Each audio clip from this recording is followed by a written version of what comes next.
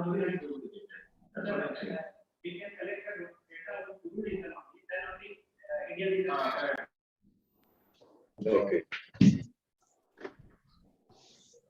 Hello.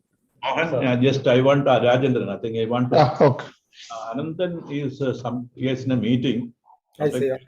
After 10 minutes. So what Okay. you can do is you can start the second one now if he's ready. Okay. If Dr. Taplial is ready, we can start, I think. Start, yes. Yeah, we can start. Anandan will join later. Okay. It's okay. Fine. It's okay. I'll take leave from other meeting and then just join.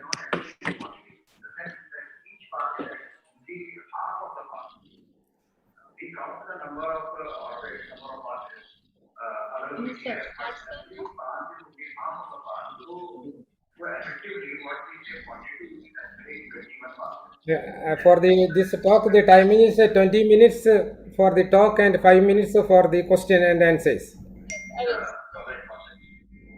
Am I right? Yes, sir. Okay. Good morning, everyone. Welcome to Day 4 Technical Session TS7B of INTROMET 2021 on radars and satellites in observations and prediction.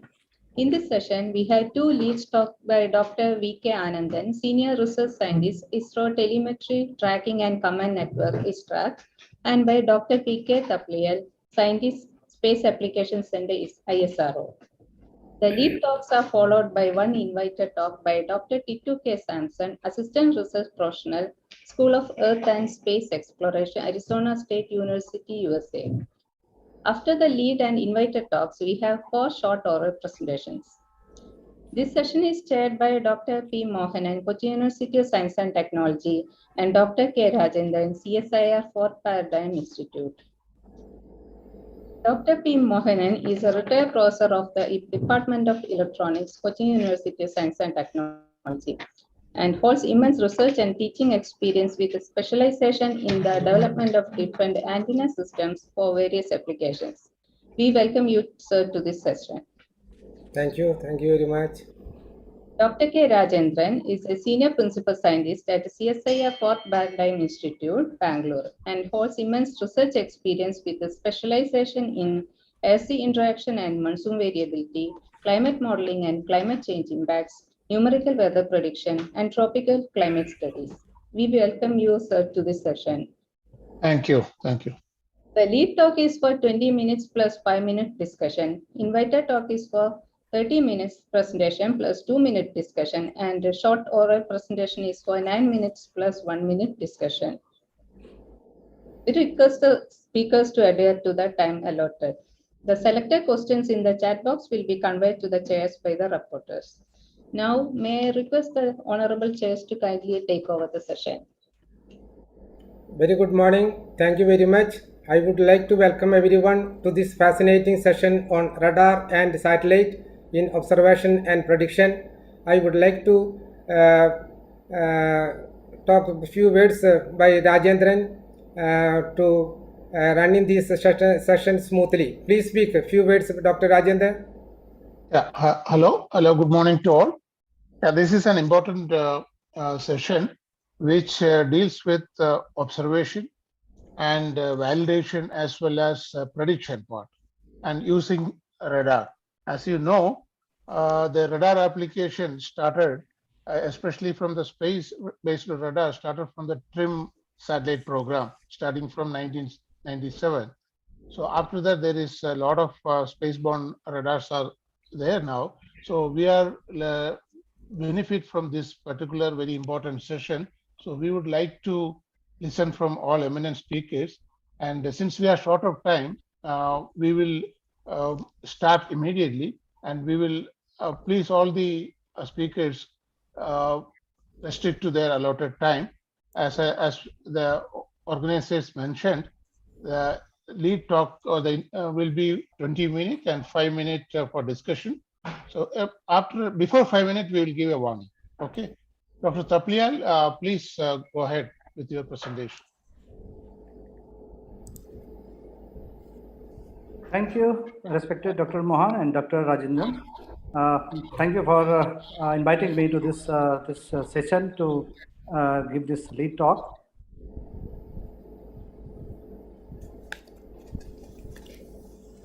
Are you able to see my screen now? Yes, yes. Okay.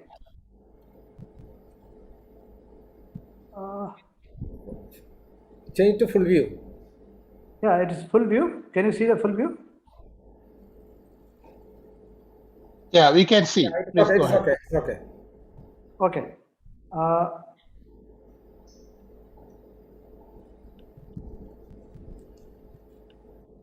Yeah, so good morning. My talk today is about Indian Satellite Program for Meteorological and Oceanographic Application. I am Pradeep Thabyal from SAC Ahmedabad. Basically, I work in this Geophysical Parameter Retrieval Division.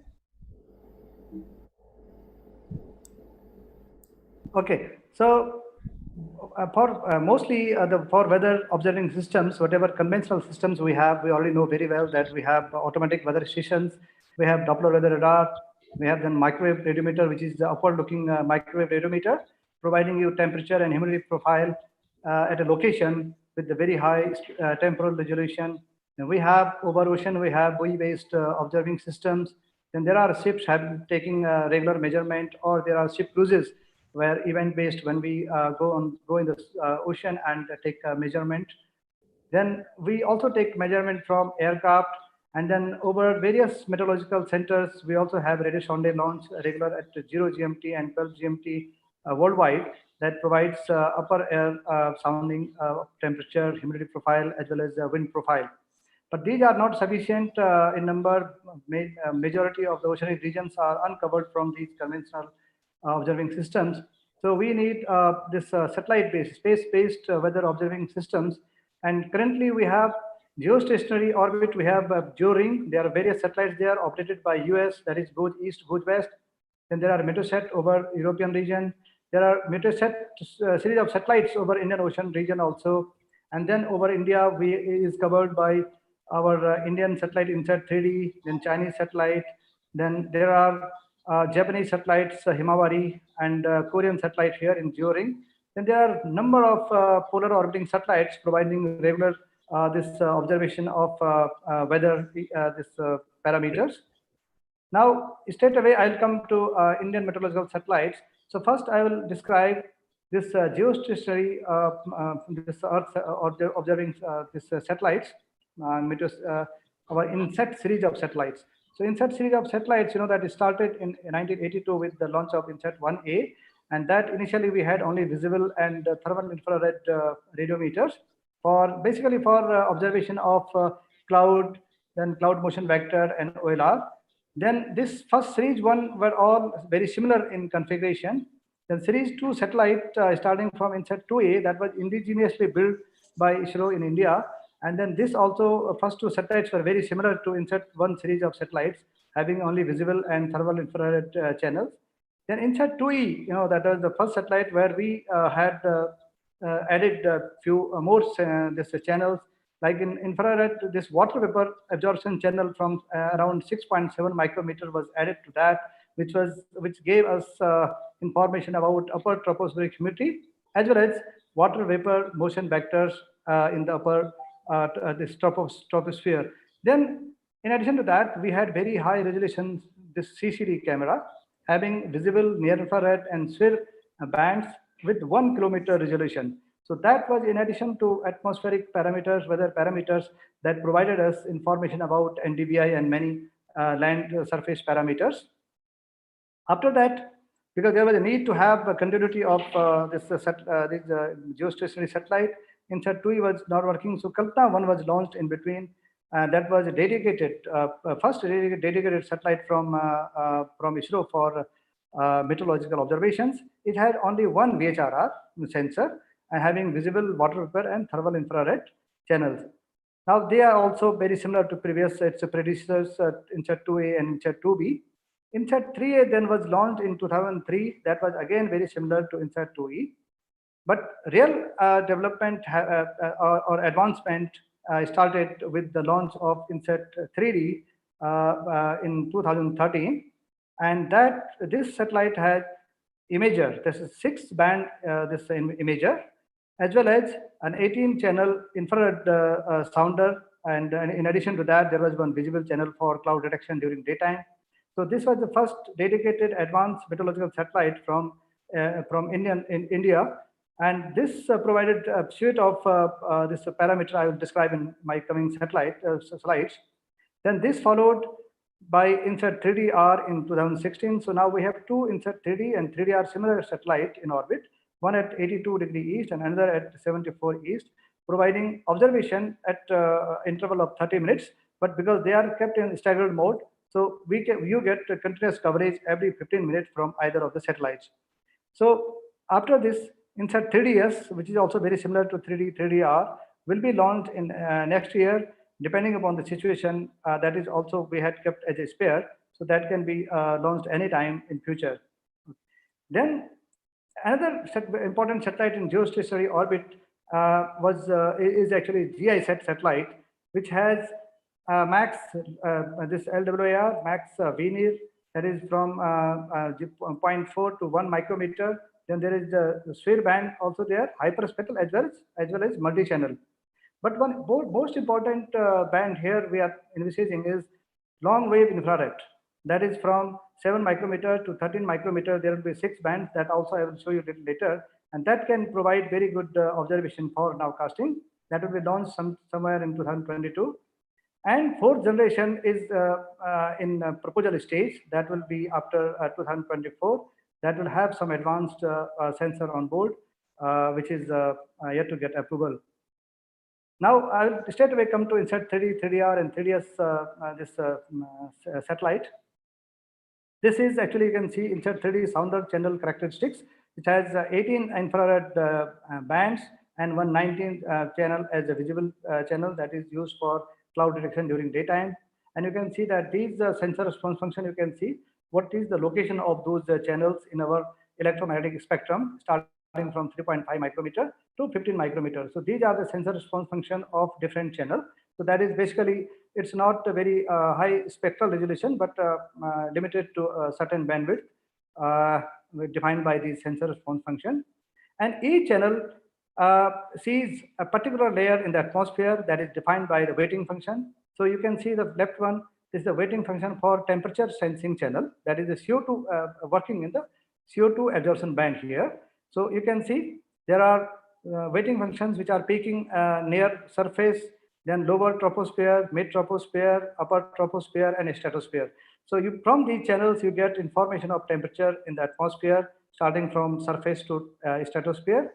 Then there are these channels, they are sensitive to water vapor at different layer. You can see there are channels which are peaking near surface.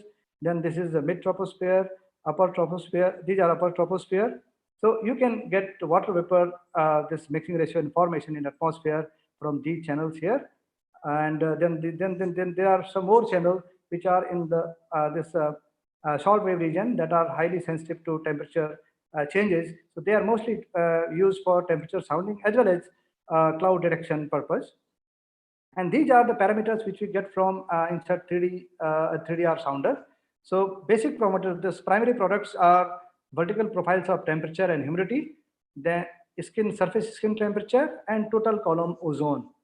Then there are sounder derived products, because for nowcasting purpose, instead of temperature humidity profile, we are directly looking at the derived products such as geophysical potential height, layer and total precipitable water vapor, lifted index, dry microburst index, maximum vertical theta E differential, and wind index.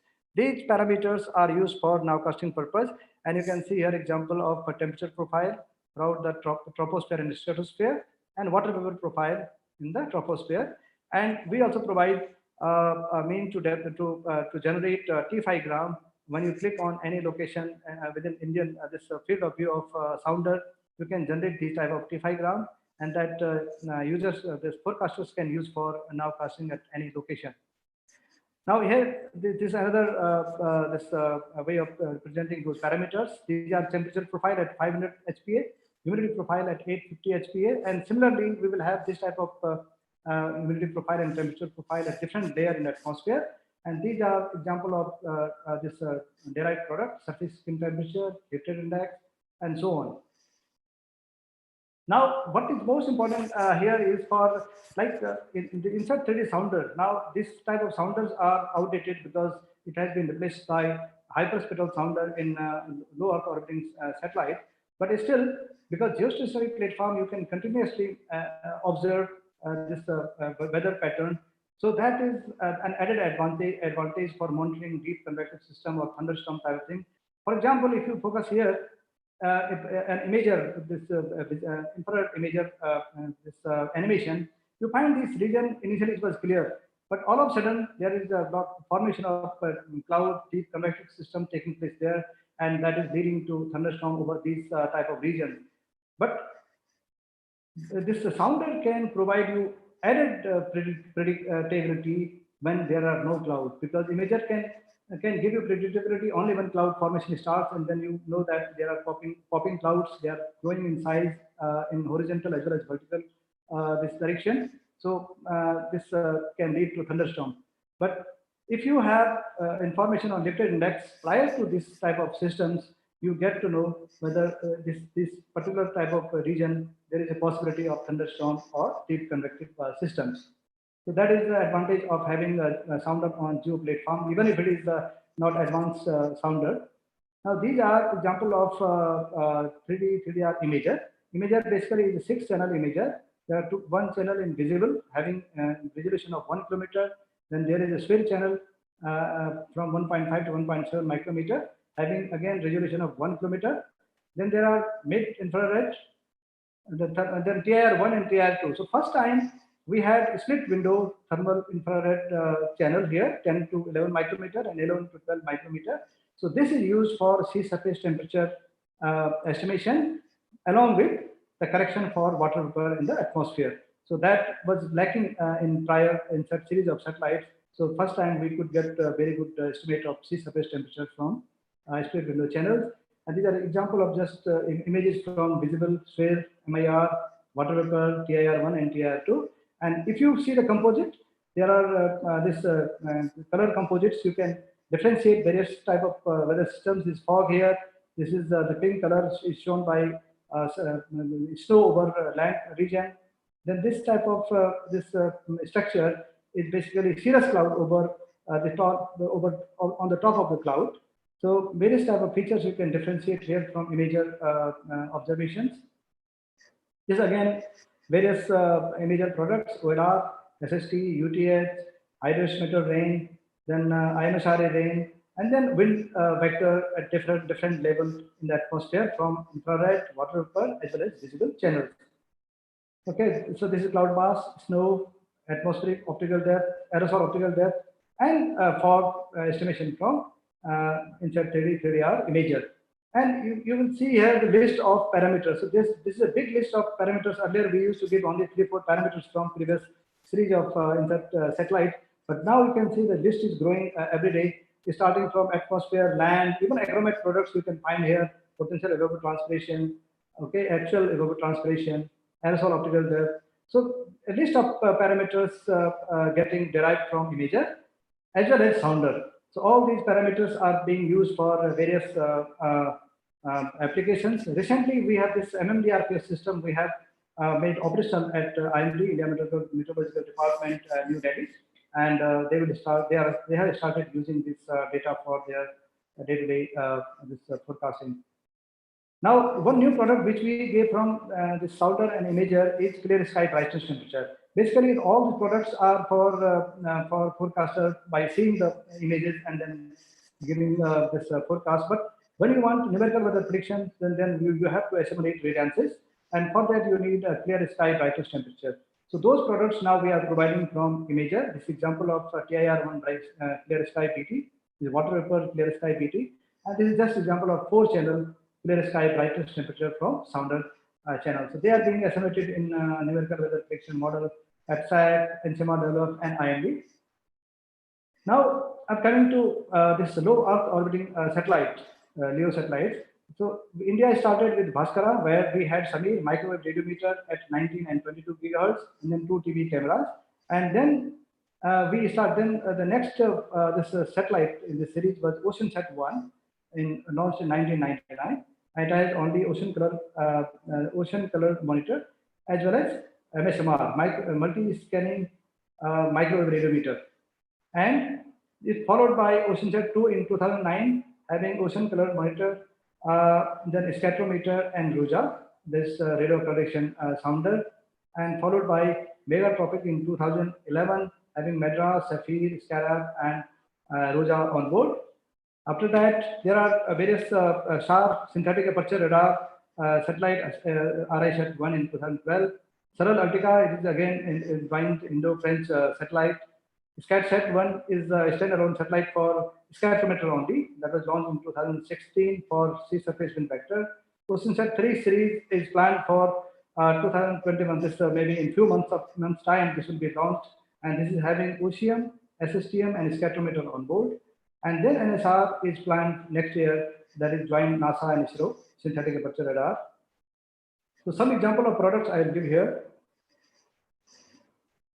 So MSMR, which was launched in OceanSat 1, which was launched in 99, had MSMR, multi-scanning microwave radiometer, having 6 gigahertz, 10 gigahertz, 18 and 21 gigahertz on board.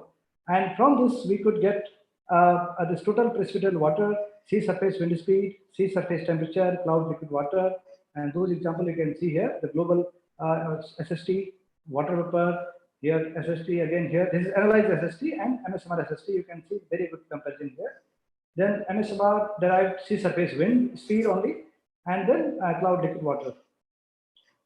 But that worked only for about less than 2 years. After that, we do not have any radiometer on board Indian satellites. So this is actually Megatropic, again Indo-French mission launched in 2011. So Saphir actually is a 183 gigahertz water vapor sounder, microwave water vapor sounder. This can provide you sounding of humidity even under cloudy sky conditions. It can provide you humidity in 6 atmospheric layers up to 12 kilometer height at a spatial resolution of 10 kilometer. Scarab is basically this radiation is budget instrument providing outgoing fluxes at top of atmosphere with a spatial resolution of 40 kilometer. Madras actually is a microwave radiometer having 18, 37, 99, and 157 gigahertz channels for rain, precipitable, integrated water vapor, cloud liquid water, ice particles measurement.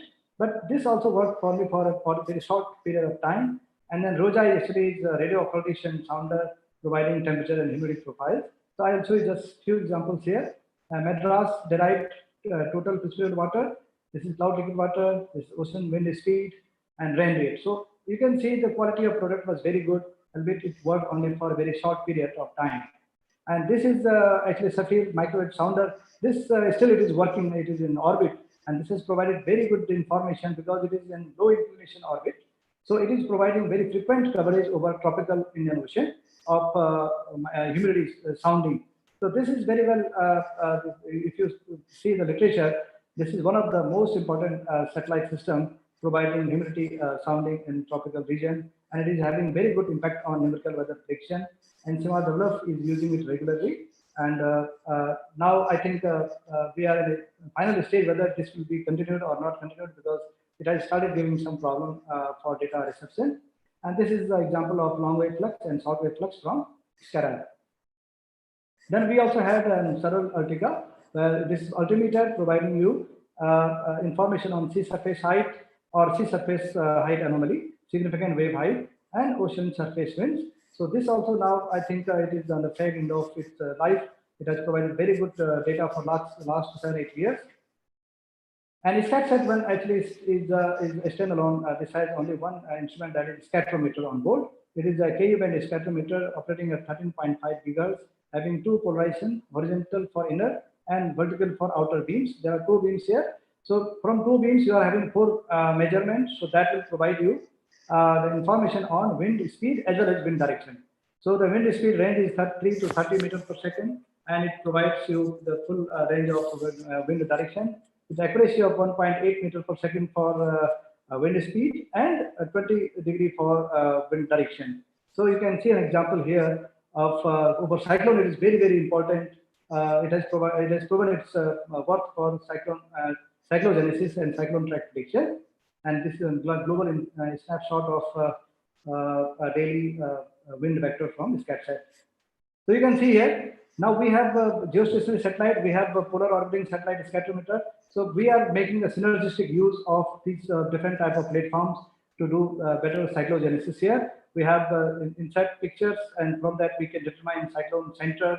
Then we can monitor the track of cyclone from spectrometer as well as insert images. So this is providing very good information for tropical cyclone prediction and monitoring. Now, OceanSat 3, which will be launched towards end of this year or beginning next year, this is first time we will have 3 payload providing simultaneous measurement of wind speed from Ku band spectrometer. 13 band, this improved the ocean here with the narrow bandwidth and additional bands in ocean here. Then plus from polar orbit, we will first time we will be having a split window TIR channels, 2 band sea surface temperature monitor for SST at 1 kilometer spatial resolution. And then there is Argos by CNAS for data collection platform. So I'm not going into much detail of these instruments. We can go through these slides. SSTM, we have 2 split window channels, and it has a swath of 1440 kilometer. NEDT is less than 0.15 K, and it has full this range of operation from starting from 180K to 340K. And OCM also, you have seen that there are new channels added to this one for atmospheric correction. And objective of this OceanSat 3 actually is basically the development of advanced retrieval algorithm for all the products over land, ocean, and atmosphere, as well as cryosphere, by having synergy of Ocean 3 spectrometer and SSTM, and added information from Argus data, which will be available in near real time. Then there are various applications we are planning, from ocean application, that will be ocean biology and ecosystem science, modeling studies, coastal zone management, etc. For atmospheric applications, we plan assimilation of surface wind, sea surface temperature in numerical weather prediction models, as well as cyclogenesis, track prediction and intensification, as well as air quality monitoring. Then for land applications, it will lead to vegetation classification and their growth assessment, that is coming from ocean sensor, as well as there will be plenty of cryospheric applications from spectrometer as well as ocean sensor. And this time we can even monitor sea ice melting, because we have SSTM here, so that we can monitor the temperature of ice surface. Now these are the products which we will be having from OceanSat 3, and you can see here these red are all atmospheric weather parameters, and all other are ocean biology type of parameters. So here again we have 7 another 3 minutes. Okay, yes, sure. So these are the parameters, operational products that will be generated regularly from day 1 at NRSC Hyderabad and disseminated from there. And then there are various test and R&D products where we are trying to make synergy of 3 sensors, OCM, spectrometer, as well as SSTM, and those will be termed as evaluation product, and they will be operational at MOSDAC for first 6 months to 1 year. And then there are R&D products which right now we are not confident, but later on at later stage we will be able to provide algorithm for those products also. This will be a GI set which I described, that it has for atmospheric application, it has a long wave infrared instrument having 6 band one at 7.1 to 7.6 micrometer for water vapor, one from 8.3 to 8.7, this is for cirrus cloud, then one ozone channel, and then there are one split window TIR channel for SST, and this is a CO2 band here, weak CO2 adsorption channel that will be used for height assignment of wind vector from using CO2 slicing method. So you can have a number of atmospheric applications from this LWIR, because that will be providing you information every 10 minutes at 1 kilometer resolution. So similar to very advanced imager on board this latest GOES series of satellite or Meteosat series of satellites. And the application will be tropical cyclone, nowcasting, cloud property, sea surface temperature, rainfall, winds, ozone monitoring, SO2 monitoring, atmospheric turbulence, etc.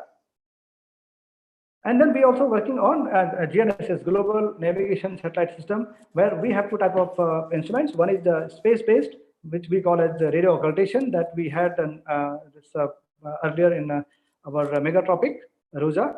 And then there are various ground-based GNSS instruments, which provide very good quality of integrated water vapor wherever you have that receiver on land surface. So this is very critical for severe weather monitoring near population centers and airports, because you can continuously monitor buildup of TPW over a location. And future for sounding, a future for sounding will be actually high frequency spectral sounder. You can see here current type of sounder which we have on inset. With that, we can get accuracy of about 1.5 to 2 Kelvin. But if you have hyperspectral sounder, we can get accuracy of about 0.5 to 1 Kelvin. Very good accuracy from that. And water vapor, similarly, accuracy right now from inset 3D sounder is around 30%. But with hyperspectral, it can go up to 10%.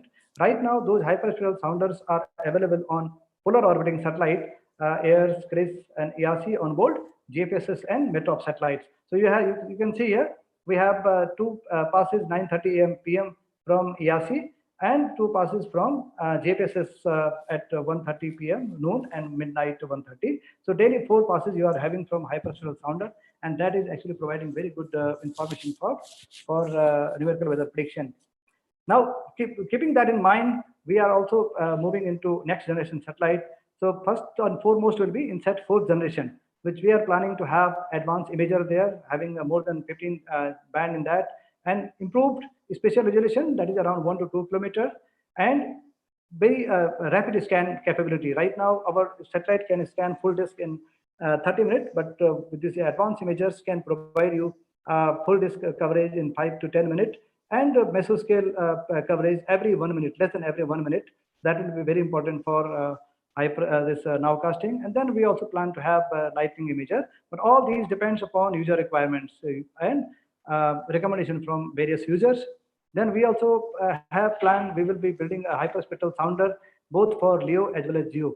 LEO, already we have 2 satellites providing these information, but once we take this hyperspectral sounder on board geostationary platform, we can even get vertical wind profile from tracking water vapor this motion vectors. So that will be one you can say the jump in our this capability of atmospheric observation, when we can have hyperspectral sounder on board geo platform. Right now, only Chinese are having one hyperspectral sounder on board a geostationary satellite, and EUMETSAT is planning next year. So that is expected to provide some insight into the application of hyperspectral sounder from geo platform. Then we also plan to have microwave temperature and humidity sounder, and with that we would like to populate this tropical region with the temperature humidity sounder from microwave, so that our prediction in the tropical region improves. And then microwave imager, because we already had my experience from MSMR and then Madras for a limited period of time. So future we will also be planning for have a microwave imager.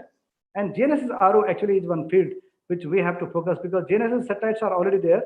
We only have to put a receiver, radio occultation receiver on our low Earth orbit satellite.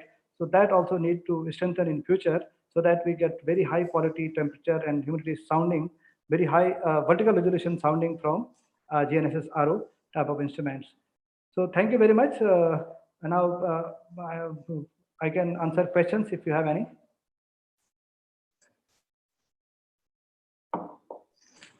Hello, Dr. Rajendra.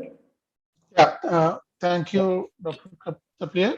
It was a very interesting and informative talk on what are all the sensors available with the SAC in the space, and also what is your future plan.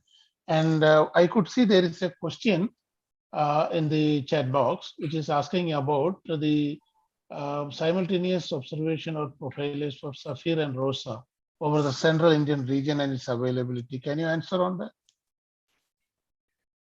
Saphir, anyway, Saphir is giving you continuous observation. Continuous means every maybe 5 hour, 6 hour observation over Indian region, tropical region. And Rosa actually, Rosa right now is not working over megatropic. Rosa is not providing, because there was some problem with the satellite system. But if you go to this slide, if you just go to this slide here, so you can see there is a very dense coverage of radar occultation over tropical region. This is just example from cosmic, this constellation of radar occultation sounders. So those things, those type of observations are already available. We will try to populate our from our satellite in future. Okay. I think no other questions, so I would like to there is a short hand of over to time. Dr. Mohan. Yeah. Yeah, there is a short of time also, so we can switch over to another next paper talk by V.K. Anandan. So I only invite V.K. Anandan to present his paper. Okay, I stop sharing this. Yeah, Okay, yeah. thank you very much, stop. Kapil sir.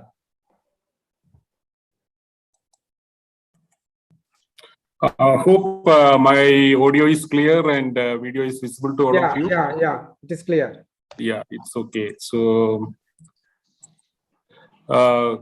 actually, I'm late, and there was an important function in office, and chairman, previous chairman, and other members were here, so I have to post to attend it. Sorry for the delay. Anyway, I will get into the subjects very soon. Radar meteorology per se, actually, it's a very vast. Because just now from Dr. Tapliel, we have listened about the satellite and its observation from the sky, and with our satellite, ISRO satellites. Now I'm touching on the ground-based observations and what is important into the radar, which is more important now, considering the weather phenomena, climate change, weather forecasting and nowcasting, all are getting picked up, even to the common man, which is he also cannot live with these instruments. That situation is coming here. So radars is not new to this field, and it is even probably it is started very old, as everybody knows that when it's basically sending some electromagnetic beams and receiving its scattered or the reflected signals from the weathers. Basically, our target of observation is the clouds and its related all other various type of clouds, or probably we can say the manifestation is created by the clouds and its precipitation systems. So, and it is the first study. When we look inside, you can see that 1941 itself, we have the first cut-off observations with the radar where the weather is observed. Of course, it is not meant for that one, but it is by incidental that people could see some kind of reflections, which is they finally found that when this can be used as the observational system for seeing the clouds and as well as the weather around the radar systems. So we are in the business now. When we look inside, entire electromagnetic spectrum is covered, and probably from the satellite point of view, it is much more in the higher frequency regions, where the previous talk is highlighting that point and its importance to see that how we can make use of it. So from the ground point of view also, this entire electromagnetic spectrum being used for this, either in the atmospheric clear air turbulence or the precipitations, clouds and air pollutions, and all type of measurements which we can do with the electromagnetic waves. So that's the point. And basically, when we look into the DWR point of view, the basic frequency extensively used is the S, C, and X. But S slowly will go out because of the commercialization of the frequency, the bandwidth, which goes into the mobile communications, military applications, and all. That is the demanding one. So that the weather community or the community which is using this point, we are now not able to use it, and we have to migrate into another spectrum. So that is what. And the advantage of advancement in this technology, which is, talks about the radar, which is just by reflections, we look about the electromagnetic waves in the scattered and all. From that point, it is the entire electromagnetic properties being used now to identify the targets and its various level of the point at which that we can detect, characterize, and get the more information about it. So that polarization is one of the phenomena which is being used also inside the radar.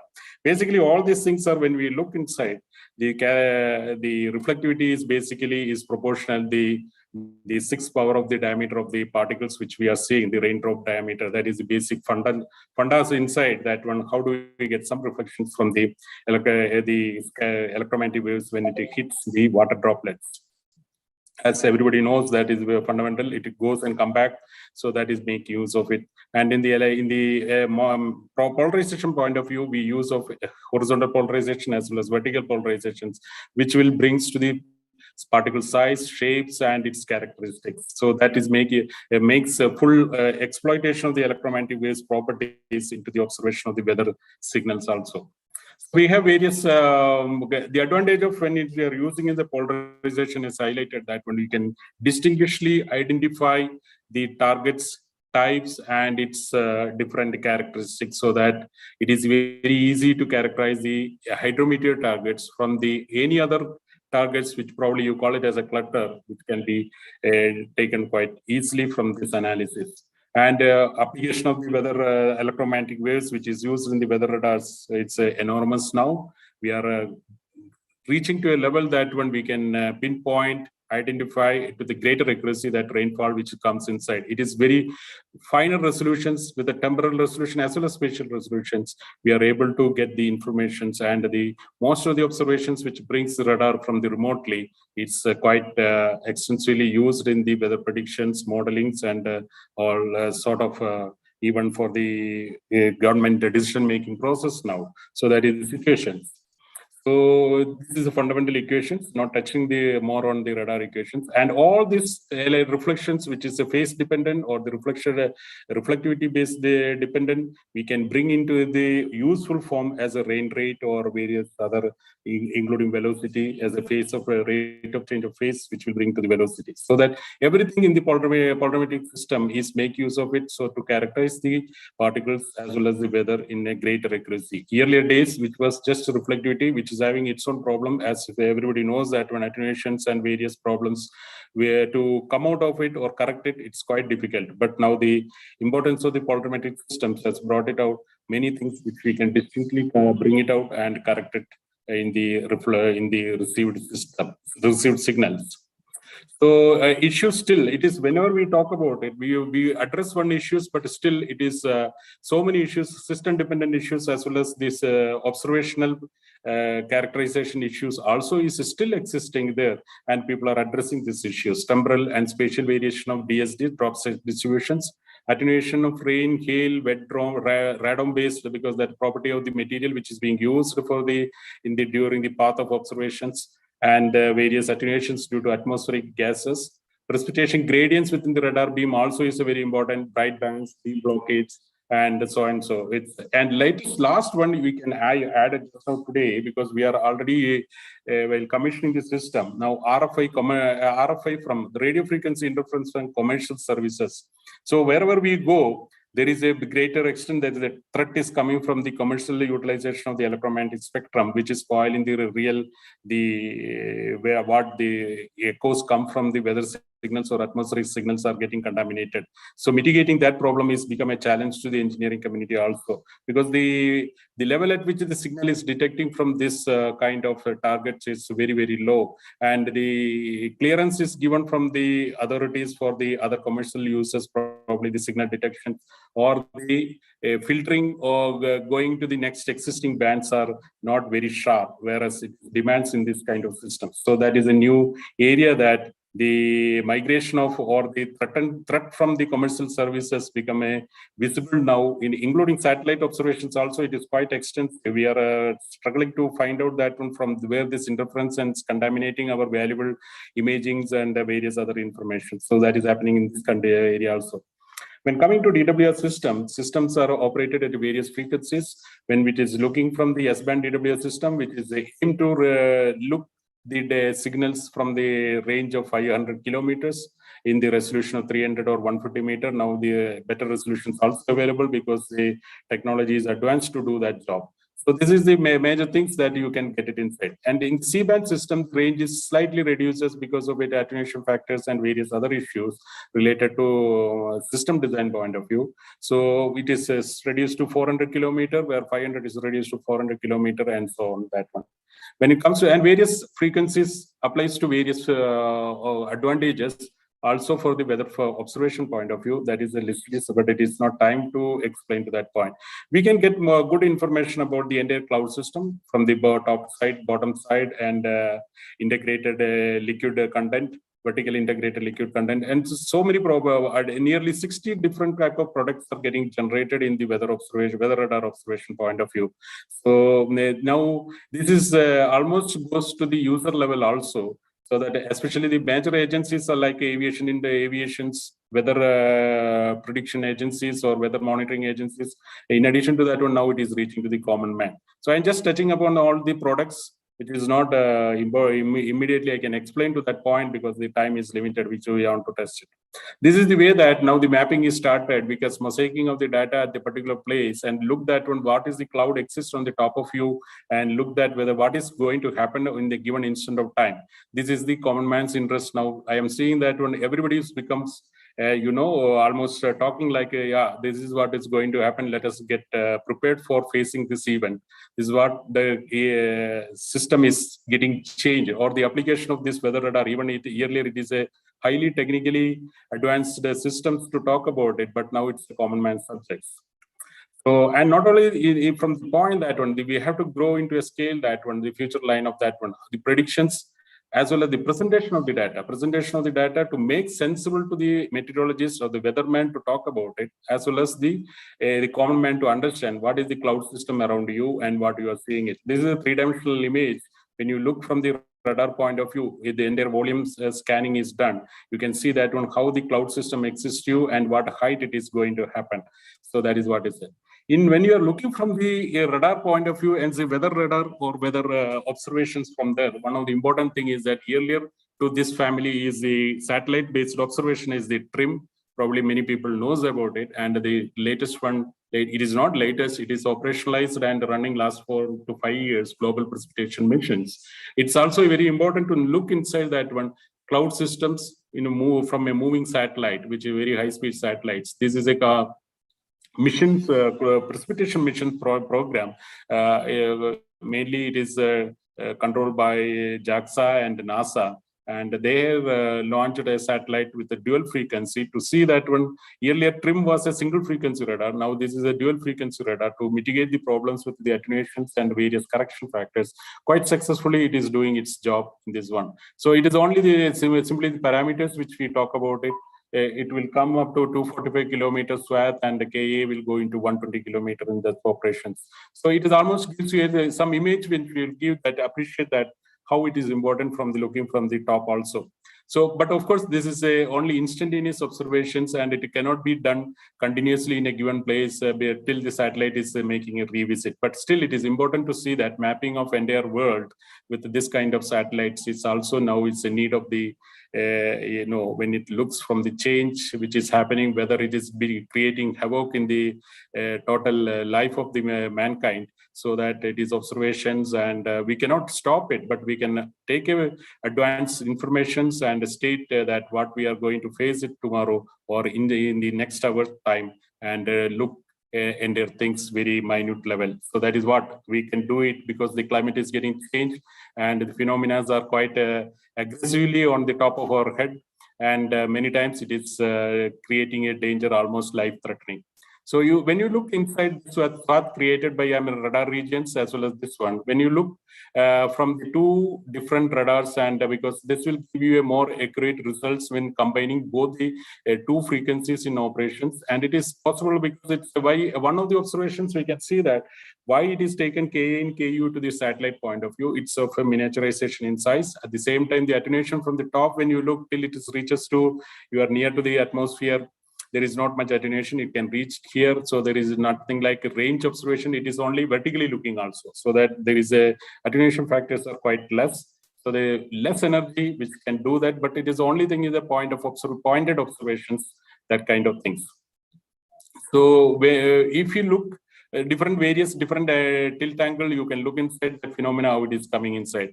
So I am coming to the point to explain that one. We have done observations to talk about it. This is the observation. We can see that one, how it is located near time of what the satellite is observed our regions, and the C-band DWR at the Trivandrum is observing the cloud systems. So at a different angle, which is just plotted, which will give you an idea that one but you can see the C-band DWR when we are talking about a very high resolutions in the horizontal angle, we around 150 to 300 meter, you can do the observation, whereas in the GPM, it is a coarse resolutions. That is the way that SWAT which generates and the sampling cells which we can create from the satellite at the height, which is flying 400 to 500 kilometers. So that is what the difference. But in general, you can look inside that one. This is also capturing the same kind of information. This will give you an idea that one, what is the importance of a satellite-based information in a global scenario where that we cannot have all time this radar in various locations, especially in the ocean side, and map the systems and bring back. This is in addition to satellite. Satellite is much more coarse resolutions, which is looking our all inside satellite when it looks from the geosynchronous orbit and mapping the system. It is not possible to get the minute resolution. It's growth. Mesoscale system can be mapped inside. So, but whereas in the radar point of view, it gives you a finite cell and the cloud system which brings the rain into the land also can be quantified very in a greater accuracy. This is what important. So you can look inside various angle at the C-band DWR and the ground stations as well as the GPM when it is in the same time when it is observed, almost same time it is observing that. So it is also complementing and supplementing the informations to the community or the weatherman to predict it that what could happen in the immediate time. So that's an advantage. So it is nothing like that one is replacing the other, but it is only complementing and supplementing the information additionally required so that our predictions method can be improved. So this is what when a matching grid is taking CDWR, that is C-band DWR and the GPM satellites, you can see almost it's correct. It is very near to the map values which is coming inside, but there may be some differences which is due to various time, maybe a small time differences, which is on the observation layer regions. And coming to disaster and what is brings it, we can see that one recent observations of the very critically when we look analysis on the one of this our recent past happened with the cyclone, which is the Oki cyclones. The disaster which brings into the our region, it's very high. The way that investment is going inside for the observation, we cannot stop any of the disaster which brings inside, but we can reduce the loss in the overall losses when we talk about it. If you can look the Oki cyclone in a gross estimate is 2018 is around $5 billion loss is Sri Lanka, South India, and Maldives together. When you look inside the real problems, so the cyclone, which is even a little away from that, problems are getting more and more critical now to analyze from the radar point of view also. Even though radar as well as the weather agency has given the advanced predictions that when it is going to happen, but still we had a big human loss in this particular Oki cyclones. Even we are going on observing the systems, and suddenly it is all it is in the stage of it is a low depression to a cyclonic stage to bring it up. It is a very low time, but by the time that all the administrative system to works and look back that one whether we can do corrective steps to bring all the loss, especially the human loss, can be reduced or not. But what is happened in that particular case is you can see that entire fisherman has gone into the ocean and bringing them back. It was not possible because that is almost one day. It is hardly having a nearly 20 hours of time. That's a depression has become a severe cyclones and touched the land and spoiled the entire area. So this is also one important issues which we can see that sufficient. It is not sufficient to talk about that weather observation system also. This weather system itself is changing that when the earlier warning and predictions and mitigation by the administration, what they can implement is also need an additional improvement in all these operations. At the same time, we need to have a very close observations, continuous mode without losing the time, so that things are, I'm not talking about only the weather observation just now, because it's a research community interest, but it is coming to a level that now disaster is happening quite quite often, as well as it is in the fastest mode. You presently just look that Chennai flood, which is happening today. Also, it is developed and it is a heavy torrential rains are there in the Chennai system. This is the way that cyclonic systems or depressions are developing in this Arabian as well as the Bay of Bengal. and that before trying to reach to the level of support, by the time new system is coming, and it is again spoiling the situation. So the weather observations are and closely watching it and taking in the preventive steps in not only in days advance. It is required to be programmed to a level that when in our advance also we have to take a stock. So this is a particular fatality which has happened in the country wise or the region wise. When you look the last cyclones, Kerala itself is lost. It is nothing like a government has produced this report. Overall, it is a report which is coming from the general in the international community. Nearly $2.2 billion loss for the Kerala alone in the last cyclone. This is the way that devastation is happening because of the cyclones and the weather observations, weather-related phenomena. So this is what we saw. It's how the cyclone develops. I am coming to an application that one how the radar is allowing you to understand that phenomena, and you take a proper way of observation will help you to take lot of advantage to say that when the common man will get benefited. So this is what it's it's an integrated program. Not only that when such community comes with the radar and develop that one and deploy and start observations, but you can see that when closely observing together and administration works together in this process, we have a lot of advantage to do that one. Of course, we need to have a very good observational system as well as network for that purpose.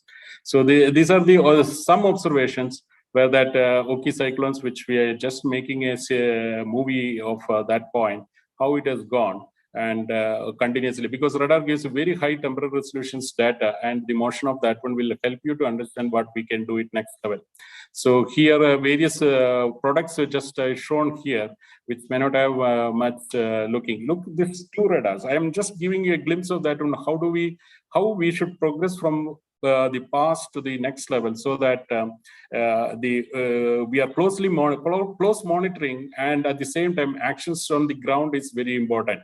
So this is a DWR where the plus we have an Cochin radar also S-band DWR. After that, when the cyclone path is given here, it is given by SAC is predicted what is the cyclone path.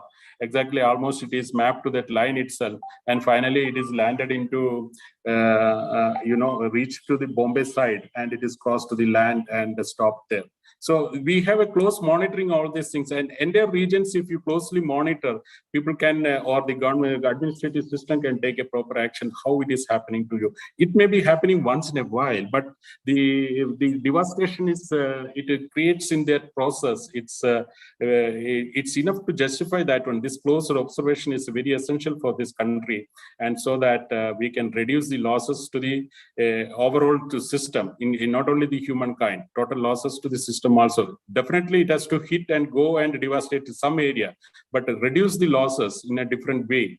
That will help us to see that when, okay, it is once in a while it is happening, but it is worth to consider the close observation, close monitoring of the system. So limitation, now I am coming to the little technical side. We are advancing, we are going on talking about the new system. Yeah, you have another 3 more minutes. Yeah, I will try to be fast and just stop it. So we have to change from, or we are thinking about a very high resolution observations in the temporal level, because whatever volume scan, what we talk about the radar, which brings it's nearly to bring at the stage of at the interval of something like 10 to 15 minutes. But we can have radars which is very highly complex nature, phased array systems, from the present reflector-based system into phase-based array systems. And some of the observations, when it's looked from the engineering point of view, whether we do the exactly measurements, which is much more. We talk about it is very good, accurate measurements, but still we have gap filling requirement is happening. So this is where the technology now it is aiming to do it. What I am showing is the volume scan, where the ray goes inside and which region it is getting observed. But if I do it a volume scan, perfectly mapping one angle of observation, next angle of observation, I am really getting the accurate information. This is maybe a minute level, but it is important to look inside. So, and that will help us to look inside There's so many things which we talk about radar or weather observations, but getting into observations which is fast changing, like a severe convective storm, downbursts, various cloud systems, and weather warning systems. To improve it, we should have the fastest mode of observations and ingest the data into various models or the predictions approach which we are presently running it. So this is only I'm just showing that it is not one incident, it is a flash floods, and all these things are before we are deciding it, we are come out of the house, and before reaching the back to the house, things are changing in this area, in this world now. So, and especially that is in the weather related things also is catching it very fast, that we cannot get it that time to react it. So we have to have a very good observation system to support it. So this is one thing which we are trying to build up a better systems to say that when the observations will be very fast, and especially in the flash flood point of view, we should have a very fast update rates, and we can get it into that point. And a lot of importance for that one, and this is the radar system point of view. In addition to that one, we cannot be talk about only weather and cloud system, precipitating cloud system. We should have the understanding about the cloud radar, cloud systems also, and that is what is more concerned to us in the climate model, climate predictions people, the point of view, the energy budget, and various other things across the world they want to do it. And one of the important point that when cloud is an important element for which was not considered earlier days, now people are looking for that one. So cloud radar, either from the ground base or it is okay from the mainly from satellite base, so that mapping of the clouds and its movement, everything is very important from the climatology changes study, understanding the climate, and in which a cloud is a very important component to feed it. So without touching that point, anyway, probably in the next speaker will be speaking about profilers and other things I am not touching, but that is also a very important component as the radar meteorology point of view, by ingesting three-dimensional winds into systems. I am just skipping that one. And one of the important area now it is coming that on urban meteorology. So where that also, we don't need a very big radar systems, what we are deployed in near to the seashores and observing that one. We need a small system which is looking into the cities and co-locating everything together. So, but it is a very different way of looking into the weather phenomena. So what I just go to the final, just a glimpse of that one, because system cannot be, it is just like a tower, mobile tower, if you make it, and look into the observation from the various angles, the cloud systems, and generate the actual situations by a small system itself. This is what the urban meteorology demands, that because our region of observations are 75 to 100 kilometers in a total city area, in an area, total area when we talk about it, and how do we do this one? And this is need to be done because urban cities are getting into flooded in the quite often, and it is need to be observed very closely. So this is what. And another one, if we can say about it, all these observations, it has to put it into a form that people will understand. So that the visualization tools and analysis platform should be created, so that I'm just giving a glimpse of 4 radars which we are recently in ISRO, it is deployed. How do we look inside after some time? Because this tool may be coming, probably we are even aiming for to get it into a common man's line. So this is what I am doing. So I am coming almost into the end because I skipped so many slides which due to time limitation. Weather has no geographic boundaries and always challenge for mankind to understand and predict. Remote sensing observation system with high spatial and temporal resolution is essential for better and accurate weather modeling, prediction, and forecasting. It is inevitable to have an observation beyond geographic boundaries of the country in continuous mode. Effort has to make coordinated observation in global level with more participating countries to cover land and ocean. Even though WMO is coordinating this activity, but still it is country specific as far as the observation is concerned. Like global precipitation mission, there is a need for multiple radar-based satellites in space to observe the weather phenomena, and spatially at any point of time. This is like a GPS. I am thinking that when we should have a GPM satellites, like a GPS satellites constellations. This demands high investment, but considering the disaster management and mitigating with advanced warning from all the system, the cost-benefit analysis outperforms. Dense network of radar system for weather and atmospheric observation is essential for improving nowcasting and forecasting. Assimilating and ingesting the weather and atmospheric radar observation into weather models is a need of the hour. Adoption of latest technology in radar design and manufacturing to be followed.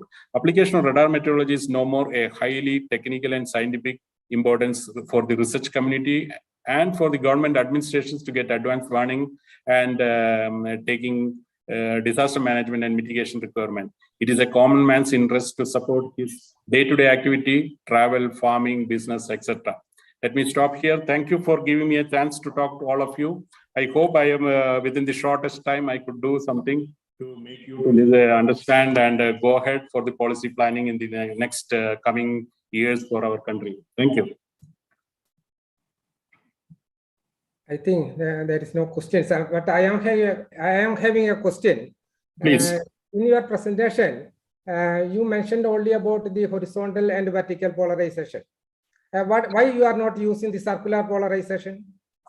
Actually, we will basically what is happening. We want to know the shape of the targets in an accurate way, so that when it's having, because you see that when most of the time the particles which is or the hydrometers which we are in discussions, which is saying spheroid in shape or oblique, which is having a long elliptical shape. When we talk about it, is having a longer size in the horizontal normally, which is encounters, and vertical which encounters lesser length when it is in the particle point of view. So we consider that that is an important information as far as the characterization of the target is concerned. When I don't know whether I was thinking in a different situation for, especially for one of the radar design of this circular polarization and receiving in one of the horizontal, because of course it demands a little different hardware structure to me. So I won't get the shape of the particles in a correct way to understand that when if both polarization is there, I know horizontal width as well as the vertical width. From that point, I can characterize my particle or what shape. Especially when you talk about precipitations, it is not just like it is only a drops of a spherical spheroid or spherical shape itself. It can have a dendrite, it can have a different crystalline shapes which is formed in the snow and all these things. Polarization is a phenomena which helps you to understand snow, graupel, crystal shape of the various forms of the ice particles, as well as the precipitation which falls on the ground. And some extent depends upon the frequency, clear air weather also, clear air wind also will come inside. That's why maybe the reason HNV is separately transmitted and taken the informations. Okay, thank you very much, Anandan, for your highly informative talk and the beautiful animations and exploring the details starting from the radars and up to the small systems. So the scientists may have a lot of scope for developing the small system for the near future. I once again thank you, Anandan, for your highly informative talk. Thank you to all the listeners. Rajendran, Dr. Rajendran. And I could not see any further questions in the chat box, and we are already late of time. So let us move to next talk, and by thanking the speaker. Both the lead speakers are given a nice presentation. So let us move to the next talk. Thank you. So the next talk is by Dr. Titu Samson. I invite Dr. Titu Samson to present your paper. Thank you, Mohan sir. I would like to thank the organizing committee for giving me a chance to present my work in this seminar. So I straight away go to my presentation. I will share my screen.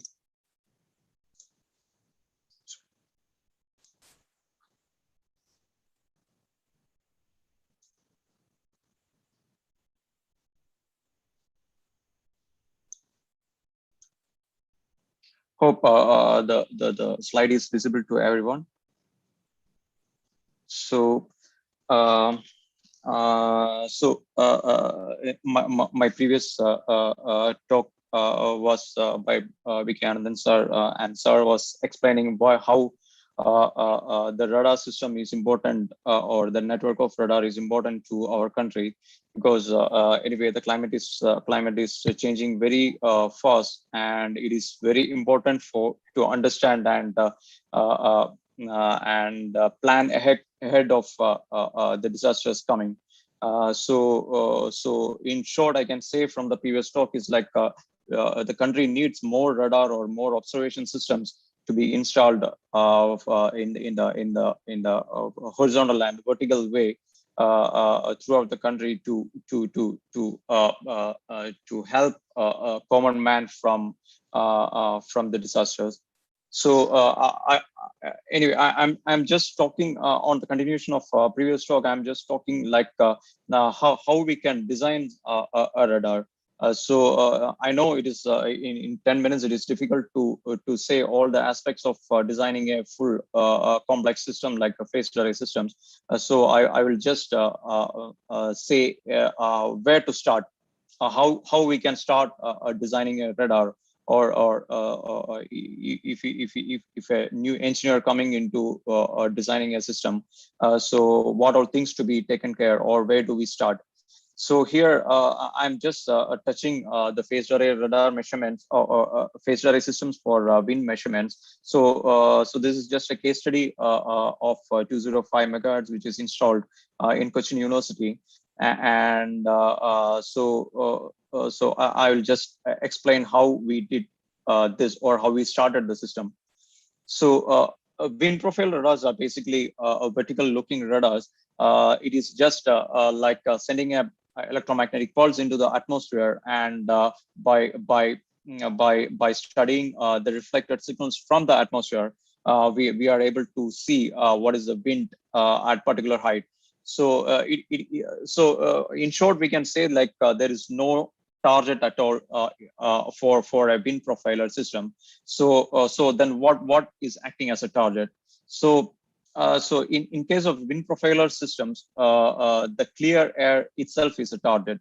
So like the turbulence in the atmosphere, the pressure variations, the temperature variations, humidity variations, everything which is in short, I can say like the refractive index variation of the atmosphere is acting as a target. So it is very difficult to get a reflection from a refractive index variation. So what we do is like we have to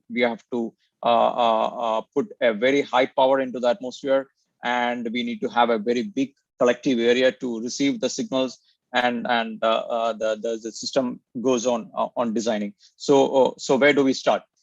Where do we start the designing of a system? So it is like the antennas. I can say in short, the antennas is the first point we need to start. Like how much area we need, what power we need to transmit. That also comes into picture.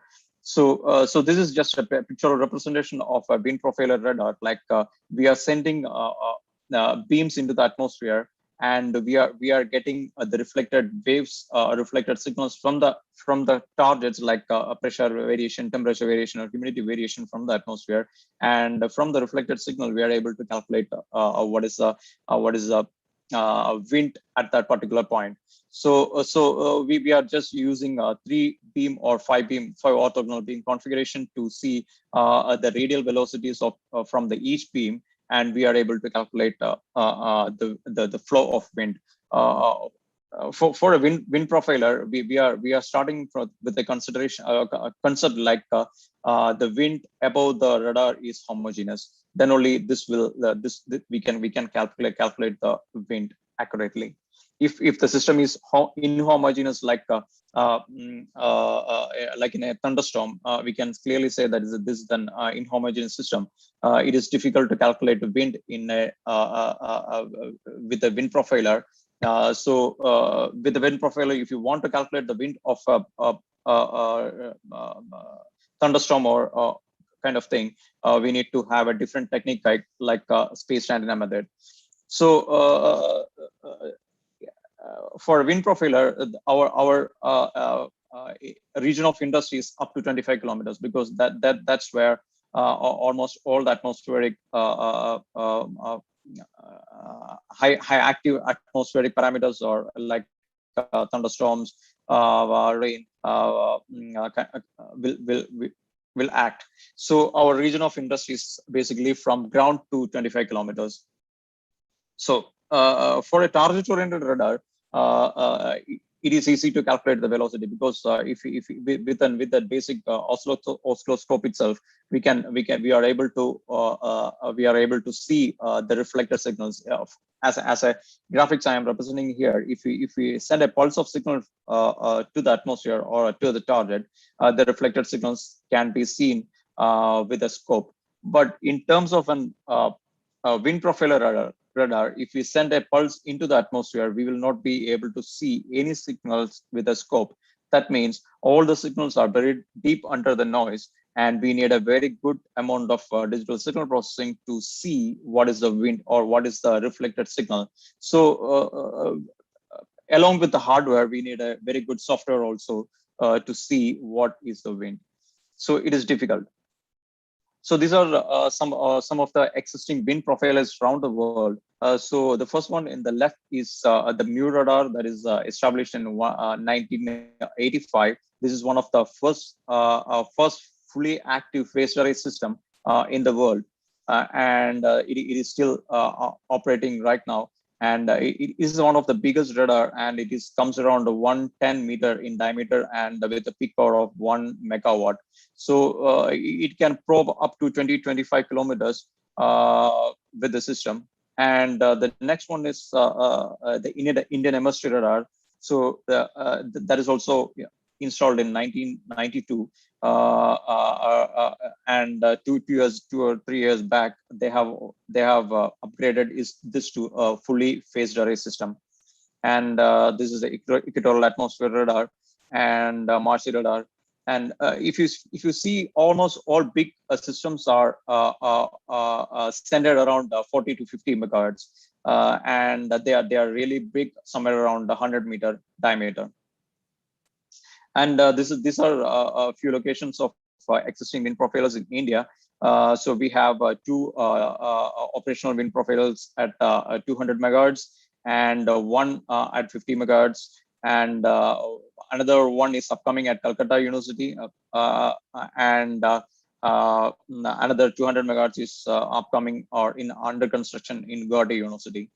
So so if we compare three category of radars like 40 megahertz, 200 megahertz, and 400 megahertz, we can see that if we pump up 1 megawatt of power, we can get up to 30 kilometers, and the same with a very less space with the 200 megahertz and 300 kilowatt of power, we can probe up to 20 kilometers.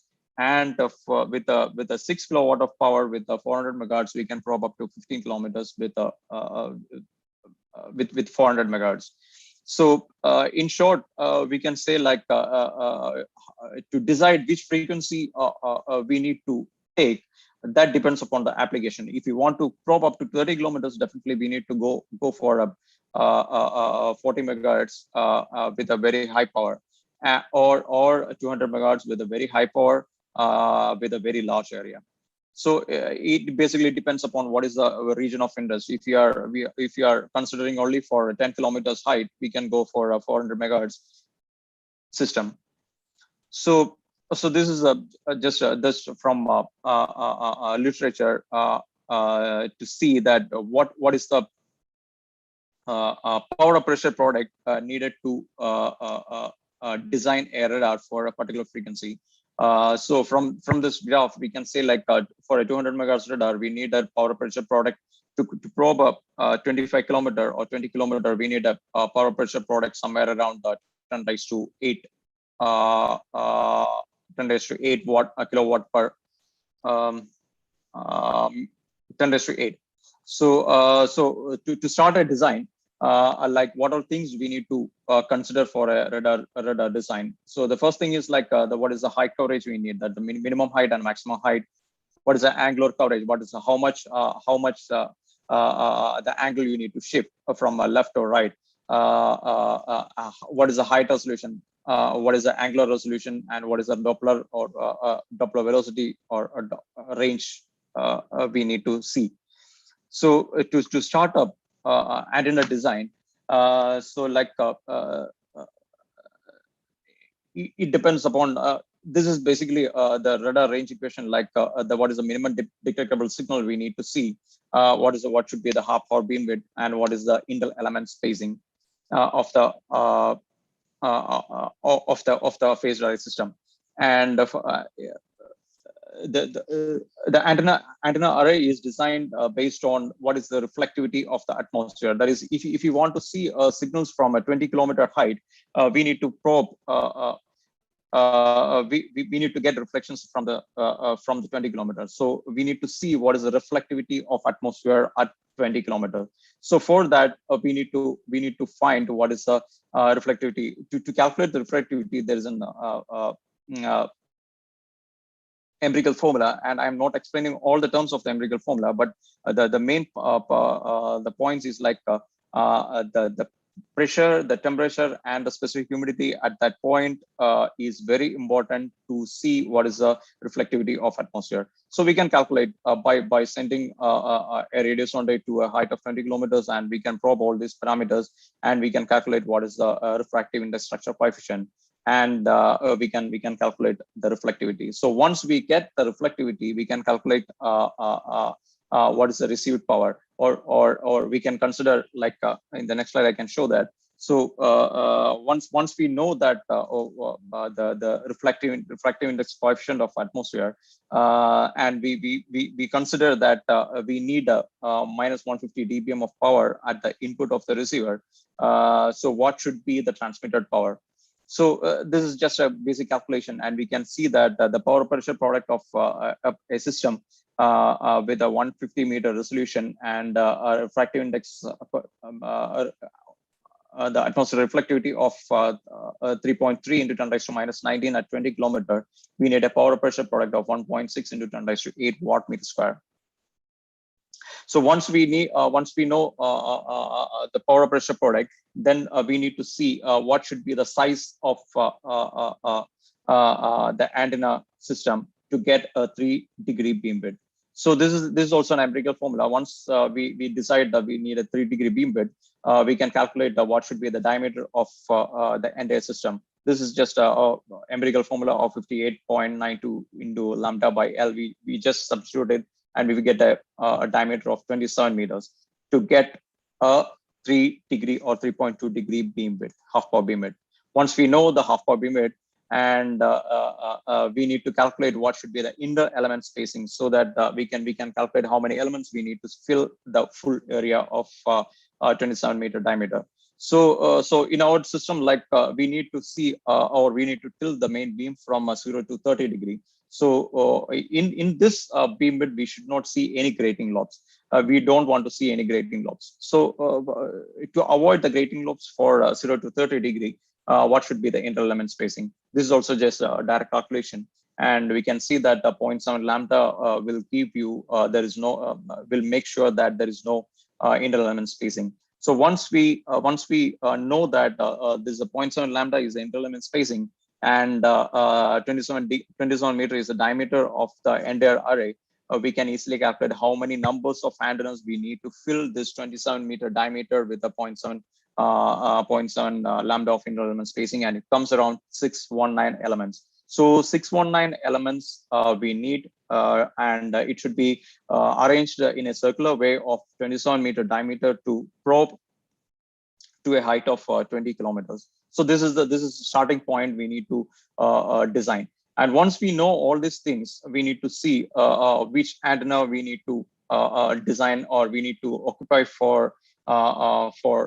phased array systems. We can go with any antennas like patch antennas, Yagi antennas, or any antennas we can go with. Again, we need to see what is the application. So here we need to pump almost 500 watts of power with an individual element. So the patch antennas will not work because it cannot handle that kind of power. So we go with the basic 3-element Yagi antenna, and which has a very good gain of 7 dBi for an individual system, individual antenna, and front to back lobe ratio of minus 17 dB. Once we optimize this individual Yagi antenna for a better gain and front to back lobe ratio, we will just measure the individual, and we will design it and make sure that everything is working fine. And once it is done, we will just check the mutual coupling of antennas. Like it should be with the same enrollment spacing of 0.7 lambda. What should be what is the mutual coupling? That is the coupling between the antennas. So it is better than 20 dB. That is good enough for a phased array system. So once the individual antenna is designed, we need to have we need to design the full phased array system with the 619 and see how it performs. And the simulation studies shows that with the full system of 619 elements, we will get the beam width, the half power beam width of 3.2 degree, and with a gain of 35 dBi, with the front to back lobe ratio better than 30 dB. And once it is done, we will see how much beam broadening happens when we tilt from 0 to 30 degree, because we need to tilt the main beam from zenith to 30 degree of zenith. So the simulation shows that if we tilt to a maximum of 30 degree, the beam changes from beam width, half power beam width changes from 3.2 degree to 3.7 degree. Yeah, you have another 2 more minutes. Can you wind it? Yeah. Yes, sir. Yeah, I can shut it down. And once we make the system, it is difficult to calibrate a system. So we have to. It is not possible to see the beam is going in the correct direction or not. So how we test that? So to test that, we have to use the moon as a target. So we can exactly point or we can exactly predict the direction of moon, how it is moving from one point to other, and we can predict where the moon is going to come. So once we know the exact location of moon, we can point our radar to that particular point and see that we are getting any reflections. That means that if you are getting reflections, means we can clearly say that the pointing accuracy is correct. So we have done that experiment, and we are getting reflections from a moon. And this is just a graphical representation of beam pointing, and with a different beam angle, that is off zenith of 2 and azimuth of 0. These are the reflections that is coming from the moon. And the x-axis is in kilometers, but it is folded down to 118 kilometers. It is not the actual height. It is many times folded and coming into 118 kilometer. So that is not the exact height.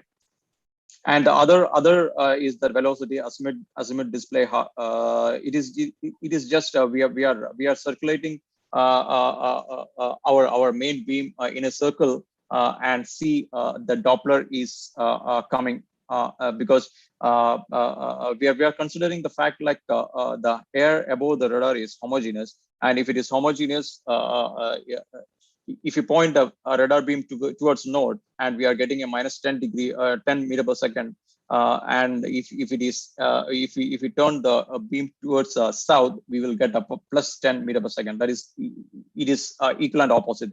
So that is what velocity azimuth display means. So that is another way to test whether the radar is working or not, or the velocities are working or not. That is also done, and it is also working for many as expected. So this is just a spectrum validation, and this is the photographs of how the array is implemented at the rooftop. So with this, I'm winding up my presentation, and if there is any questions, I can answer. Thank you.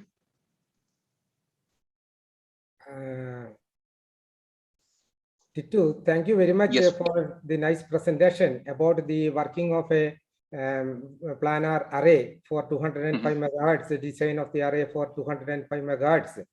I have not seen any question in the chat box, but I am having a question. Why you select a triangular grid?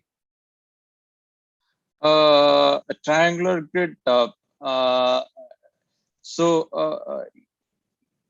it is like the first side lobe level will be minimum for a circular array.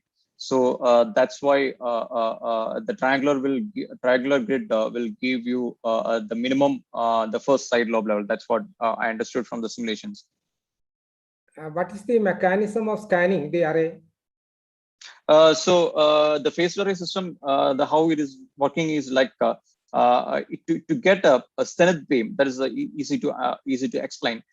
We need to feed all the antennas with the same phase. That is, I can say with reference to 0, all the phase should be 0, and the beam will be pointing towards the zenith. And how it is possible is like it is the constructive interference of individual beam from each antenna at the far side. That is above 1 kilometer. That is the far side of far field of 205 megahertz system with a 27-meter diameter. At the far side, far field, all the signals from individual antennas will be constructively interfered to form a 3-degree beam width. That's how the beam is formed. So what type of phase shifter is used for the scanning?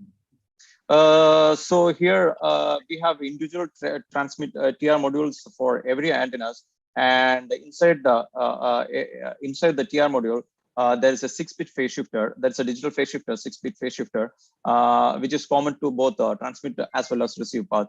So by adjusting the phase, different phase to each antennas, we can scan or we can shift point the beam to different directions. What is the quantization error of the 6-bit phase shifter? I cannot remember exactly right now, but it comes around less than 5 degree, somewhere around. Okay. Okay. Thank you very much, Titu. Now, Dr. Rajendran. Yeah, it was a nice presentation, and you have shown how wind profilers are in other parts of the world, as well as how it is compared with India measurements. And it is a nice informative talk. And there is just one question, and more or less it is a commentary nature. Can you also read and comment on that? Yes, nice presentation. As it is shown, as it was shown with the best mu radar has close to 400 elements at 53 megahertz. How it could be to use such number instead of 619 number? Yeah.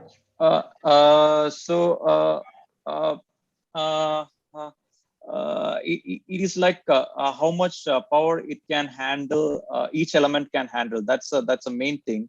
So for a mu radar, it is something like 100 meter diameter and 400 elements, and they need to transmit a 1 megawatt of power.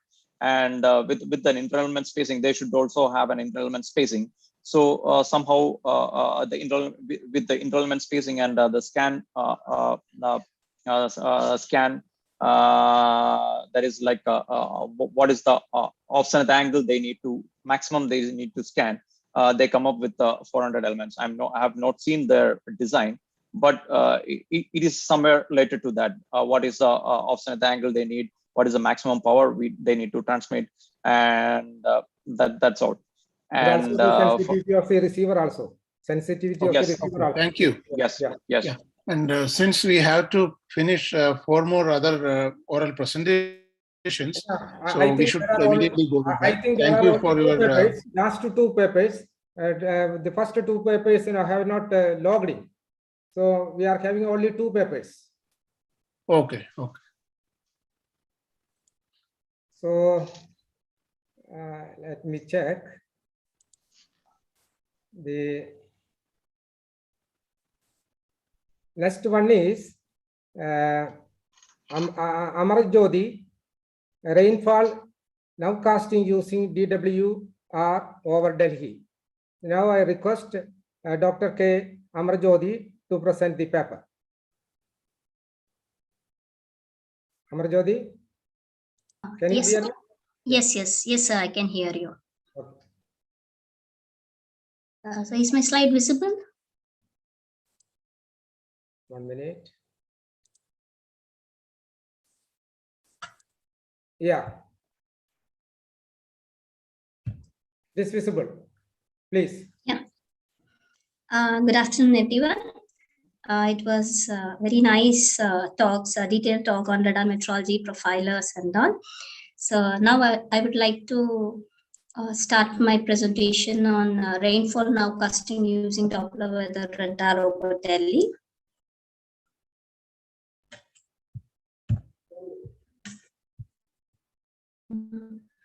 My slides are not moving. Yeah. So the outline of my talks goes like this. So I'll be discussing about the nowcasting methods and the details of the Doppler weather radar used and the case studies that I've used for nowcasting. And I'll conclude by giving few conclusions and then the future work. So as we get up every day and we get to see the news of the flooding over Delhi, either the flood alert issued over Yamuna, or it is the remnants of the Tota cyclone that has come towards Delhi, or it is the record-breaking rainfall that has occurred in the month of September. So these are the various. Oh my God. Yeah, these are the various news that we get to hear. So whether you attribute this to the local events, thunderstorm activities, or towards the climate change, but a common man is always affected. And the warnings must be most up to date, and the rainfall advice should emphasize the potential area and as well as the time of the flooding to occur or the extreme event to occur. So the nowcasting. So the nowcasting is defined by the short-term prediction that takes place for few minutes to few hours, and this is not something new that we are hearing now. So the nowcasting, it has the definition. It has started in the year 1981 by Browning, and there are a lot of literature over the object-based extrapolation, the work that has been carried out by Austin in 1982, and the famous Titan thunderstorm tracking method that was proposed by Dixon et al. In the year 1993, or the WSR 8080 tracking algorithm, and 3D trace cell tracking algorithm, and the new methods that were evolved by Alan Seed 2003, which was ensemble based, and followed by some work in the year 2006 by Bowler, and till today, the latest deep generative models. Even till today, like the nowcasting has been used in the latest machine learning methods, and so the weather phenomenon for which nowcasting are highly relevant. These are the phenomena like the thunderstorm activity, lightning, hail, flash floods, heavy rain, dust storm. So the remote sensing instruments which can give us this insight is the radar, the satellite, or combined using radar, satellite, and the models, etc. So here I'll come to the point, like the methods that I've used for my comparison. The optical flow. So more or less, almost all the for the past 2 decades, nowcasting algorithms, they're based on basically 3 properties. One is like the Lagrangian approach, like where the extrapolation is carried out. Once the advection is done, then the extrapolation is carried out. The second is based on the conceptual models, and the third is on the numerical equations. So here I have done a comparison of the optical flow and second approach, that is like a dynamic and spatial scaling approach towards the advection forecasting. So this is a sample picture where we see that the track of all the rainfall patterns, the reflectivity patterns with respect to the time. So this is basically based on the temporal advection. So with respect to the time, there is no algorithm involved in that. The short-term ensemble prediction system, the main methodology, one of the main methodology that I've adapted. So it is based on the probabilistic precipitation forecasting scheme using various ensemble methods. So the reason to adapt for the ensemble methods is that it accounts for the uncertainties in motions and as well as evolution with respect to the time. So this is basically based on the field attraction, and an FFT analysis is done. So the reason for the FFT analysis is that it believes that at any time the event has got uncertainties at various scales, not at one particular scale. So an FFT analysis is done, and then finally a Lagrangian evolution with respect to the time is done to predict the rainfall for a couple of hours. So this is based on the dynamic and spatial scaling approach by Alan Seed et al. In the year 2003. So these are the Doppler weather. Coming to the radar that I've used, this is the location of the Doppler weather radar. It's a C-band polarimetric Doppler weather radar installed at Lodi Road, the center of the Delhi. And the operating frequency is 5.33 gigahertz. And these are the specifications, the beam width, power, and and these are the 4 events that I've considered for the nowcasting, for comparison of the nowcasting events. So this is the, if you can see, just in a rough manner, I've just shown the temporal evolution with respect to the time to see how far the event was active, because we are having observation. So it's very good that we can do the comparison of the observation with respect to the nowcasted rainfall. So we can see that this is a case study on 21st of May and 31st of May. Here, like this is also considered as pre-monsoon season, where a lot of thunderstorm activity occurs. So these are the two rainfall time series, and we can see that the rainfall was active, and due to some reason we have a break. That is, there is no rainfall that is predicted. There is no rainfall observation because the radar was down for a couple of hours. This is a very quite common problem in most of the operational Doppler weather radars. We don't have continuity of the data. This is a major drawback. So nowcasting partially, when we do accumulation, so such kind of problem will lead to the further applications of using the Doppler weather radar rainfall.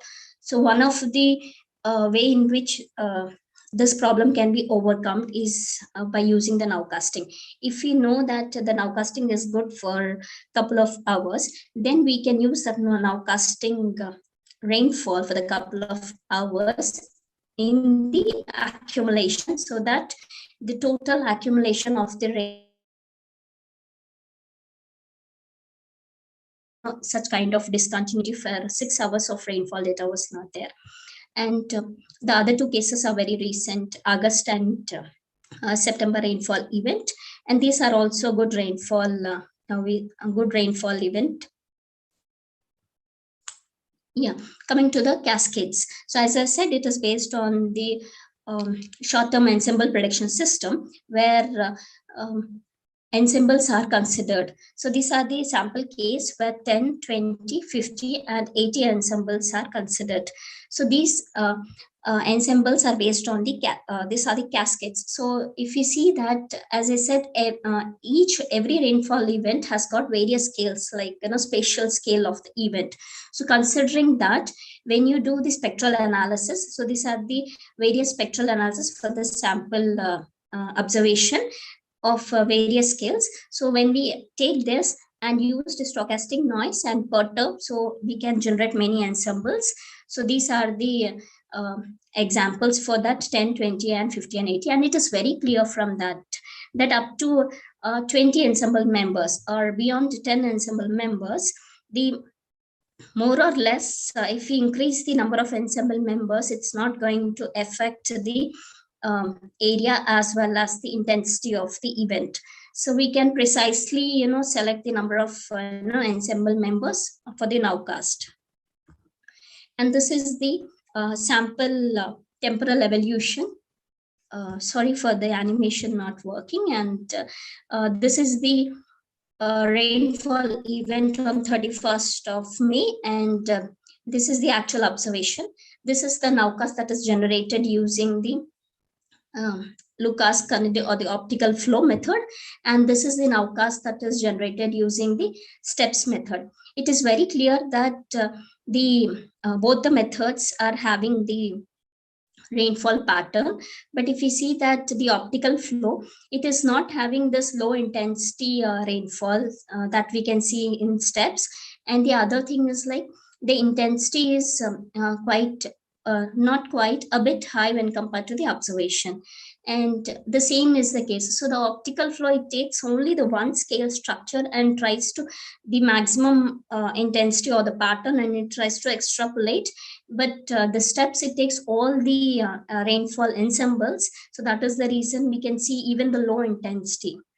And once we see the probability of exceedance of a rainfall event, this is the rainfall event, and this is the ensemble mean at 1/20th minute. That is approximately 2 hours from the time of observation, and this is a probability of exceedance. So it is clear that there is quite a good spatial area where there is a probability of good amount of rainfall. So such kind of information, when we say that, when we give it to the common public, then we say exactly at the specific location where there is a possibility of intense rainfall, as well as the timing at after how much time whether good intense rainfall activity can occur. So this is the for all the cases, this is the Spearman correlation that has been carried out. So if we from the figure, it is very clear, like if you see up to 60th minute, there is 0. More than 0.55, more than 0.5, the correlation exists for the steps, the ensemble based methods, because it accounts into all the various scales, and beyond that it steadily decreases. But if we see the Spearman correlation for the optical flow or the normal advection based nowcasting, where there is a steady decline in the correlation, which means that once the event has you start to nowcast, within half an hour, within 30 minutes, there is a steady decline in the correlation. So it is not giving us the accurate intensity and the spatial occurrence. So finally, what I would like to say is like the ensemble-based nowcasting system using Doppler weather radar is implemented for the various phenomena, like the cases which I have mentioned over Delhi, and they show promising results up to 1 hour. Though we say it's up to 6 hours, but it's really a very challenging task. So the nowcast improves the situational awareness for the forecast, and also it can tell that the probable area where flooding or severe event can occur. And because if you see that the radar has got coverage of 250 kilometers, and if you want beyond that, then satellite based measurements can just give us additional information to the Doppler weather radar, and which will help us in improving the overall the accuracy as well as the intensity of the nowcasted rainfall. And there is another latest methodology that is coming up, that is the AI based predictions. So there are numerous literature that is available, whether it is UNet or the DeepMind, the deep generative models. Now we have in apps where we just give a picture and quickly our emoji is generated. So it takes into the latest image and tries to give more appropriately towards the truth. So such kind of methods, they have given promising results, so that the future will be based on utilizing that along with the probabilistic based methods. Thank you.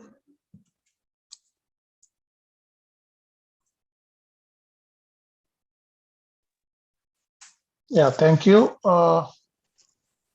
It seems there is no questions in the chat box.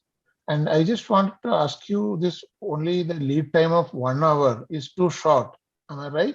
Yes, sir. How you may be trying to have an effort to improve that further? Okay, so you want to comment or anything? Yes, sir. Actually, here, if you see the National Capital Region, I have used only one Doppler weather radar, but we have neighboring Doppler weather radars like Lucknow and Jaipur. So if we combine, or if we have a network or mosaic of Doppler weather radars, where we get more precise information about the development of the system. If we see that we get to see the system only after it comes in the vicinity of the radar. So then predicting that quickly and how far it goes, it's a very tricky. But if we have the network of radars where we keep on seeing the motion of the radar, motion of the system that is approaching the radar, then it will be easy for us to have predictions even beyond 60 minutes. Then up to 6 hours as nowcasting projects, then it is possible.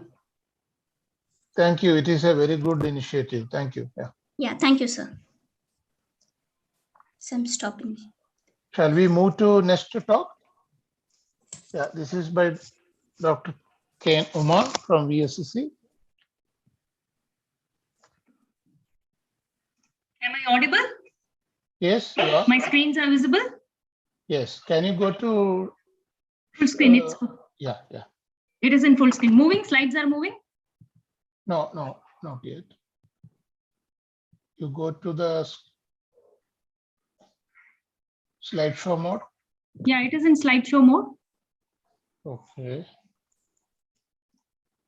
Has it come? Not yet. Yeah. Okay, good afternoon to all. And may I start? Yeah, but your slides are still in the, it's not in slideshow mode.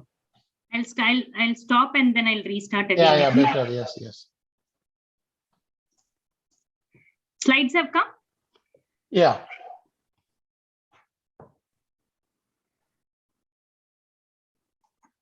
Full screen? You stop there, it is not going to full screen, but it is.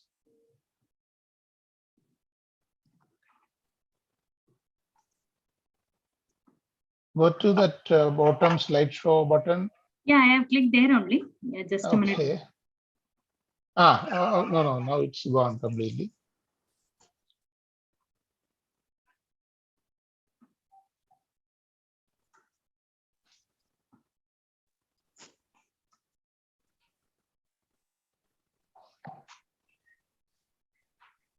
Has it come? No, but it is okay. What you can do is you can go ahead.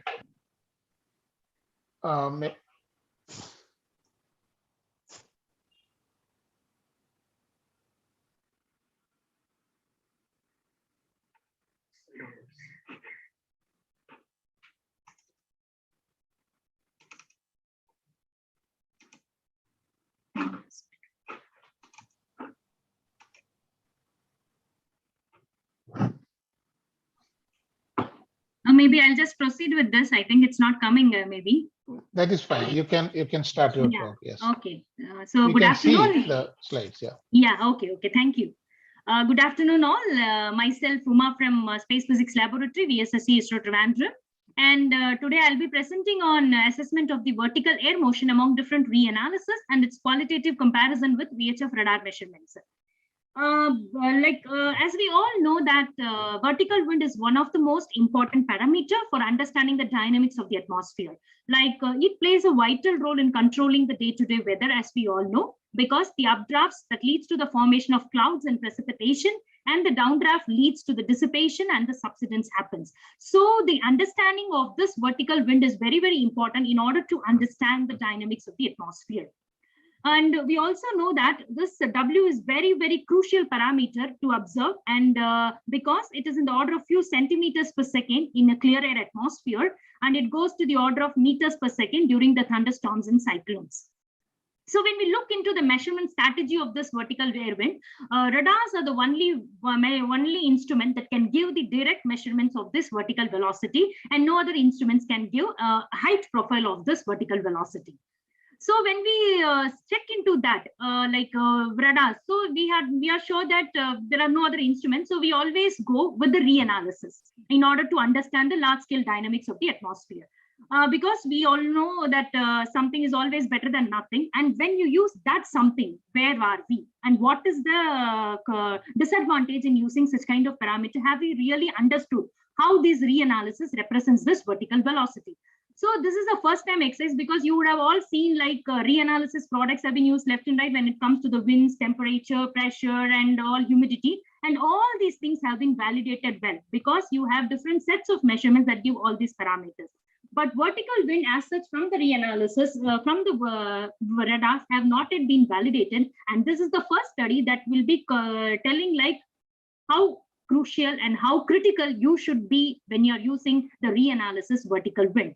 So as a first step, we have taken all the reanalysis data, which are like ERA interim, ERA 5, MERA 2, NSUB 2, and JRA 55. All these reanalysis vertical, that is the omega. Basically, they give omega. We have converted into vertical wind using the equation and compared this vertical wind with the direct measurements of the VHF radar. Where have we compared? That we have two important locations where this VHF radars are located. One, Gadanki in India, that is the Indian MST radar is located there, and you can see the profile there. And one second, your slides are not moving. Maybe what you can do is you can change according to the slide number. Yeah, then we will be able to see. Now we are seeing only the okay. That way you can move. Okay. Yeah, now it is okay. This is okay. Is it clear? Slides are clear? Yeah. Okay. Yes. So you can see that this is the location of Gadanki Indian MST radar, and you have seen the orography picture. And then this is the Kota Dabel, which is located in Indonesia, and you can see that location. So these are the two important radars which are located in the convectively active regions. And I have given you the specifications of this radar, which I will not go into the detail. They are operate in the troposphere, stratosphere, and the mesospheric radar, and the frequencies and all other specifications which have been used for this have I'm shown here, and I have used 20 years of data, 20 years of this radar data as well as the reanalysis data in order to go ahead with the comparison. So where do we start? Like first, this is the Gadanki. I have used 20 years in the evening data, which we call it as a common mode data, which they operate for almost half an hour to 1 hour, 12 GMT. And I have shown you for two specific months. One is the January 2007, and next is the August 2007. And yet different altitude regions I have shown. And all the reanalysis data is also shown here, marked with this. And the red color shows the MST radar data. As we all see, you can see that it is the reanalysis able to capture this motion. But as you can see, there is, when you see like when there are strong peaks like downdrafts are there, the reanalysis is not able to produce such downdrafts. And the magnitude, as you all know, that reanalysis magnitude is an order. That right side is the reanalysis magnitude and the left side is the radar magnitude. So you can see an order of magnitude already the reanalysis vertical wind is less than compared to that of the radar measured vertical wind. And then over Kota Dabel, we have 24-hour operation on all the days. So we have taken the diurnal mean for all the 10 years, and I'm showing only one specific month here, January 2008 and August 2008, because two specific seasons we do want to see. And here you see the different height regions, and the red color again shows the radar, and all other dots measures the five different reanalysis data. And you can see that it goes an overall well with the pattern. So when you see at the first cut, we are seeing, yes, the magnitude is an order of magnitude less than the radar-derived vertical wind. And we also see that some of the peaks have not been captured and the downdrafts are not able to capture. Whether it is the real scenario or what. Because when you talk about a single location, you need to average it over a long time in order to get a large scale feature. That is the basic understanding. Like if you average over a long period of time, you can express it a large scale vertical wind. So what did we do next? This is one climatological monthly mean profile of vertical wind over Gadanki. First, I'll show you Gadanki, then I'll go to the Kota Dabel. And we have taken, as I said, 20 years of data. The mean and the red line shows the radar-derived vertical wind, and the standard deviation is also shown here for all the 12 months. And the x-axis shows the vertical wind magnitude, and the y-axis is the altitude. And you can see very clearly, like especially in the winter months, you see January, February, and December, radar produced a downdraft below 10 kilometers and the updrafts above 10 kilometer. This is a very special phenomena. Like what do we see from the vertical wind is that the downdrafts below 10 kilometer and updrafts above 10 kilometers are famous, the stratospheric two-step process we call, which we have published in GRL a very long back, about 10, 15 years back itself. It shows that the air from the troposphere goes to the stratosphere in two steps. So that is clearly captured in the radar. But unfortunately, when you see the reanalysis, January, February, and all these months, you see all the time it produced only downdrafts. It could not capture any of this feature, which is very special from which we observed through the radar. And this is also in March also we observe, and April when it comes, we could see like some kind of a difference the reanalysis is able to produce. But when it comes to June, July, August, September, like we call it as a monsoon season, the reanalysis is able to produce updrafts throughout, like up to 16 kilometers produced only updrafts, but it could not capture this downdraft, which is shown by the radar.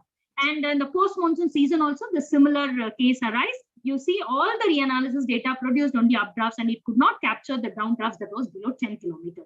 So the first step, this is clearly like the radar, the reanalysis is totally producing some different phenomena when it comes to the radar. Let us go to Kota Dabang, what kind of a feature that exhibits. The Kota Dabang also we have shown from January to December, and you see the red line is the radar Kota Dabang, 20 years of data you have seen here. And you also see here the two-step process, we have used both the radars at that to explain this two-step process. You see that below downdraft clearly captured below 8 to 10 kilometers and updrafts above, but here it's totally different. The reanalysis produced all the updrafts throughout the seasons. And you can see that the downdrafts were not captured at all over Kota Dabang. So then the question arises like whether like you have a single point observation radar and the reanalysis is over a larger grid, so there exist some biases, and so then the averaging can cause, like you have averaged 20 years, so it would have vanished all the results, so the reanalysis may not able to reproduce. So that kind of a question and all arises when the caveats arises. So what we did is that we also did, like every year we compared, day to day we compared, monthly means we compared, and yearly wise also we compared, and then we average every year. And here I am showing only 5 years. When you average such 5 years from the radar, you see like 2000 to 2004, 2005 to 9, and 10 to 15, like that 15. So we have used almost 5 years averaging. Whether averaging has caused any issue when it comes to the radar and the reanalysis. So you see that in the radar, like you see strong downdrafts is seen below 8 kilometers, even with a 5-year averaging with the radar, but it is not able to produce in any of the reanalysis. Only the updrafts could be captured. One important feature also, which I forgot to tell you here, you can, when you go back, you see that even though the updrafts were captured by the reanalysis, it could not capture the peak where the radar peaked the vertical velocity updraft. You see that the peak has shifted either to the down or either to the upwards. It has not correctly captured the peaks. That comes with the same year. You see that here you see the complete downdraft. EAR has downdrafts throughout. That is, the Kota Dabang has downdraft phenomena below 8 kilometers in all the seasons, but the reanalysis could not produce any of these downdrafts.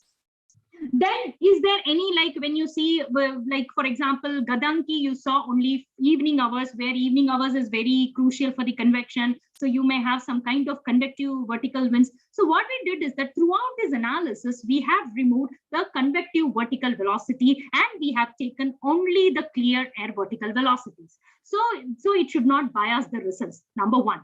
Next, you have that evening time only, while as the Kota Dabang, you have the 24-hour mean, but when you see the Kota Dabang 24 mean also, the reanalysis was not able to capture the phenomena. But when it comes to the radar over the Gadanki, we have taken evening hours, yes. So what did we do here? We took ERA5, which is every hour. Now the ERA5 reanalysis has come up, which gives every hour, and the resolution, spatial resolution is also very, very less. So we took one in the 12 GMT and we took the diurnal mean also. You see that almost it captured the same phenomena, whether you take 1 hour average or whether you take the diurnal mean, except that the 12 GMT has a little bit higher magnitude compared with that of the total over diurnal mean, which is a well expected. So next question comes, because like there are different reanalysis uses different parameterization schemes, and then the physics that is involved in the boundary layer and the convective parameterizations will be different for the different reanalysis, and the sampling will be different. So all these things we cannot do. But one thing which comes to the mind is whether the spatial averaging has any influence, because we tell that radar is a single point view. At the end, when you go to 20 kilometers, it can capture an area of about 15 kilometers, like that, suppose. But the reanalysis, even when you take the lowest to 0.25 by 0.25, it can capture 25 by 25. So it means that whether the spatial averaging has any influence in the reanalysis when you compare with a single point, that also we have answered. And now you can see that we have taken one grid, which is a point, and that is the lowest available grid with the ERA entry we have used. We have used 0.7, then we expanded the grid, and maximum we have taken even up to 5 degree by 5 degree. You see that the grids I have shown here, and I have shown here January and July for sample here. And you can see that whether you increase the grid or reduce the grid, you always have almost the same. Means the reanalysis, the spatial averaging does not have any influence when you compare it with the radar, because with the different spatial averaging also, you get almost the same depiction of this vertical wind in the reanalysis. So all this gets by this gone. Then some people can ask a question like, yeah, radar, you have some kind of technical, this is, for example, when you tilt, you are seeing a vertical, but you may not see exactly vertical, you may see off vertical thing. So that can influence your vertical wind magnitude. Yes, we have taken that also, and we have found that if it is a wind speed, like for example, in the monsoon season, where you have the tropical easterly jet of about 40 to 50 meters per second, when your radar beam tilts, if it's not vertical, if it is slightly off vertical also, it can influence only like about very in the few centimeters per second. Then there can be influence on the gravity waves. Yes, we have calculated the variance in the gravity waves and influence, and that and all I am not shown here. And then that also we have seen that it is not biasing much more the vertical velocity, some tilting layers. So all these aspects we have covered, and the radar influenced biases are very, very less. So this clearly shows that the reanalysis is not matching with the vertical wind that is produced with the radar.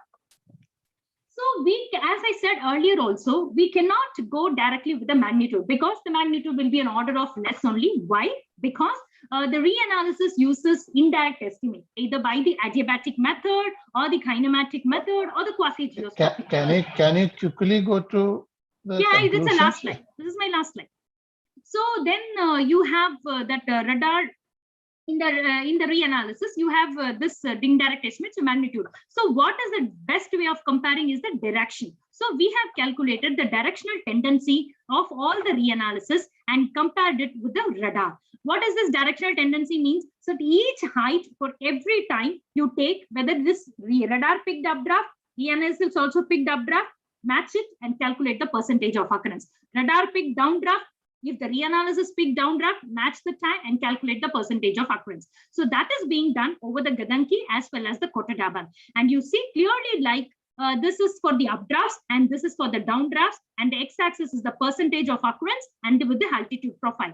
You can see about 50 when it comes to updraft, only two reanalysis during the, sorry, not two reanalysis, like ERA, like December, January, February, and June, July, August, and September, October, November, about 50% it is able to produce the magnitude, that is, direction, updraft, it is able to produce only about 50%.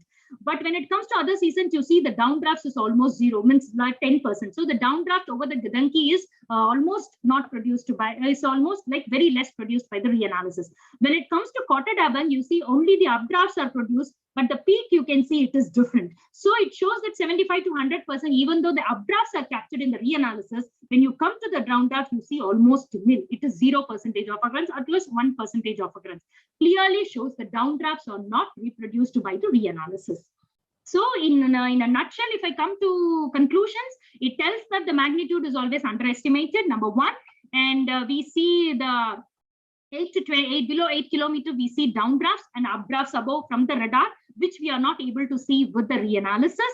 And that directional tendency shows that the updrafts are captured, but the peak is not captured where the radar produced that updrafts. Downdrafts are not captured by the reanalysis at all. So clearly shows when you are using this reanalysis for the downdrafts, please keep in your mind at which altitude it is giving and which altitude it's not giving. So when you, because these reanalyses are basically used for the calculation of diabatic heating, atmospheric circulation, and convection and all these things. So please keep in mind when you use the reanalysis vertical wind for all your scientific purpose, in that keeping in mind that the downdrafts are not reproduced by the reanalysis.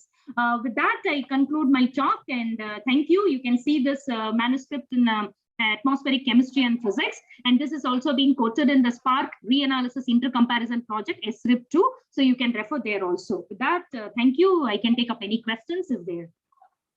Thank you, Dr. Umar. It was an excellent work. So since we are shortage of time, I think it is time to conclude. I would like to hand over to Dr. Mohan.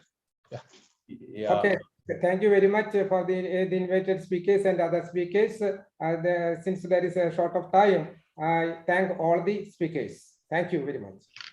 Yeah, just from our side, Intromet, yeah.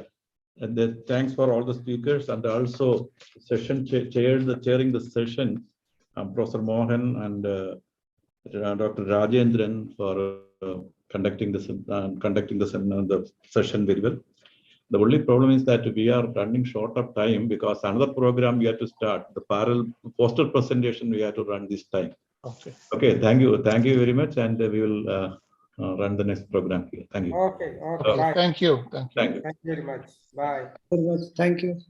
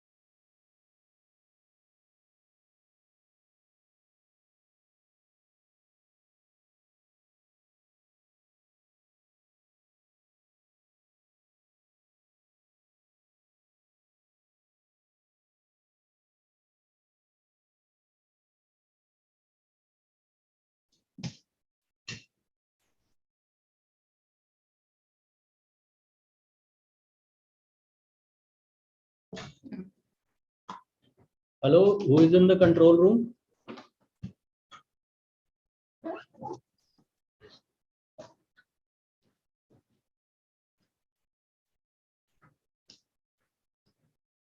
Hello.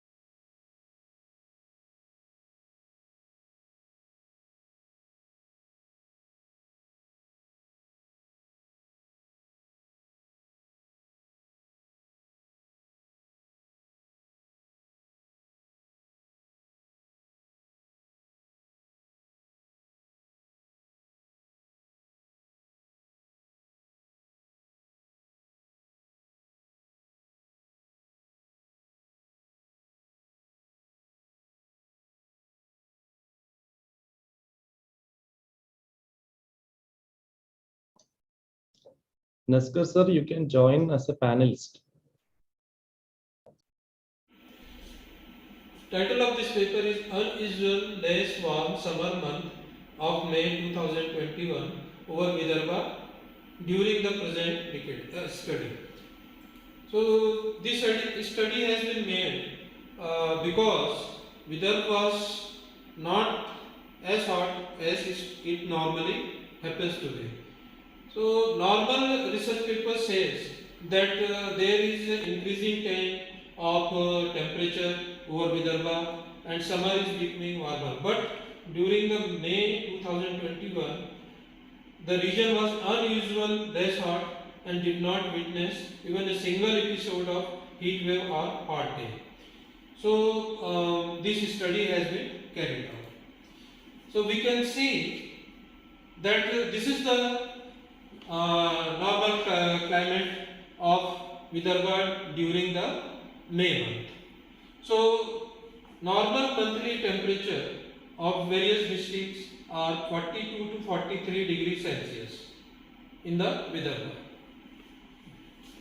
So the temperatures in the month of May was studied, and in this table it has been shown the highest maximum temperature recorded during the current year in the 2021, and this is the highest temperature of last decade, and this is the highest temperature ever recorded. So we can see that the temperature which was studied during the 2021 is around 43, 41, 41, 43, except Chandrapur, which is showing one day 46 degrees Celsius. Temperature has never reached 45 degrees Celsius, which is very common maximum temperature during the month of May. Whereas in the decade, the highest temperature is around 47, 40.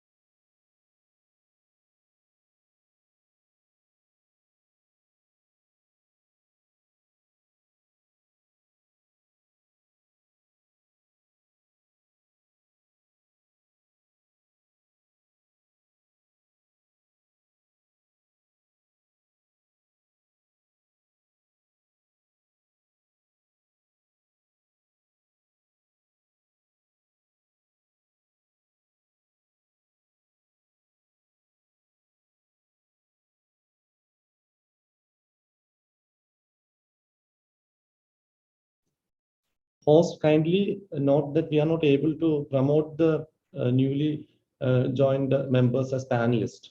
Can you do something?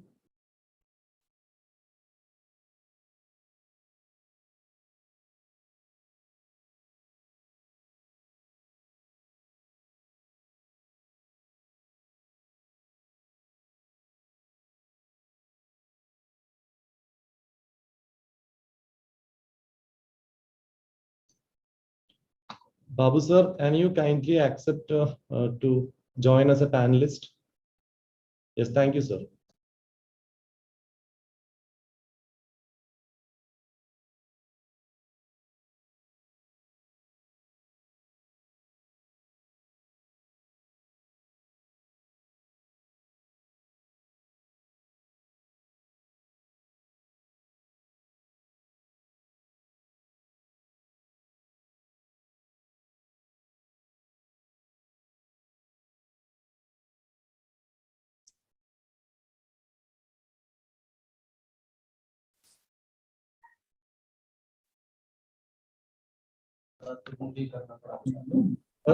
Babu sir.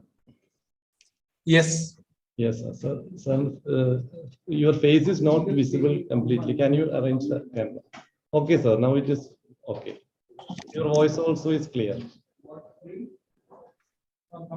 We will start by 2 o'clock. And after, not 2 o'clock, 2:05, we'll just give a general introduction, and the session can start by 2:10 on time. Okay, Vijay. Okay, thank you, sir.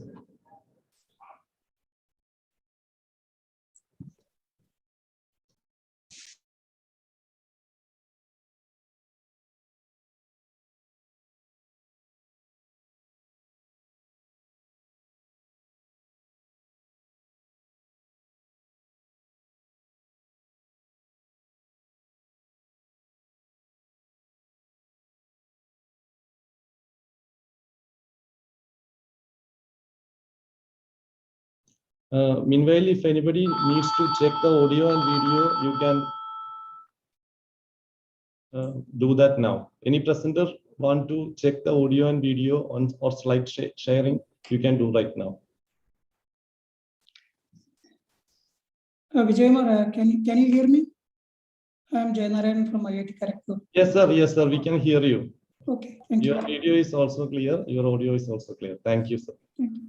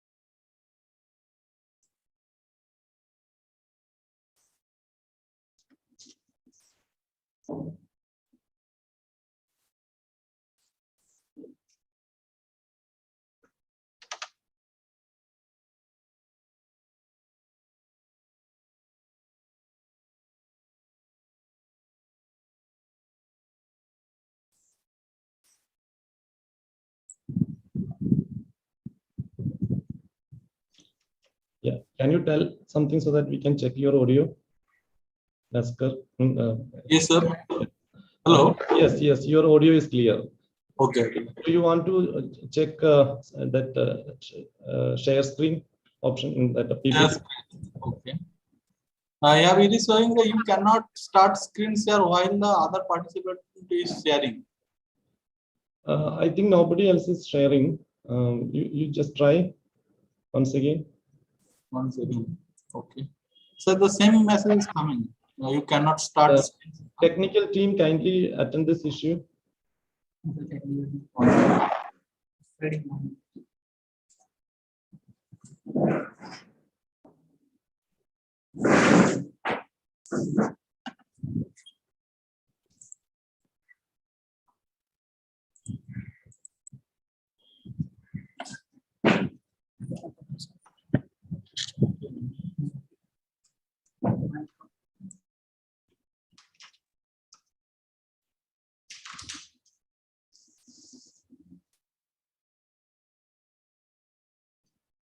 Host, can you check why he is not able to share his screen?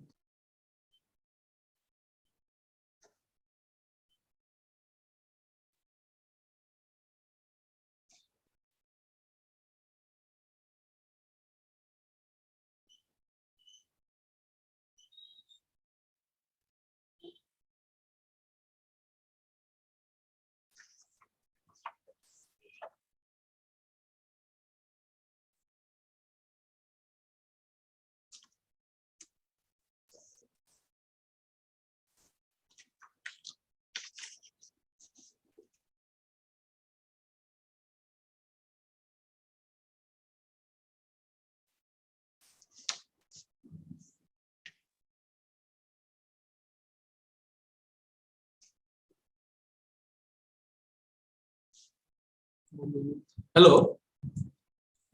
It's visible now. Now the screen is visible or not? Yes. Can you change the screen so that slide so that we can check that also? Yes. Sorry. Go to the next slide, please. Yeah, it is moving. It is moving. Good. It is okay. Thank you. Stop sharing now. You can stop. You can stop. Stop, sir. Stop, sir. यहाँ पर अच्छा दिखता है।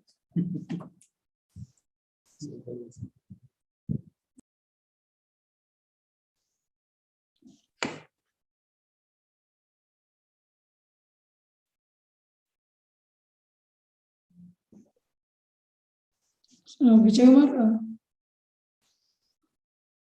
Dr. Subhash's talk is not there, the lead talk.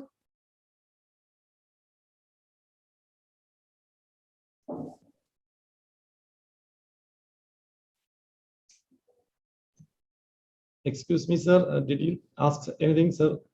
No, I was just wondering whether the lead talk by Dr. Subhash is not there.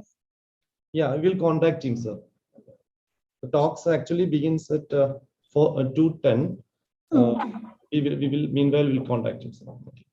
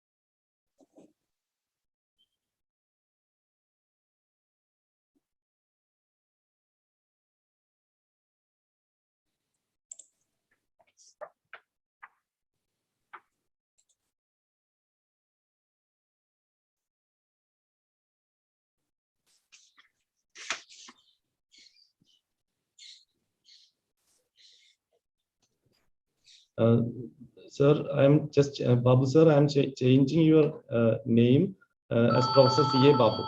Okay.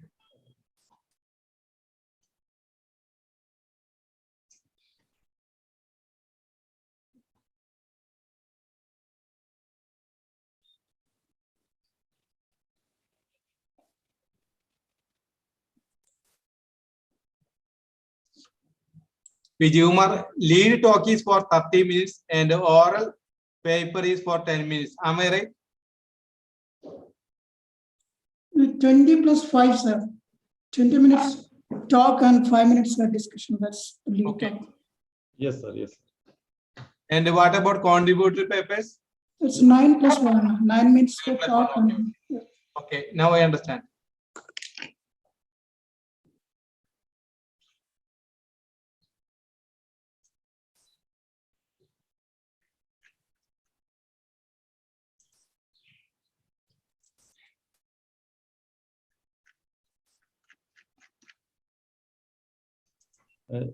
Janaran, sir, I am changing your name also. yeah, it's okay.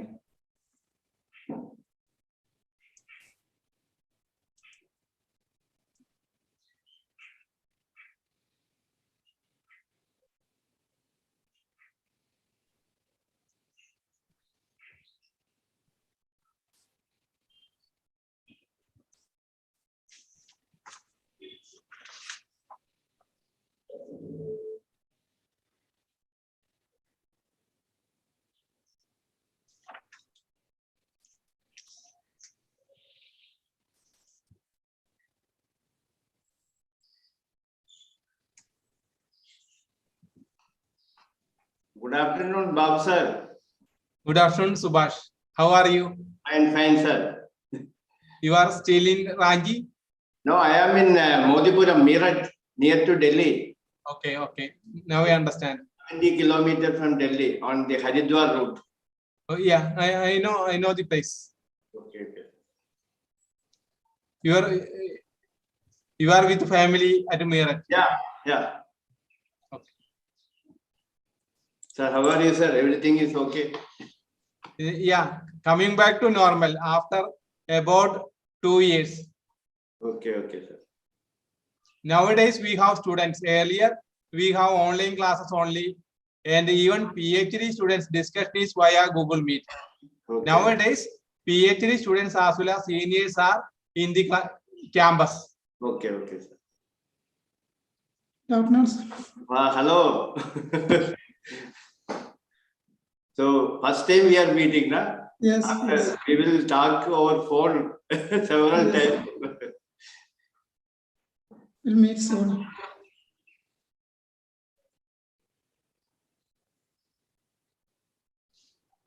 How are you, Jainarayan? I'm fine, sir. Don't know. I used to mention your name when Hamza talks about you. Yeah, yeah.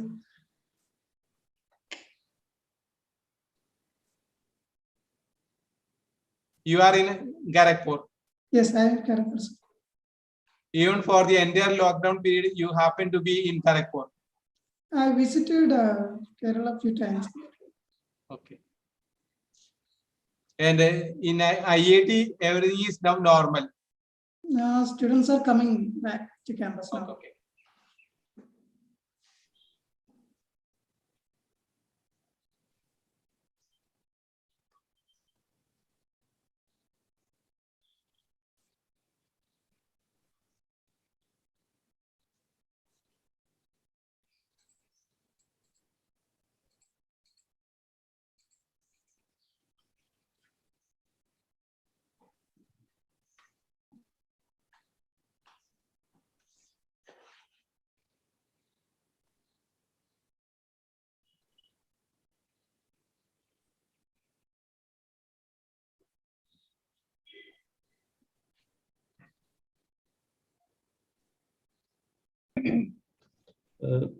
Babu sir, can we start now? Yeah, I am ready. Okay, sir. Our reporter will give a brief introduction and then you can take over, sir. Okay, okay with you, man. Okay, thank you, sir.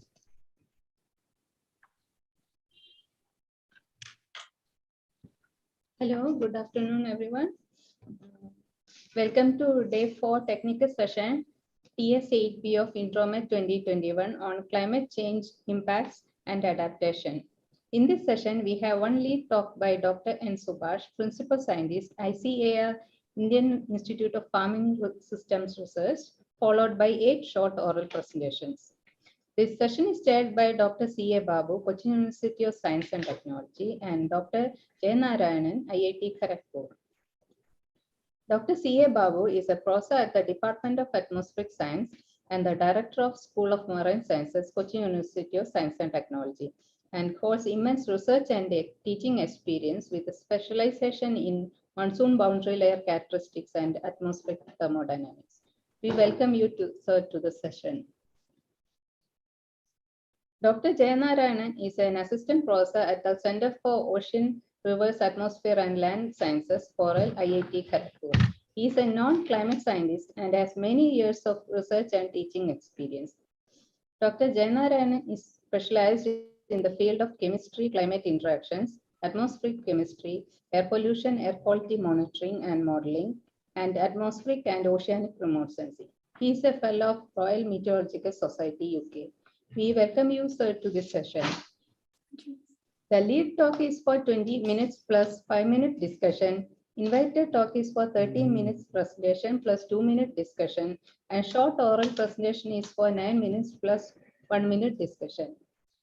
We request the speakers to adhere to the time allotted. The selected questions in the chat box will be conveyed to the chairs by the reporters.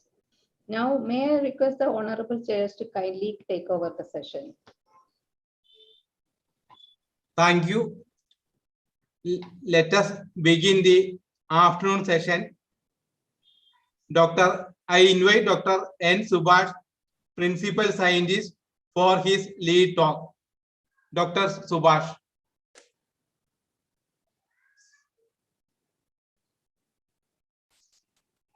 Subhash, your mic is mute.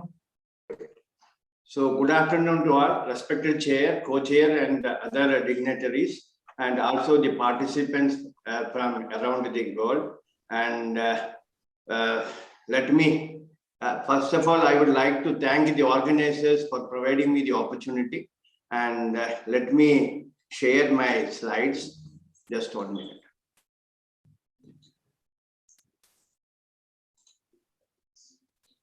Is it visible? Yes. Yeah.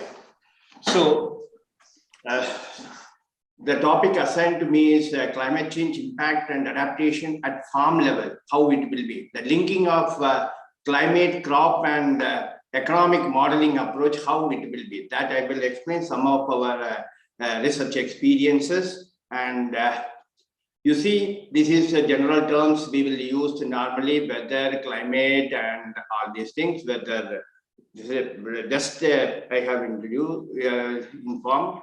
And the climate change and climate variability, when we talk about the climate change and climate variability, whether is hours, days or months, and climate variability is years, decades, but climate change is for centuries as well as for 100 years, and different phenomena associated with these two terms. And as far as agriculture is concerned, the climate change can affect agriculture in a variety of ways. Particularly when we talk about the agriculture, the increase of temperature, that is the warming, tends to reduce the yield. How it will reduce the yield? Because normally, because of the maximum temperature, the crop duration will decrease automatically, and also the main, as far as rice, one crop is concerned, the grain size will decrease and thereby the yield. This is the main concern all over India. And higher temperatures also interface with the ability of plants to get and use moisture. And is as far as atmospheric carbon dioxide concentration is concerned, as far as October month is concerned, there is slowly increasing year-to-year variation is there. Then, so temperature anomaly over India, as far as for the last 100 years is concerned, it is around 0.62 degrees centigrade over 100 years. This is as far as overall India is concerned, but at the same time, the local effect will be more. And this is the annual rainfall departure from normal as per the IMD. There is a lot of year-to-year variability is there. And these are the major extreme weather events occurred during 2020 and is associated loss of life. And when we talk about the spatial variation of projected temperature over India, as far as RCP, representative concentration pathways, 2.6 and 8.5 is concerned, there is a maximum of 5 degree centigrade increase in RCP 8.5 in 2080s. And but when we talk about the climate, the precipitation change is concerned, there is also a lot of variability. This is just a highlight of the climate change scenario for the future. And then we will come to climate and Indian agriculture. Indian agriculture is considerably dependent on climate, the changes in weather pattern, and the contribution of agriculture to GDP is decreasing. Year-to-year variation is there, and we need to understand the impact of climatic risk at the local level. So normally two approaches are there. The one approach is we need to conduct the experiment in fields, like in the field, but it is very costly affair. And the second approach is modeling approach. We can link the climate as well as the crop models, and we can study the impact using the different models. That these are the two approaches, and the main concept behind all this modeling is growing degree concept. This concept, because for example, for rice or other crop, it has different phenologies, that means different phases of the crop. To reach that particular growth, that means we need some growing degree days. That means it is the difference of average temperature and the T-base temperature. It is cumulative of daily values for that particular period of the crop, and that will affect, that will be a deciding factor for achieving the crop growth as well as development. And the simulation models, that is the crop simulation models, generally we will use for impact studies. Basically, we will incorporate all the components, weather component, soil component, and also the crop management practices. There are different groups working on it. One is AFSIM group based in Australia, and DSAT group in USA, and Infocrop in India, and WAFOS model in Netherlands, and STIC. There are so many other models that are also available to study the impact of climate change or climate variability on agriculture. So why we need a simulation modeling? As I told, it is a costly affair to conduct a different scenario, to conduct experiment in the field under different scenarios. So we will normally use the simulation modeling approach. Here, we will study the changing weather patterns as well as the competition of water between agriculture and other users, and changing market forces, commodity prices, and environmental drivers, etc. We can study how it will affect the food production. And also, these are the uses of these models for impact of climate change as well as the climate weather variability on agriculture. So basically, when we talk about the farming system, as a farmer, he will grow different crops as well as different components. The farming system, it is a complex nature. The commonly used several components will be there. Crop, livestock, mixed, and farmer is getting some income from the crop, some income from livestock, and also he is getting non-farm income from the outside sources. And if you consider a farmer, each farmer is a farming system. This much complexity is there. And we need some analysis, that means farming system analysis, for to study the impact at the farm level. These are the integrated assessment framework we have used, because from the experimental data, we have collected the information for calibration as well as validation of these models, and we have used the climate data. Even the projected data is also having so much uncertainty. We have used the different type of around 29 GCMs for projected climate data, and we have linked these two aspects into the economic model, that is trade-off analysis and minimum data set model, developed by Oregon State University and Oregon State University, USA. And we have linked all these models and come out with some assessment of income as well as the production at the farm level that we have studied. And here RCPs we have used, and SSPs, that is socio-economic pathways. This is also at the global level. We need to downscale this socio-economic pathways into the local level, that we did. And these are the climate models we have used, crop model, two crop models we have used, DSAT and AFSIM, and the economic model as I told already. And under this scenario, we have answered 4 questions. That is, what is the sensitivity of current agriculture? One is current agricultural production system. And when we talk about the future climate, we need to understand what will be the future agricultural system also. That we can do based on our experience as well as the trend analysis, that we will decide the future agricultural production system. And what are the benefits of adaptation in current agricultural system, and similarly, what are the benefits of climate change adaptations in future? That also we will get. And this is our study area. We have conducted this study in Meerut district, and we have surveyed around more than 100 farms in and around Meerut district. This is the spatial, and this is the diagrammatic representation of the farming system. The rice wheat as well as sugarcane wheat is the major production system in this area, and they will grow 1 or 2 livestock also in their household, and they will use this FIM and fodder as well as everything, and they in the farm. And this is the typical farming system that followed in this area, and they will grow some fruit as well as some orchards they have, and even they have in the kitchen garden for producing the vegetables.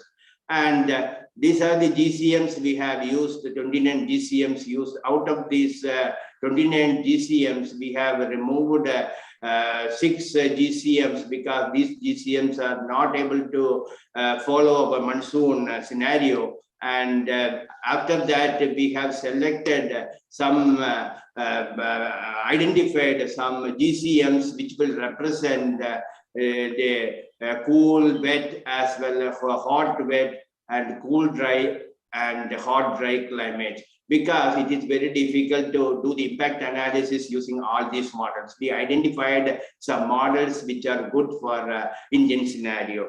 Then these are the general temperature pattern and in future during the rice as well as the wheat season, and compared to the baseline data set under RCP 4.5 as well as RCP 8.5.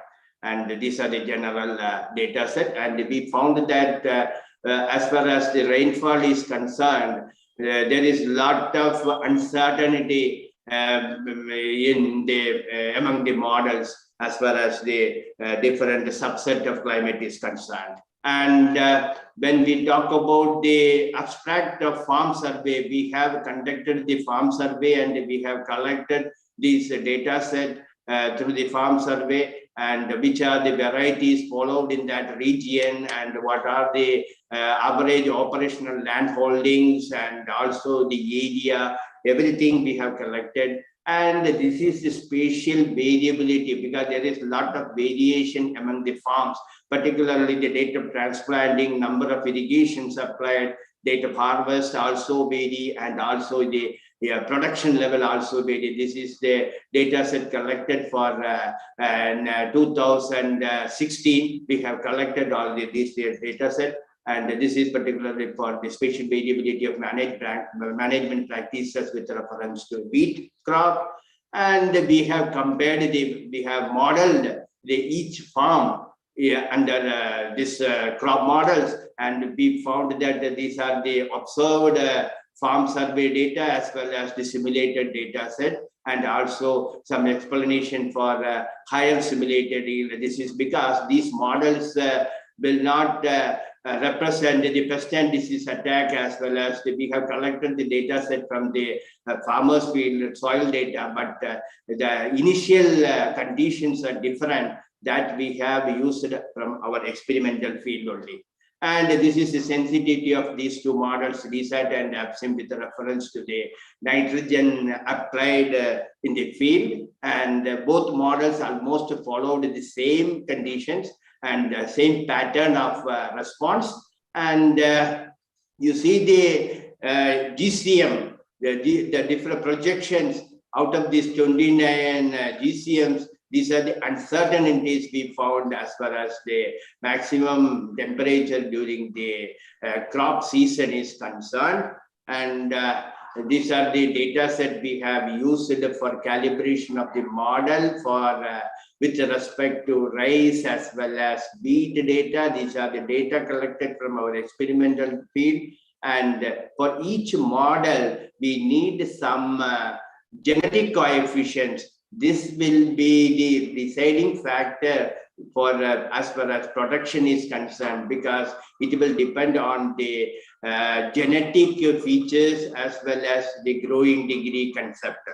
And when we talk about the projected climate, the reduction of rice, when we talk about the reduction, hot wet season as well as the hot dry season, there is a reduction of yield by around 9% in rice. As far as RCP 4.5 is concerned, with respect to rice as well as wheat, there is a lot of difference because there is around minus 20%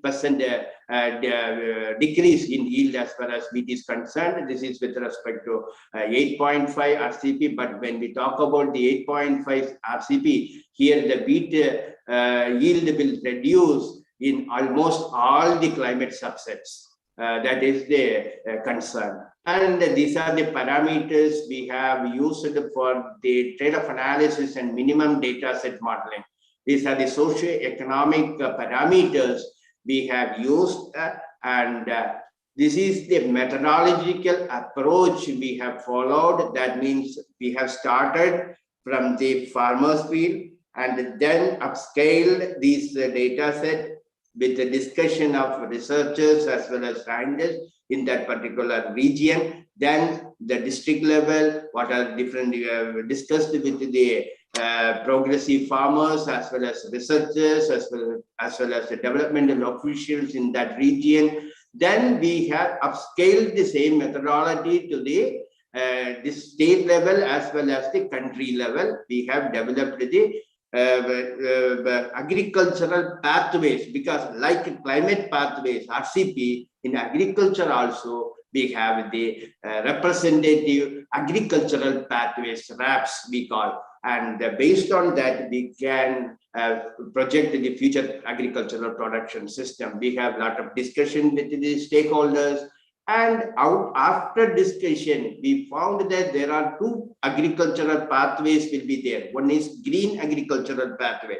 In future, that means the region becomes food secure on sustainable basis. This is under sustainable condition. That means if you follow the management of, if you follow the better management of natural resources, that means the policy should be such a way that we have a less degradation of land and low cost of production, sustainable mechanization. If everything is there, then the region becomes food secure on sustainable basis.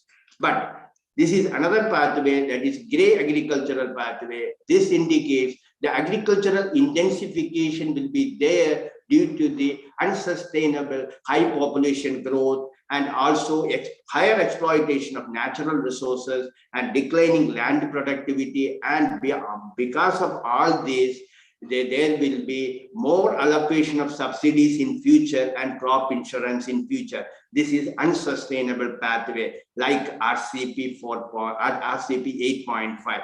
Then these are the drivers which will affect the future agricultural production. That means policy as well as institutional parameters, then socio-economic parameters. Under the socio-institutional parameters also, there are a lot of variables are there, and the arrow mark indicates whether it will decrease or increase. And also we have calculated, we have estimated the decrease, what is the amount of decrease under RAP agricultural pathway under 2 as well as agricultural pathway 4. Like that, we have calculated, estimated everything, and also the technology. What will be the technology in future? Like what is the new cultivars will be developed in future? Irrigation efficiency will be higher. Water use efficiency will be higher. Crop intensification will be done. Then crop diversification, in some projected pathways it will be less, but in some way it will be higher. Like that, we have classified and we have quantified the terms, and all these are used for trade-off analysis and minimum data set modeling. And these are the adaptation packages we have suggested for the region. One is advancement of date of sowing, because we need to adjust the date of sowing based on our climate data, and that is 1 week to 2 weeks from the present situation. And also we need to introduce some short duration varieties which will mature that particular date in rice as well as wheat, and also the balanced fertilizer application because of the soil deterioration.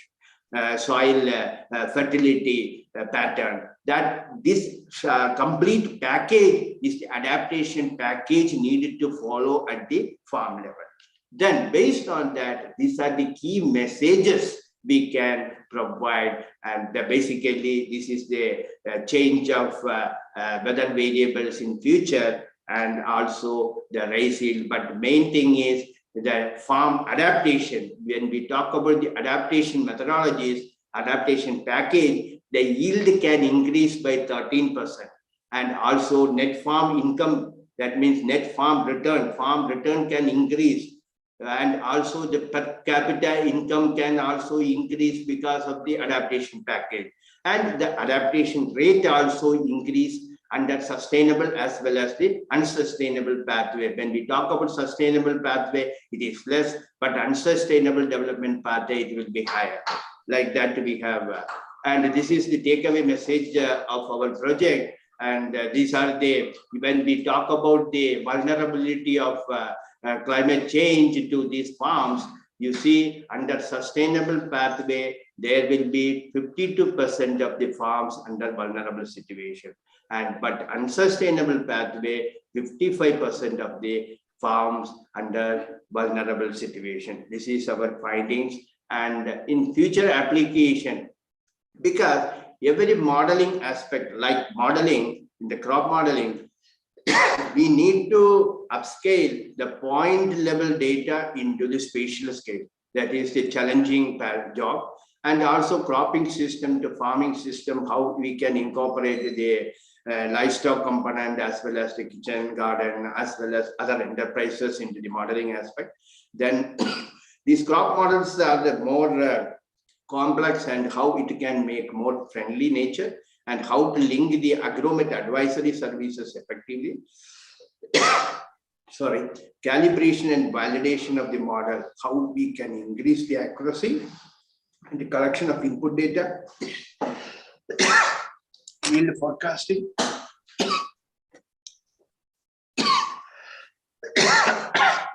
and these are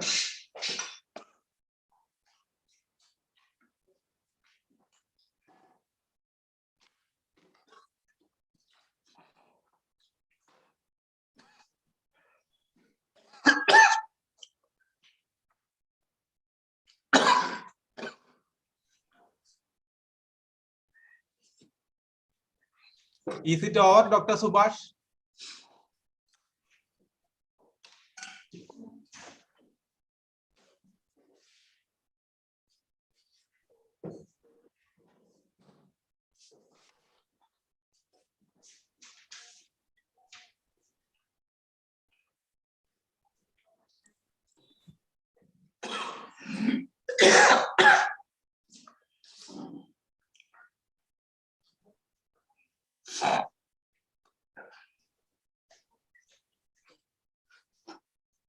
So your talk is over, Subhash? Okay, thank you. Okay. Thank you, Dr. Subhash, for your nice presentation. Now, the presentation is open for discussion. I invite 4 or 5 questions from the viewers or audience.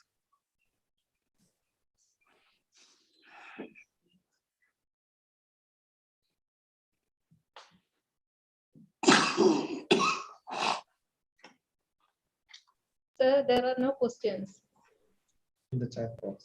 in the chat box. Over to Dr. Jainarayanan. Jainarayanan can Sir, take over for the yeah, next presentation. Dr. Subhash, I have just one query. I think if we look at any scenarios, RCP or SSP, and if you look at any biotic or abiotic stress, this will be increasing in the coming years or decade also. If you look at abiotic like temperature, winds, or precipitation, and for example, biotic means pest crop interaction.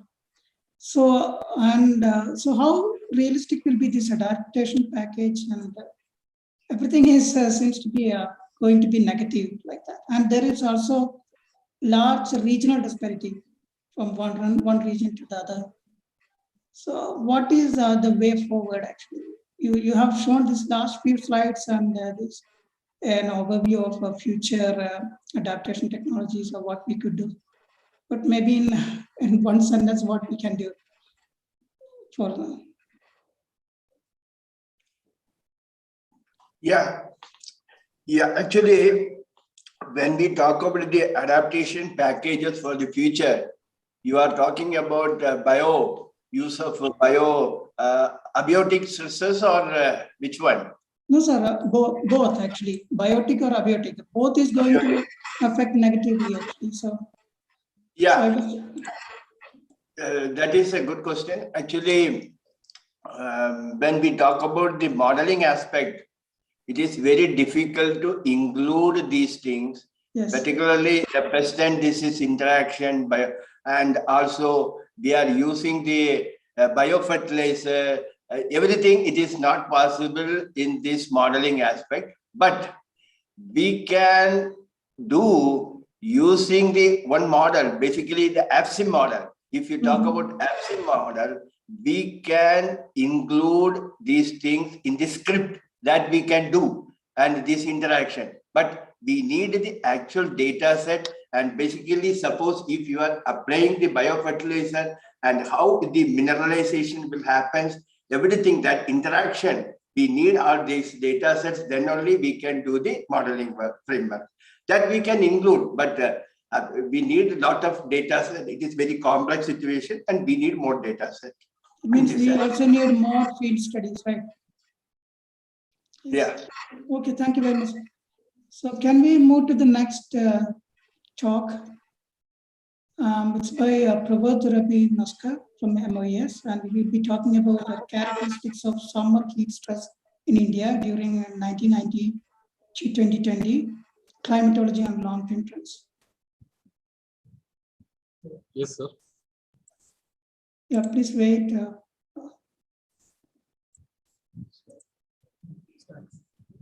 Okay, thank you.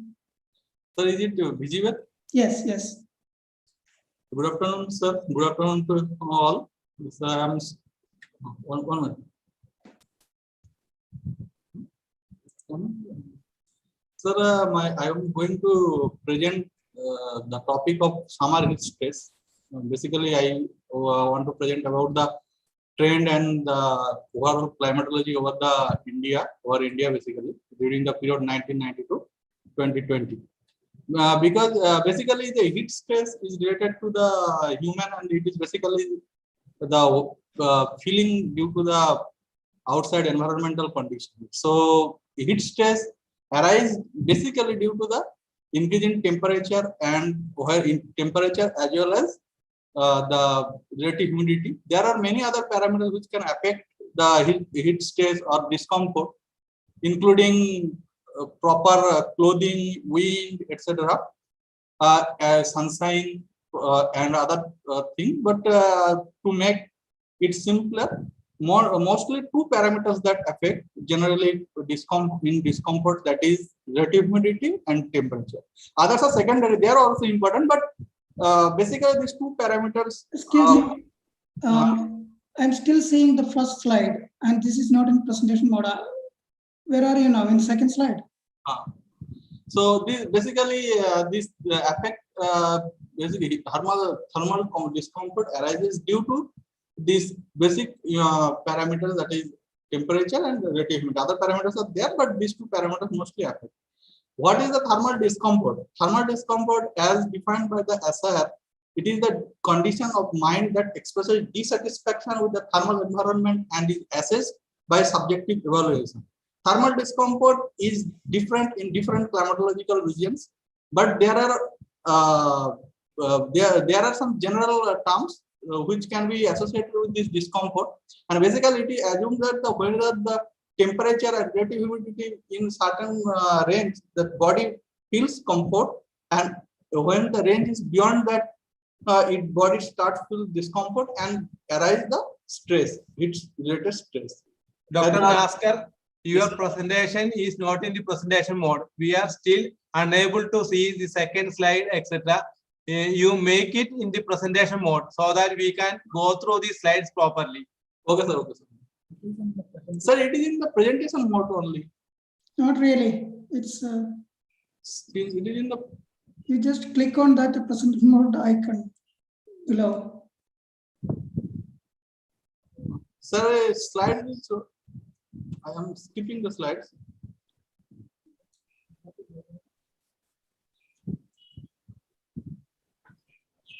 Again, you answer, then share that. I think it will work. Sir, it is coming. No, you resume the slideshow. You press on the slideshow. Yes, yes. You are in the second slide now. Okay. Go ahead.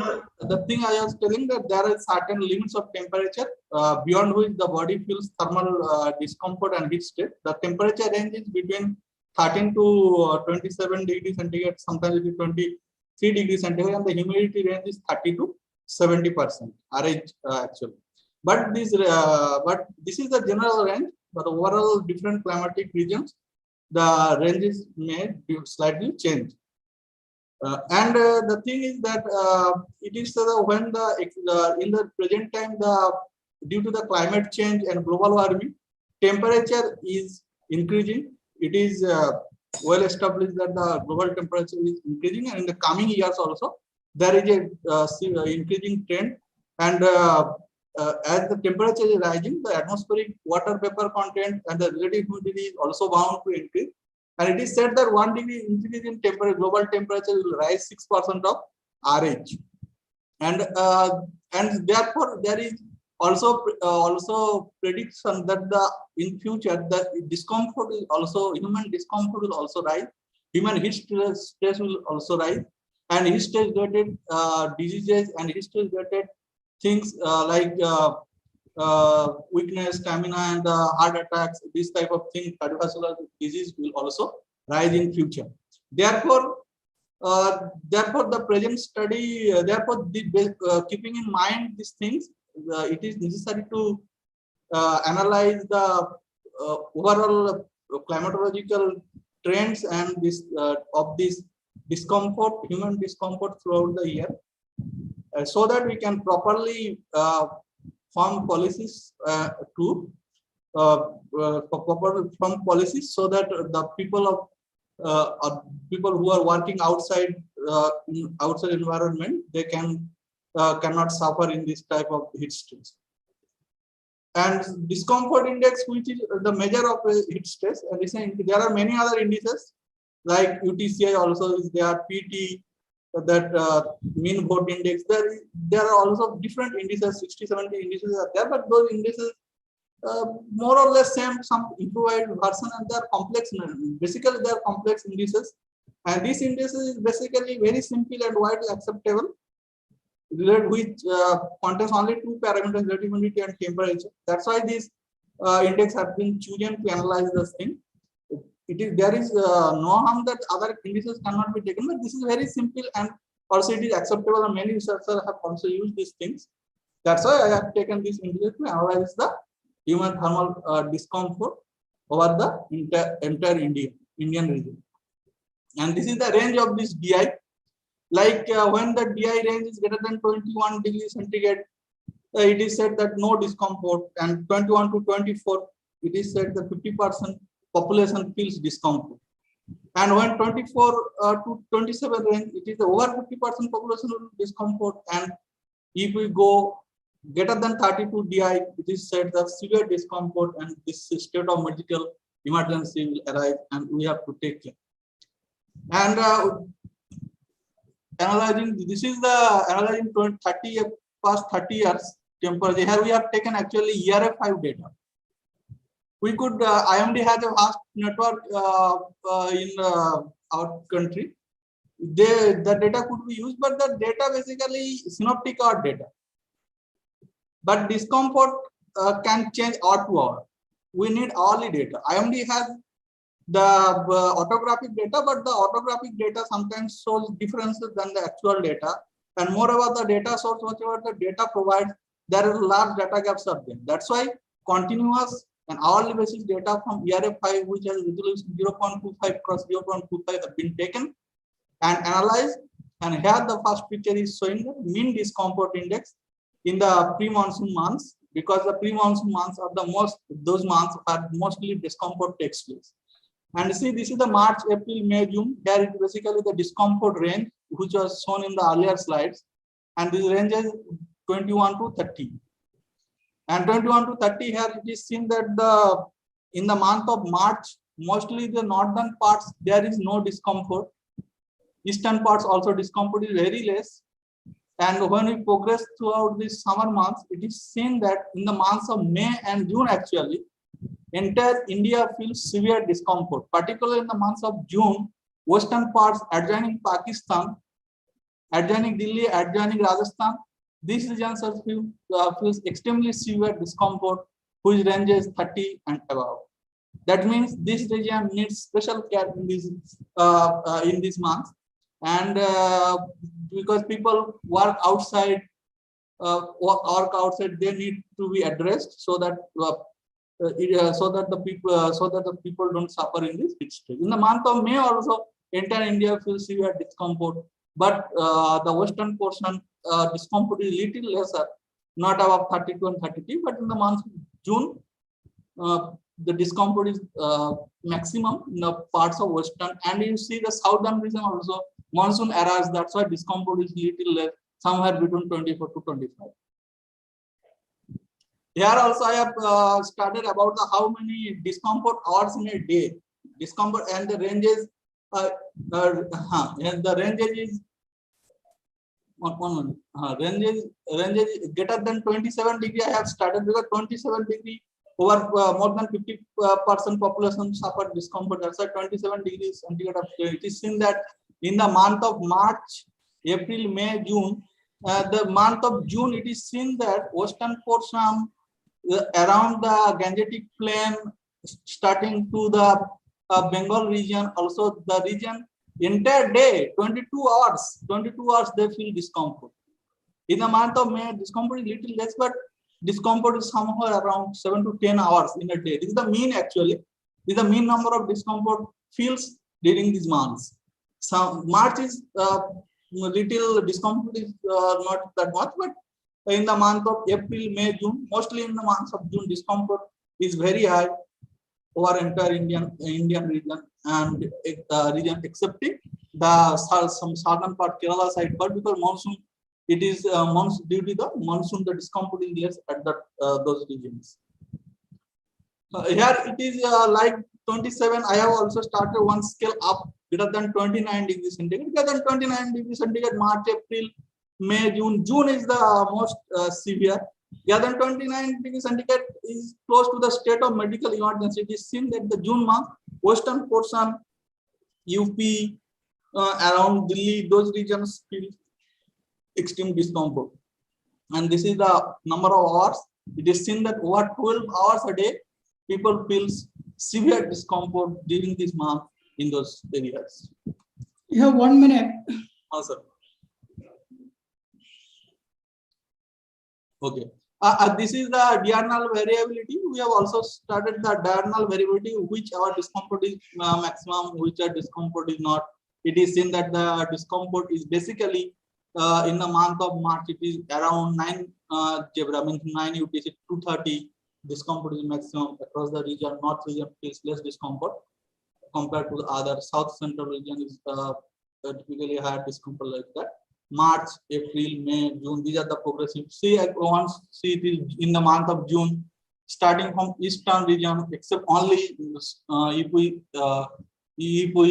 don't take the north region, east, west, north, south, south central, all the region feels severe discomfort, and the number of discomfort hours, as it is said earlier, it is very high. And typically the discomfort arises in the around 230 to 330 IST. So this is the 330, not IST, 1530 IST. This is the peak hour of discomfort during these months. And this is, I have also started the 4 metro cities where the discomfort over the year discomfort has risen or not, and which month discomfort is more or less. This is the March, April, May, June month, and this is the Kolkata, Mumbai, Delhi, Chennai. These are the, see, the discomfort starting in the Kolkata and Kolkata, all the month over the year, discomfort has showing a positive increasing trend. But in the Delhi, in the month of March, actually there is discomfort is very less, no close to nil. That's why there is no trend.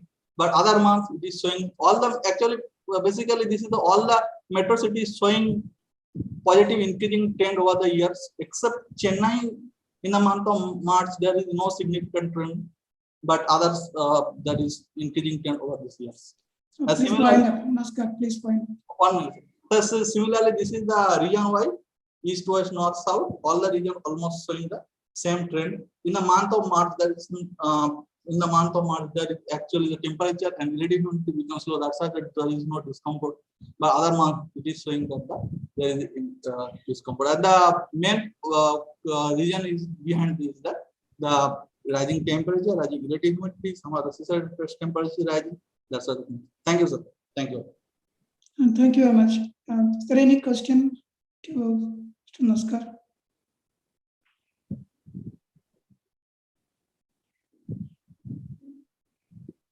Any questions there? There are no questions in the chat box. Okay, I have just one question regarding you have shown this seasonal differences in discomfort. Is it over the whole period from 80s to 2020 or just 1 year or a particular year? Sir, if you repeat, it will be, sir, can you repeat? You have shown the seasonal changes in discomfort. Yes, sir. And this is for the whole period or just whole 1 period. year? Whatever it is shown, it is all for the whole period, not for a particular year. It is for the 30 years of period. Okay, thank you. Thanks. So maybe you can, sir, you can take it over for the next officer. Yes, Jayadharan, you can continue, Jayadharan. Okay, next talk will be by Dr. Praveen Kumar from IMD. He'll be talking about projected changes in Tmax and Tmin in the simulation of high resolution of CMIP6 model under warm climate.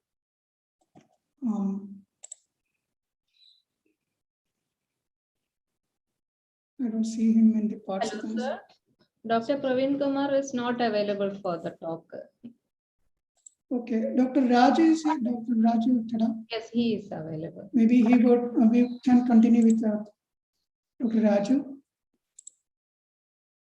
Yes, I'm available. Yeah, please upload your presentation. Thank you very much. You will have 9 minutes. Okay, please stick to sure. time. We would appreciate your focus. Thank you.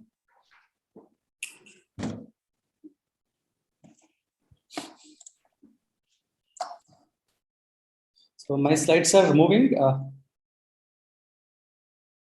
Yes, it's perfect. Okay. Good afternoon. Thank you, Dr. Jainarayanan and Dr. Babu for convening this session.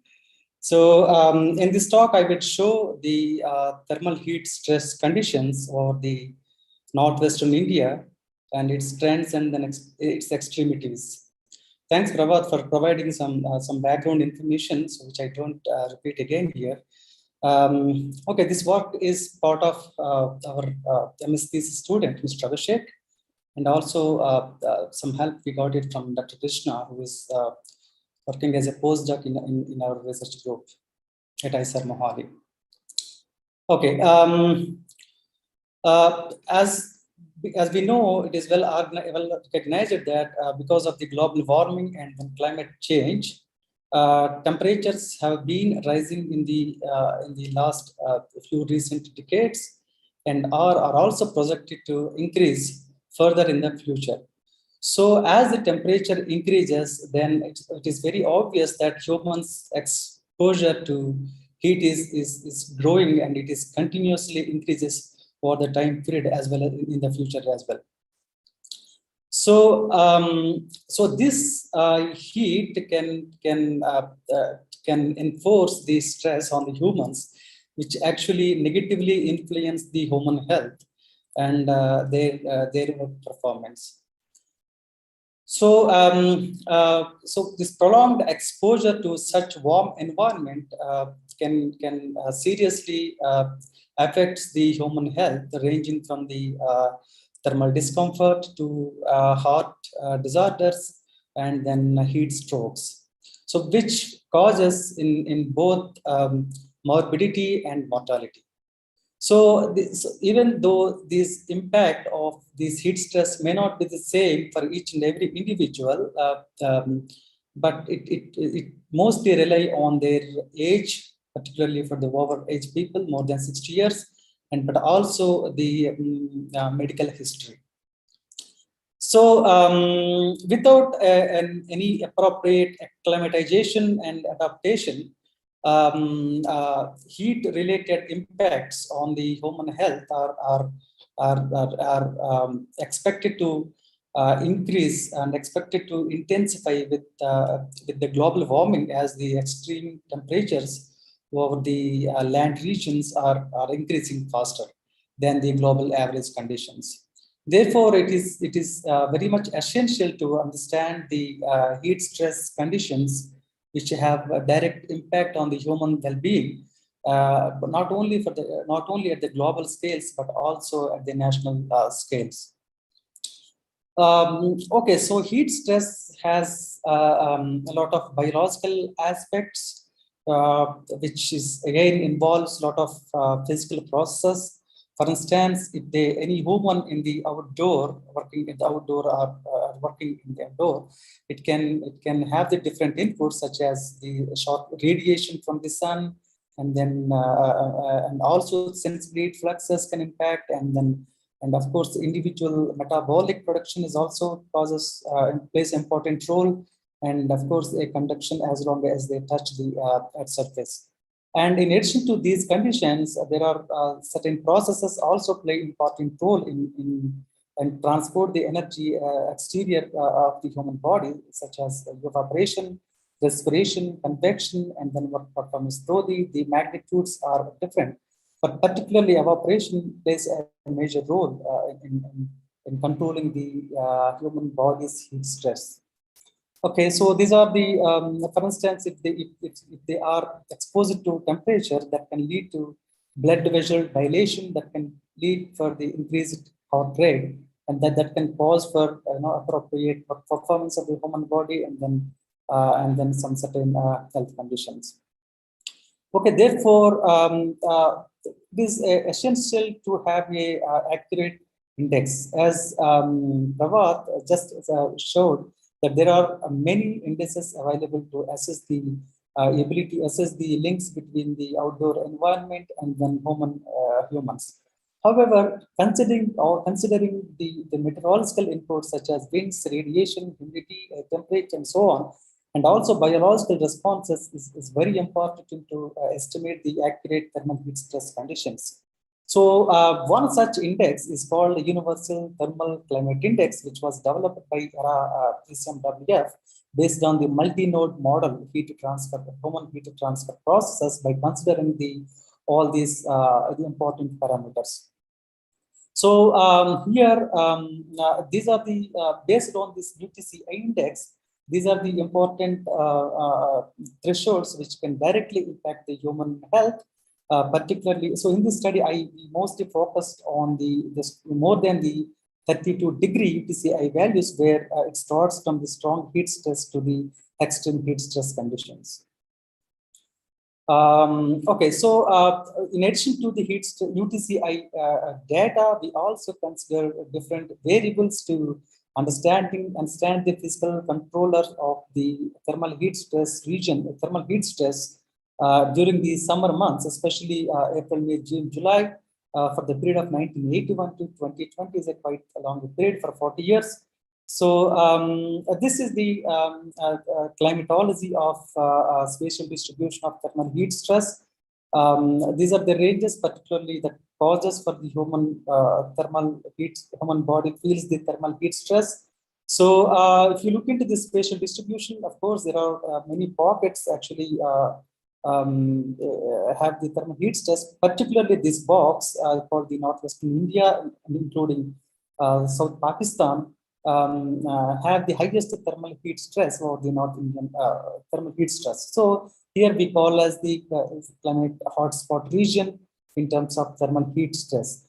As we all know that this particular region is actually a lot of irrigation takes place, a lot of population there, and they all exposure to outdoors. Even Dr. Jainarayanan has a paper on how ammonia content is there in this region because of the lot of irrigation processes and so on and so forth. So this is important region to understand why this is happening, at least what are the controlling factors of this thermal heat stress. Okay, we have just looked into 4 different variables, which are the land surface conditions. They are soil temperature, soil moisture, latent heat flux, and then sensible heat flux. So by looking into this figure, this is a climatology. So at least you can see in the northwestern part of India have the highest soil temperature conditions. So therefore, this is dry temperatures, drying the soil, therefore lead to more surface temperatures. And soil moisture is also very less, and sensible latent heat flux is lower, and then latent heat flux is lower, and then sensible heat flux is stronger. So at least if you look into this image, you can see that Northwest India, all of these factors are actually controlling the thermal heat stress conditions. Let's talk about more into this physical process. But before we go into the physical process, these are the trends of the thermal heat stress, that is UTCI for the period of 1981 to 2019. You can see that there is a significant increasing trend in the northwestern India. In addition to that, surface temperatures also they are increasing, so they are very well connected. Also, relative humidity is not so clear, but maybe wet bulb temperature can definitely give the positive trend in this region. So, but still you have this increasing trend in the Pakistan and so on, in the adjoining regions. So it is very clear that thermal heat stress is increasing for the last 40 years in the northwestern India, and as long as the temperature increases in the region, so this heat stress also increases, as they are very direct relevance because of those prevalent conditions on that land region. Okay, so comparative to the entire Indian region for different months of different summer months, so you can see all these months are showing a significant rising in the thermal heat stress conditions, and for the northwest India, it is also same, but the magnitudes are higher. That means that northwest India experiences a stronger thermal heat stress at the faster rate, about almost as close to as 1 degree Kelvin for last 36 years. So now coming to the extremes, these are the these extremes have been identified based on the impact relevant thresholds, which start from 32 degrees centigrade or so. These are the different categories as per the WMO. But here is more than these values we consider as extreme thermal stress days. So when you plot the frequency count over the time period, so it is very clear that these extreme heat conditions are increasing all the time for the northwestern India, which means that so deadly levels are actually more often for the northwestern India during the summer months. Okay, now let us take the composite structure and see what is happening. So these are the composite structures of the UTCI. So it is very clear as compared to these anomalies, so comparative to the mean conditions. So it is very clear that all during those extreme days, the thermal stress is much stronger in this region, which causes the more and stronger thermal discomfort, which can directly affect the human well-being. So if you look into the different conditions such as soil temperature, soil moisture, wind speeds and directions, relative humidity, sensible heat flux and latent heat flux, you can see that the highest soil temperature is stronger, soil moisture is weaker, latent heat flux is weaker, sensible heat flux is stronger, and then we have a strong wind speed. Okay, now how can we connect all together? Like for example, so as the air advected from the Arabian Sea into the northwestern Indian region, so because of this sensible heat, so this air over this prevalent condition over the northwest India gets warmer as well as the moisture because of these surface heat fluxes. So since the air comes from the Arabian Sea, it is so this marine air is further as soon as it reaches over the land region, it can actually causes to have more sensible heat fluxes and then less, while suppressing the while suppressing the latent heat fluxes. So then the diabetic heating process, takes into comes into the picture, and then that controls the thermal heat stress conditions over the northwestern India. So in a nutshell, this is the physical explanation of the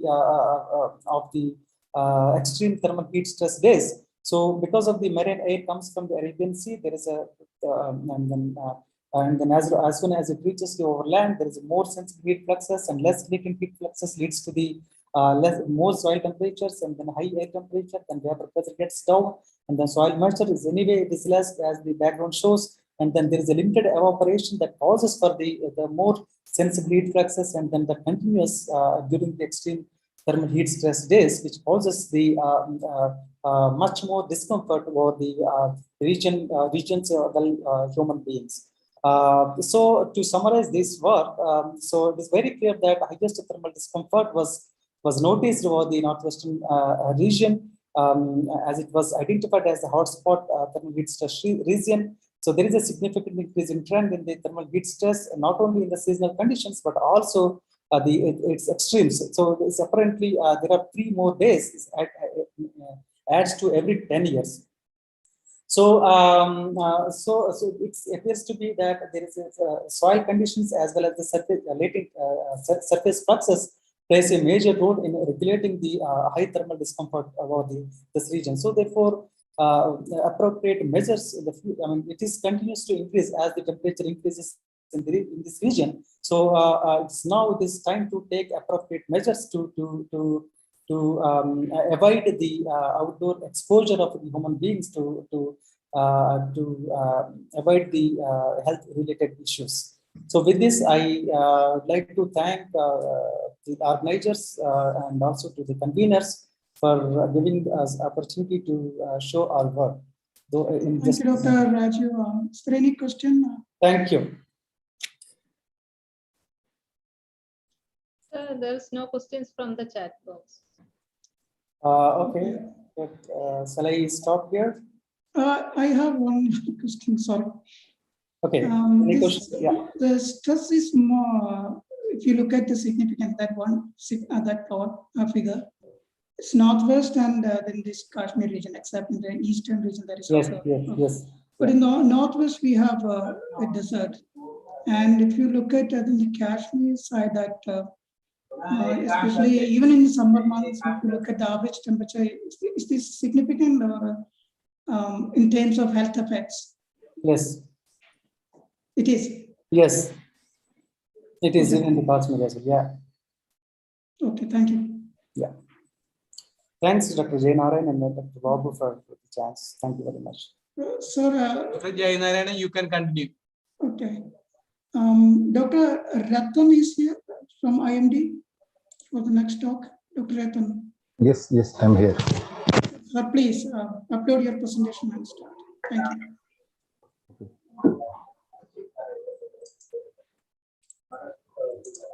So Dr. Ratan will be talking about analysis of relationship between meteorological variables and malaria occurrences over radiation. So, are my... Sir, make it in presentation mode. Yes, sure. Yeah, that's fine. Thank you. Is it moving?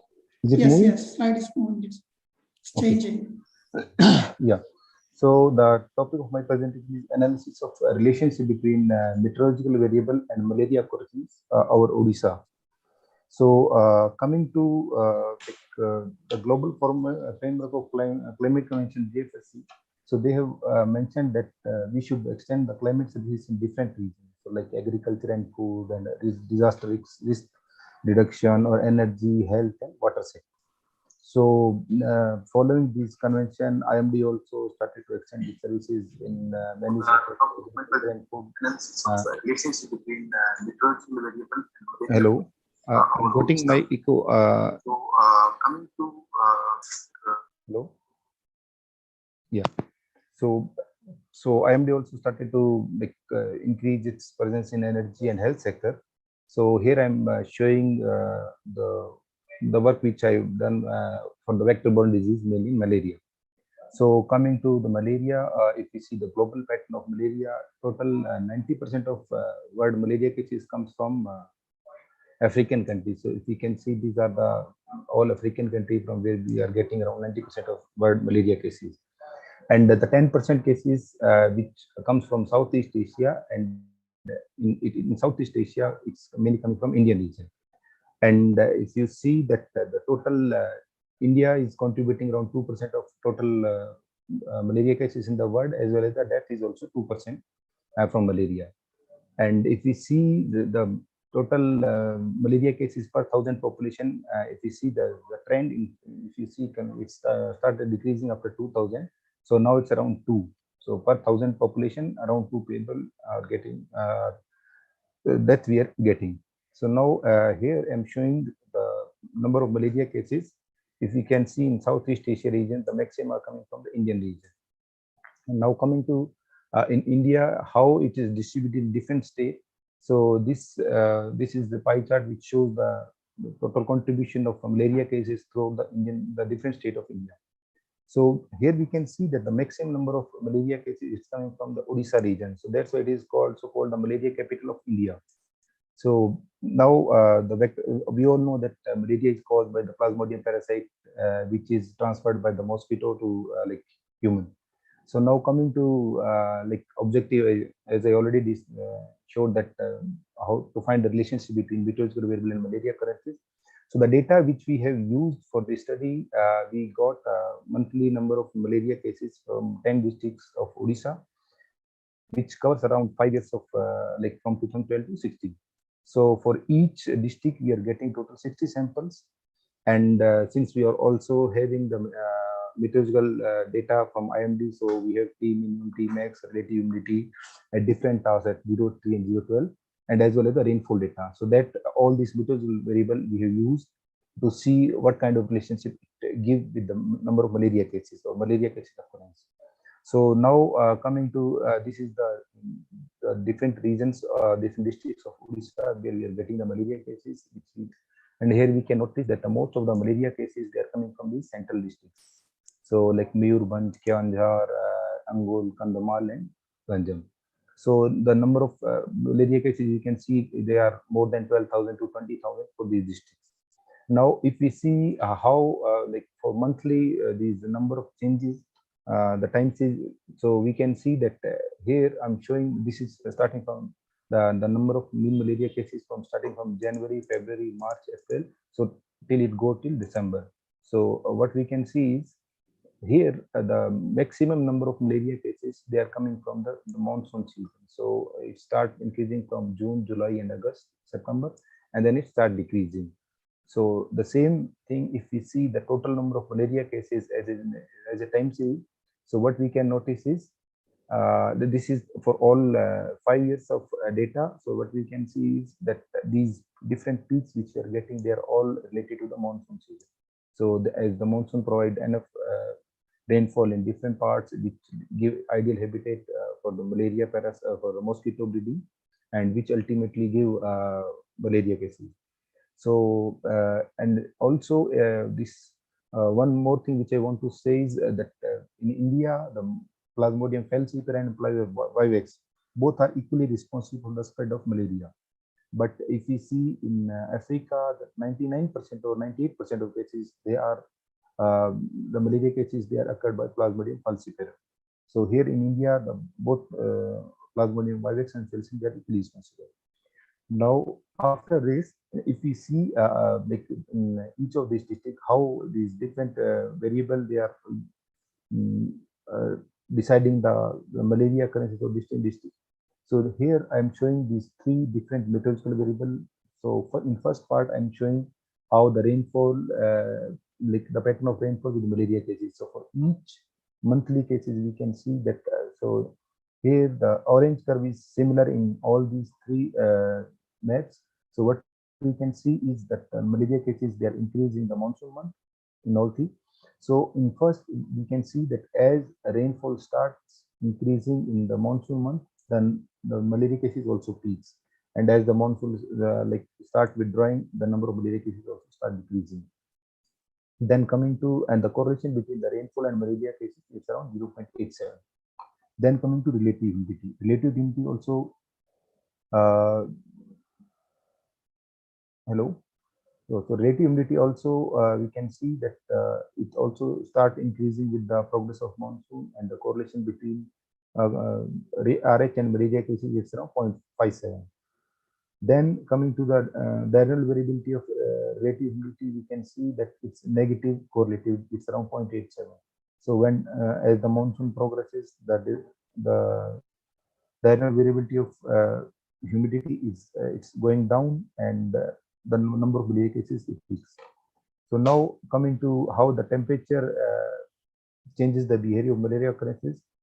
So here I'm showing the monthly T minimum. This is the blue is T minimum, and the pink is T maximum. So we can see that in the January to March, April, or May, the difference between T minimum, T maximum is more. So we can see the spread is more, and this black curve is the difference between these two. So in the as the monsoon progresses, we can see the difference is less between two. And then finally, like we can see that the malaria cases, they are negatively related with the diurnal variability of temperature. Here we can see DRH. And yeah, if you see the cross correlation between these different variables, T minimum has around 0.65 correlation, T min 0.15, and the diurnal variability of temperature is having the maximum correlation, that is around negative correlation, that is around minus 0.83. Now coming to if you want to see how this correlation for each of district, they are varying.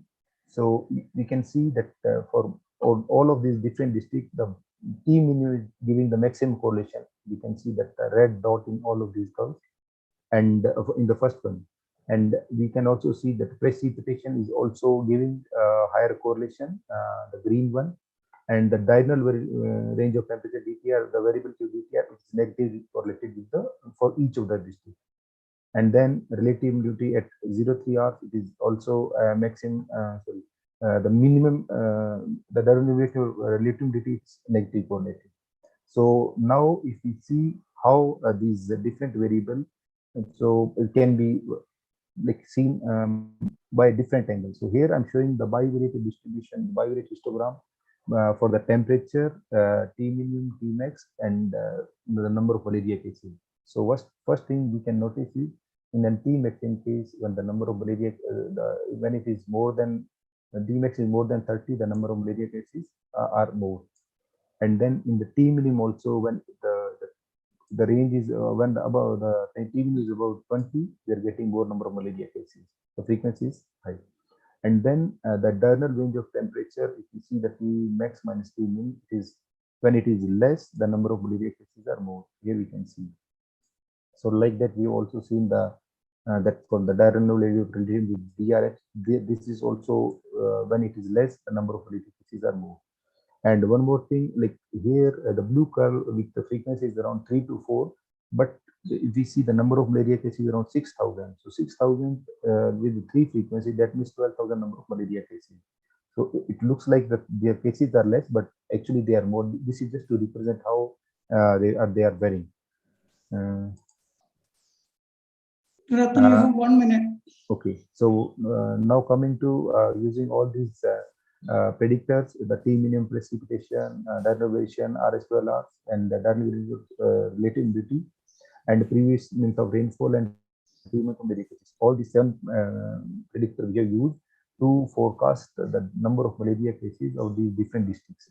So we have used 2 methods. One is the multiple linear regression method, and second is artificial neural network method. So we have compared these both these methods for all these 5 districts. So here I'm showing for 3 or 4 districts. So now coming to Angul. So what we can see is the actual the red solid curve is the actual cases for for Angul, and what we can see is the when we are using artificial neural network method, it is almost like copying the actual curve of the red one. And the regression, it is separate. It's like differentiated between red and black curve. So, and if you see RMSE for regression, it's 430. For artificial neural network, it's around 237. So it is exactly half for Angul.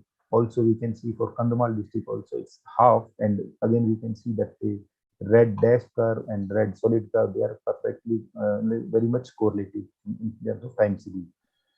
Like that we have seen for Ganjam also, and then for Keonjhar district also. So all of these districts, the air artificial neural network, they are giving very good results in terms of prediction this, in terms of predicting this malaria cases. So this Please wind up. Yeah, thank you. And Thank you. thanks for your time and patience and any Thank you, questions. Dr. Ratna. Is there any question? No, sir, there are no questions from the chat.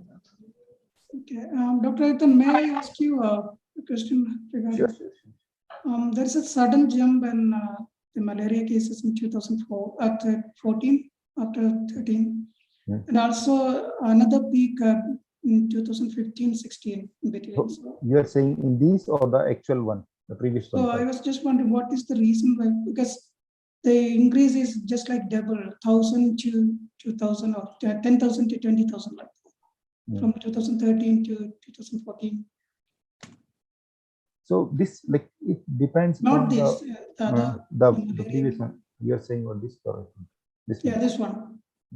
So it's all depend upon the the meteorological conditions mainly actually, and also like how much malaria cases are previously there. Then it also depend upon like how community is responding. Suppose like when temperature is more, or like household condition, they're using nets and all.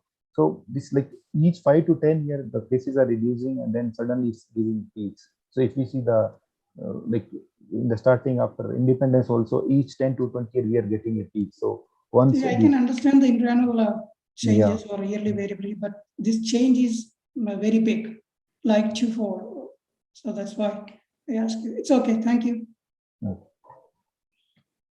If there is no other question, maybe we will move to the next. Yeah, thank you. Thank you again, Dr. Rath. Thank you very much.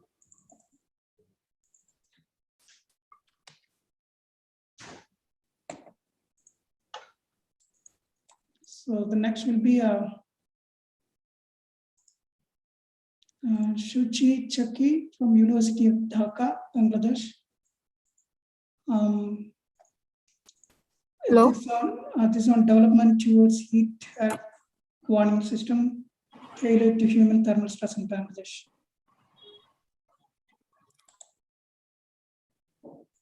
Hello. Yes, Dr. Ratna, can you? Sure. Stop, sir. 1 second. Yes, yes. Thank you very much. Can everybody hear me clearly? Yes. Please share your screen.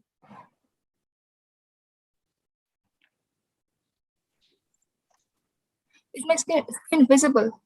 Visible, but make it in presentation mode, please. Yeah, sure.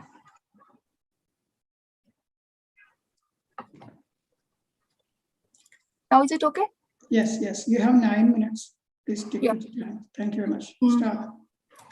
Good afternoon, everybody, and warmest thanks to the organizing committee of INTROMET. My name is Shuchi Chaki, and I'll be presenting on my works on development towards heat health warning system tailored to human thermal stress in Bangladesh. The outline of my presentation is shown here. Well, the global warming is a reality, and some of the world's most temperate zones lie across South Asia, and this also has been reflected in the earlier presentations. So here we can see the wet bulb in these picture areas, the wet bulb temperature, a measure of temperature and relative humidity, has reaches the life-threatening heights commonly above 28 degrees Celsius. And also the projected values are also very alarming. Whether it is the intensity or the frequency of heat wave, Bangladesh is the most vulnerable, is one of the most vulnerable regions for heat wave. Now, in fact, heat wave has ranked the third most deadliest natural disaster in South Asia. The result has been shown in the mortalities and increasing mortalities and morbidities rates in Bangladesh. Heat wave is defined as the prolonged period of extreme temperature, which is greater than the climatological normal temperature of any particular region. For Bangladesh, according to the Bangladesh Meteorological Department, heat wave starts when the maximum temperature exceeds 36 degrees Celsius. Here the categories of heat waves are shown in the table. Now, in this picture, you can see the simulation of a deadly heat wave which has occurred in the April of 2016, and we have used here advanced research WRF model at lead day 0. This picture clearly captures the heat wave pattern across Bangladesh. The maximum temperature is basically affected from West Bengal and enter Bangladesh, and mostly affect the northern regions, mostly affect the western regions and the central regions of Bangladesh, and hence the most affected regions are Rajshahi, Khulna, and Dhaka. Now, so heat waves are getting worsened, and we need to implement heat health warning system. So the purpose of heat health warning system is to provide meteorological prediction based on information on the likelihood of forthcoming hot weather that may have an impact on heat health. So to implement an heat health warning system, the determination of thermal stress is a primary requisite. For this, our main objective for the study is to determine the thermal stress condition which we have used for which we have used PET, or physiologically equivalent temperature, that has been used by Raman model during the pre-monsoonal heat wave events over Bangladesh. And also we have evaluated, we focused to evaluate the skill of advanced research WRF in predicting thermal stress over Bangladesh. Now, physiologically equivalent temperature is the equivalent temperature that of human body experiences in a standardized indoor environment, that resulting in the same skin and core temperature of the human body as in the real outdoor environments. Now, there are lots of thermal indices out there, but we have chosen PET because it is based on the heat balance equation of human body and Munich energy balance model for individual. Also, it includes the effects of long and short wave radiation, physiological parameters like metabolism and activity, and also insulation parameters. PET can define the different ranges of thermal stress, and for our study, we are mainly considering threshold value of 30, because for 30, there is a moderate heat stress. So these are the heat stress related with PET, and this is the range value. Now, for our methodology, we have used the Raman model where you can see a basic window of Raman model here, and we use temperature, relative humidity, wind speed, and other physiological parameters, and clothing, and for the Raman model to use PET, and use WRF model for the simulation of heat wave events. And we have WRF is run 9 days earlier so that we can exploit the full benefit of the skill prediction. There is this configuration which we have used for the WRF model. Our basic methodology was first to determine the observed rate using the BMP collected data so that we can measure the prevailing thermal stress over country, and for the 3 deadly heat wave events of 2021. And then we simulate the same 3 heat wave events using WRF model and use the simulated rate so that we can determine the scale of forecasting. Now, here are the results of the thermal stress. So you can see that all these graphs are plotted for, here we have plotted observed rate for all the 8 divisional stations of Bangladesh, which were spread across the country. And the graph are plotted for greater than 30 degrees Celsius, because 30 degrees Celsius marks the moderate heat stress. So it is clearly visible that for all the stations, there are moderate to strong heat stress during the heat wave periods across Bangladesh, and during the whole heat wave period.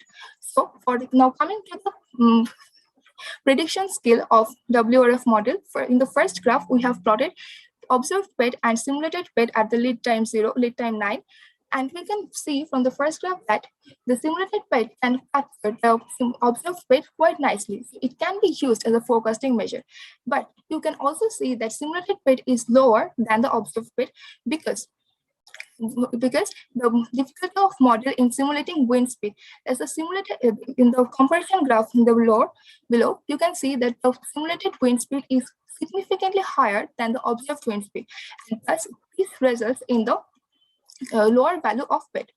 Now, the same pattern is followed for all other stations and all the events. And for brevity, I'm just skipping all and just showing for the Dhaka station. Now, coming to the index performance of the model. Now we have calculated for all of the stations and for these 3 events. Now for the performance, we have used Wilmot's index of agreement, where which is a dimensionless bounded parameter for performance of numerical model, and d is equal to 1 resembles perfect model. You can see the black resembles the high prediction skills, yellow are in moderate, and the blue implies poor skill. So here comes our results and discussions that moderate to strong heat stress is sensed during heat wave across Bangladesh. The resulting forecasts for PET are characterized by high skill for events in March and April over the region, except for Chattogram.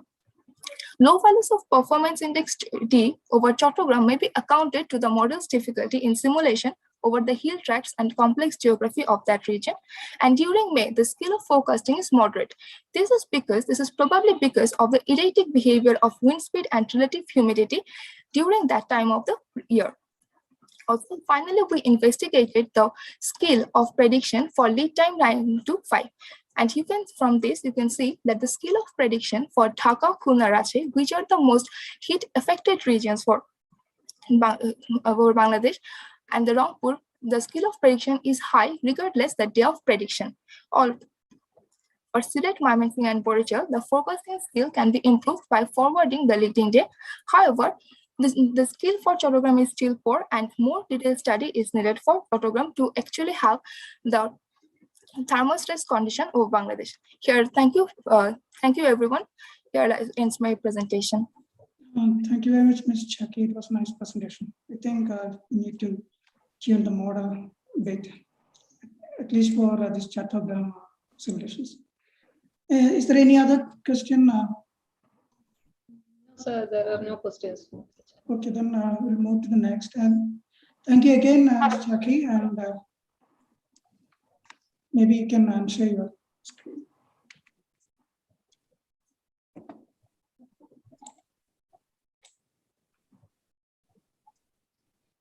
Next is Anjali from BHU. The talk is on stratification of aerosol over South Asian megacities.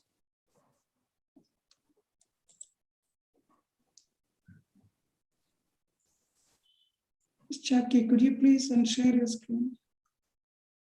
Okay.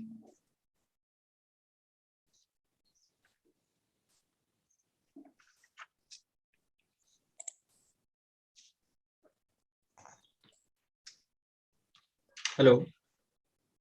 Oh, yes, yes. Share your screen.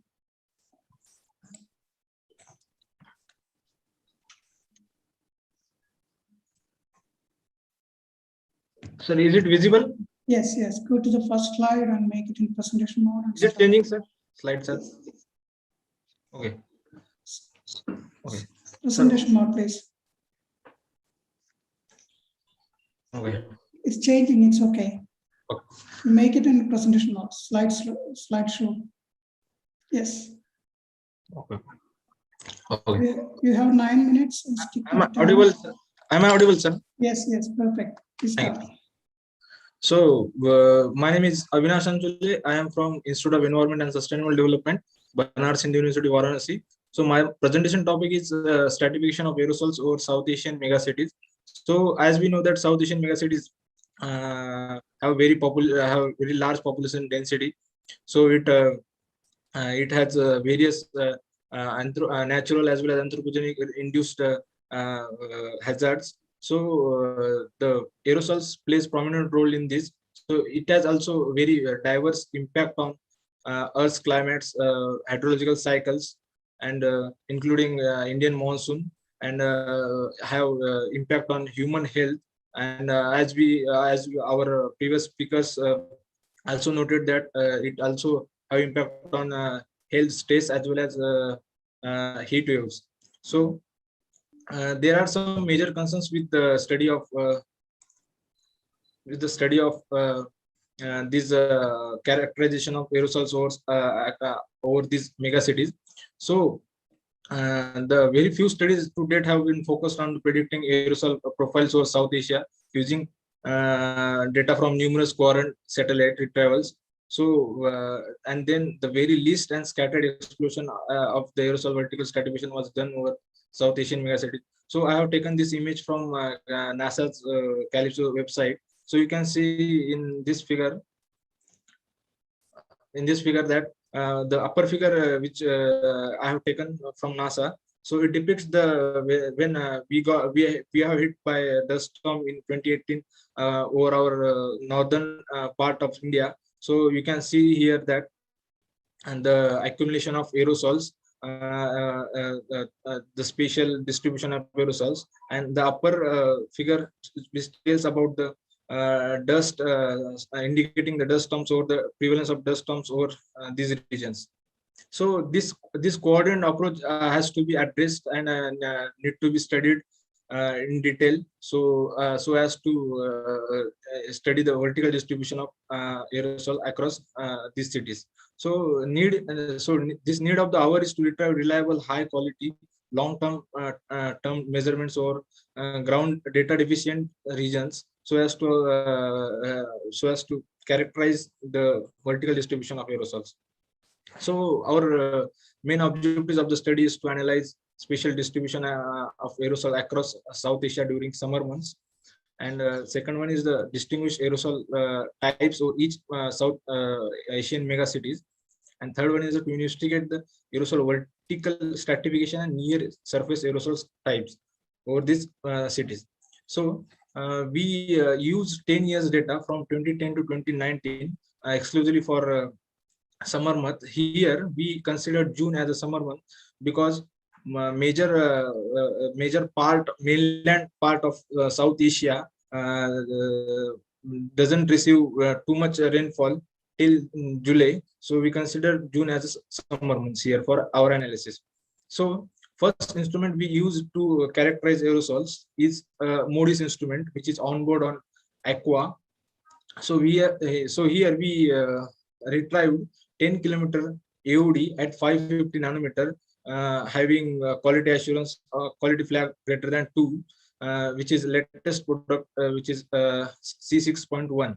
So we here use combined DT-DB aerosols, which means dark target deep blue aerosol algorithm, so as to because of its ability to retrieve the aerosols at a very diverse coverage land area. So also we have we retrieved from MODIS the angstrom exponent at 10 kilometer, which has a quality flag greater than 2, and it is basically it is angstrom exponent is basically it is a quality indicator of aerosol size. And then second instrument we use the OMI instrument, ozone monitoring instrument, which is on board on Aura. So here we use the near UV aerosol algorithm, which has spatial resolution of 0.25 degree by 0.25 degree resolution, which is basically level 2 data sets. And we also retrieved absorbing aerosol optical depth at 388 nanometer. And the fourth instrument we used here, the Calypso aerosol vertical profile, which gives the vertical slices of atmospheric component to study the vertical distribution of atmosphere. So here we use product version 4.2 level 2 data set at 530 nanometer at a nominal resolution of 5 kilometer. Here we use the recommended quality facts of 0 and 1, and those retrievals which falls within the cloud aerosol discriminator score, that is -20 to -100. So you can see in this picture that the picture describes the 18 constellation satellites of NASA, where you can see that here Calypso and Aqua has approximately equatorial crossing times, and also here in left side the Aura has also 1.38 of crossing time of mean local solar time. So the results and discussions. So first I will explain about the spatial distribution of aerosols. So you can see that in picture A, we noted the very high aerosol optical depth at IGP, Indo-Gangetic plane, and over South Asia we got 0.41 of aerosol optical depth, and over IGP we got 0.56. So also we got the very high aerosol optical depth at eastern coast of India, where depicted in the figure A. So when we exclude the region of IGP from South Asia, So the percentage of higher percentage we are getting at IGP is around 56%. So then you can see that the angstrom exponent in figure B in northwestern region of India. So A is less than 0.8. So basically it indicates the presence of coarser particles over there. And when we move from upper IGP to central to lower IGP, the aerosol angstrom exponent is increasing. So it indicates the role of increasing role of the urban emissions in central to lower IGP. So we have also UVAI, that is retrieved from OMI instrument. So you can also have, you can see that the northwestern part of also UVI is very large as compared to southern peninsula. So the from AE and UVI, we can say that northwestern part has very high absorbing aerosols and coarser in nature. So, but when we retrieved AOD over South Asia, it is about the 0.07, and it is similar to that of IGP. So next one is the aerosol characteristics over South Asian megacities. So we have taken. Avinash, you have 1 minute. Thank you. Yes, yes. So decadal mean of that AOD is varies from 0.3 to 0.76 from Colombo to Dhaka. So then when you look at Chennai and Colombo, we have observed very least AOD over these regions. And when you see the Karachi, which is lowest AE in the among from all mega cities, and having highest UVI among the cities. So and over the Dhaka, you can see that largely asymmetric in nature of AOD is observed. So next one is a classification of aerosol types. It is classified by using the de Vries et al. Protocol, which is classified into dust, smoke, urban aerosols, and miscellaneous, and biogenic and marine. So dust is representing here at the mixture of the atmospheric coarser particles. So we can see that the currently having 70% retrievals of collocated days of Moody's and OMI. That is we have grouped into grouped into UVI from, we have taken UVI from OMI and A from Moody's. From that we have subcategorized into the aerosol type. So we can you can see the smoke domination over lower IGP, that is over Dhaka, and smoke aerosols are dominated in Mumbai against the urban aerosol in Nagpur. So urban aerosols was the next abundant across the IGP. So miscellaneous aerosols are also evident over Kanpur, Varanasi, Kathmandu, and Colombo. So we have retrieved vertical stratification of aerosols. You can see that over Karachi, Multan, and Lahore showed a higher negative slope in aerosol extinction at altitude. The extinction of PD and smoke aerosols was higher in Lahore, Delhi, Kanpur. PD, the polluted dust, which is a mixture of dust and urban aerosols, which over Varanasi varies from 0 to 2, which is dominant, and while from 2 to 4, the dust mostly contributed. So we can also see the accumulation of aerosol of clean continental over Dhaka at height of 6 to 8 kilometer, and 6 to 7 kilometer accumulation of aerosol over Mumbai and Nagpur. So here, yes. Here you can see that the more evenly distribution of aerosol over Varanasi, Kathmandu, and Nagpur. So you can see that the smoke aerosol was the dominating in Dhaka and Colombo, and over Chennai you can see that below 1% of AOD contribution, you can see that the dusty marine is dominant. So summary and conclusion, we observed significantly high aerosol loading over the IGP and east coast of India. So we have to the robust spatial aerosol optical characteristics was observed across the region. So aerosols were highly variable across South Asia, varying with UV absorption potential and particle size. Kanpur, Varanasi, Kathmandu, and Nagpur showed a more even aerosol stratification. For cities in upper and central IGP near surface below 1 km, dust account for 50 to 80% of AOD. the polluted dust, which is typically signature of urban aerosols with the dust, was abundant over Varanasi, Dhaka, Kathmandu, Nagpur, and Mumbai.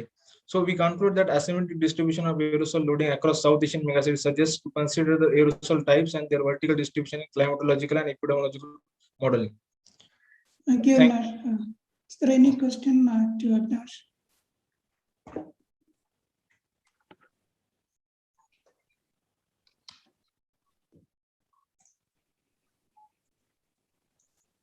If not, maybe we can move to the next. Thank you, Avinash. It was a nice presentation. Bob, sir, maybe you can take it over. No, you can continue. You can continue, Dr. Jayanarayanan. Okay. Dr. Sanab is here. Yes, sir. Yes, sir. Shall I share my screen? Please upload your presentation. Am I audible, sir? Yes. Yeah. Yes. Yes. Share the screen. Yeah, I can see that. Make it in presentation mode and we can start. Slides are moving, sir? Yes. Yes. Go ahead. Okay. Good afternoon, sir. And I'll be talking mainly on the spatiotemporal variability in aerosol optical depth during COVID-19 imposed lockdown, global and regional changes. As you all know, aerosols are of natural and anthropogenic in origin, and they have different physical, chemical, and optical properties, and they can alter the Earth's radiation balance, and they also have the aerosol acts as a cloud condensation nuclei. So they have important role in cloud formation and altering the microphysical properties, and also through indirect effect, lifetime of the clouds can also can be increased. And then if you look at the right hand side figure, which shows the aerosol distribution, global aerosol distribution, and there are the hot spots of aerosols, all over the world, and we can see that China, northern part of India, parts of Middle East region, and northern and southern parts of the Africa are mainly the major hotspots of aerosols. And then this figure shows the empirical orthogonal function analysis for the aerosols, and we see that the first EOF pattern shows the dominant loading over the Indian region, as well as the parts of China, then over the Africa and Middle East region.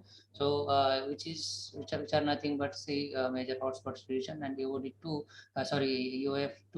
is mainly confined to the African region, which is mainly from the dust, and parts of China also. So principal component time series associated with the UF1, which shows the increasing trend or upward trend in trend, and which is mainly due to the anthropogenic activities or anthropogenic emissions. And PC2, if you see, it shows the increasing trend up to 2011 or 12, and then there is a decreasing.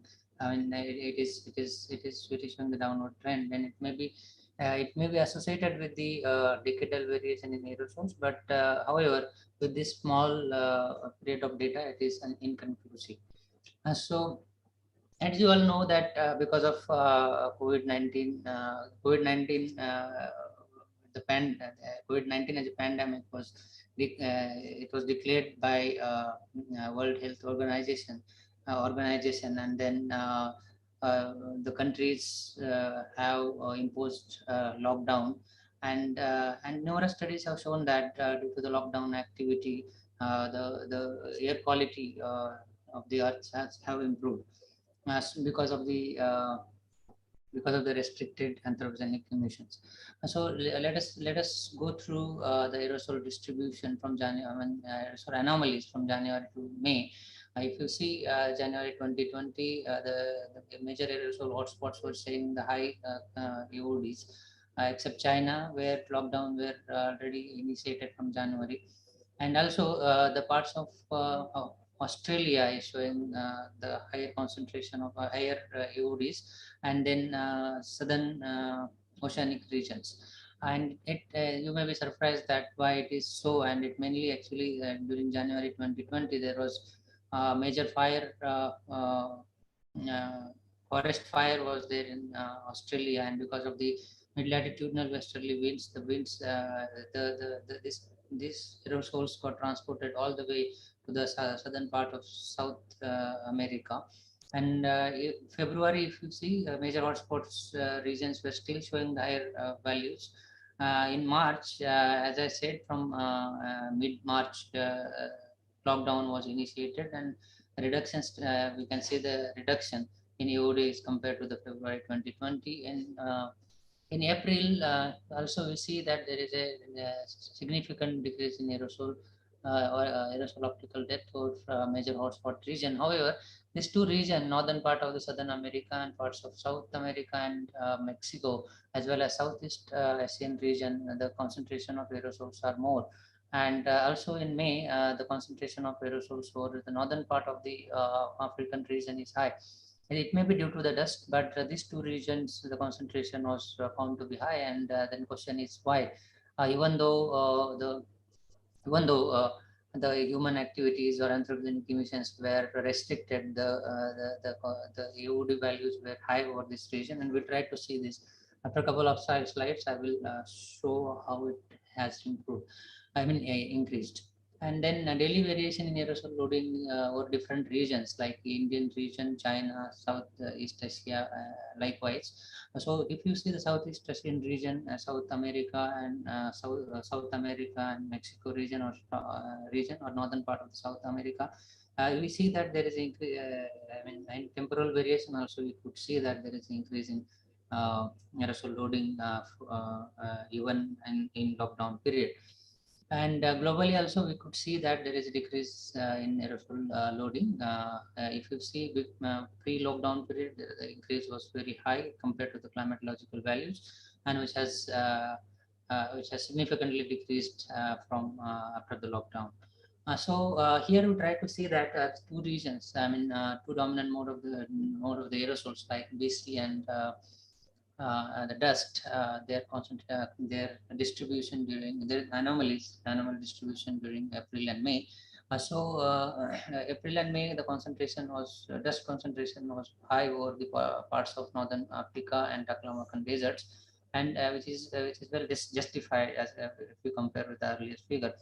However, these two regions like northern part of Southern America and parts of Mexico and Southeast Asian region, it was the contribution is mainly from the BC. So the emission, BC emission was from there. And so what could be the source for that? Let us look at the forest fire and forest fire fraction from GFED NASA and fire count from the FIRES. Red is the fire count, and the gray shades are the fraction of the fraction from the forest fire. Contribution of the forest fire, and we see that these regions like the parts of Amazon river and northern part of the Southern America, the main contribution is from the forest fire, and parts of these islands are also showing the forest fire evidence. And then the parts of Southeast Asian region, the forest count is more, and from the records and from the news, it is understood that over this region agricultural burning was more, and that's why the fire count was more. Aerosol radiative portion was also calculated. If you see the climatologically, the aerosol radiative portion should be negative or more major hotspots region. However, aerosol radiative portion anomaly for the May 2020 shows the increase in radiation at the surface, except the region where the emission was more, as I showed earlier. So this was the result from this, and then the conclusion from this research work is that even though lockdown was there, even though the human restricted emission, the emission was restricted, still what we can say, the emission from the forest fire or agriculture burning was still there, and which need to be which need more attention, and I think more appropriate mitigation measures should be taken to control these wildfires or agricultural burn. Thank you very much. Thank you, Dr. Sanap. Thank you. Good presentation. So is there any question to Dr. Sanap? No, sir, there are no questions in the chat box. Okay.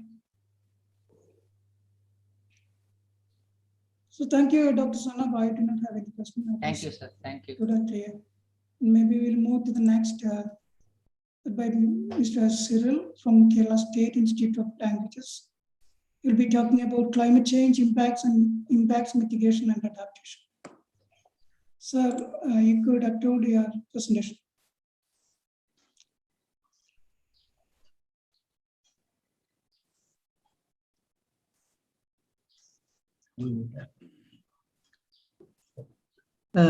Can you see my video?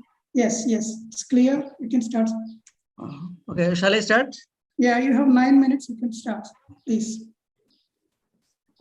Okay, I'm thankful for allowing me to share the platform.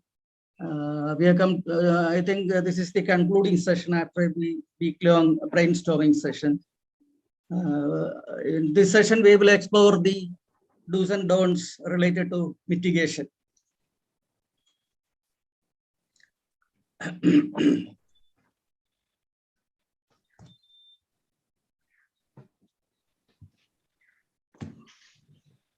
Introduction. Since 1900, CO2 increased to 33%, methane 104%, nitrous oxide 17% of the atmosphere. Consequently, 99% of the hottest years recorded since 2000. 2019 was the second hottest year. Sea levels rose by 200%. 7 people are affected by flood. Areas above Arctic Circle experienced extreme heat waves in 2021. Reflectance of the earth declined, resulting in warmer oceans and melting more ice. We have already used 65% of the CO2 budget compatible with 2 degrees Celsius. 26 million are pushed into poverty a year. 216 million will have to migrate by 2050. It is vital to ensure preparedness, early warning systems, and social security measures.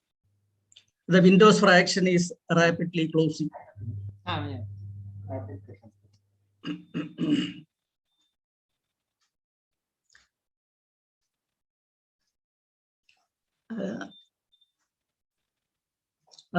have mitigation options, reduce emission, stabilize greenhouse gas levels, reduce waste, reduce diseases and deaths, and loss of property and infrastructures.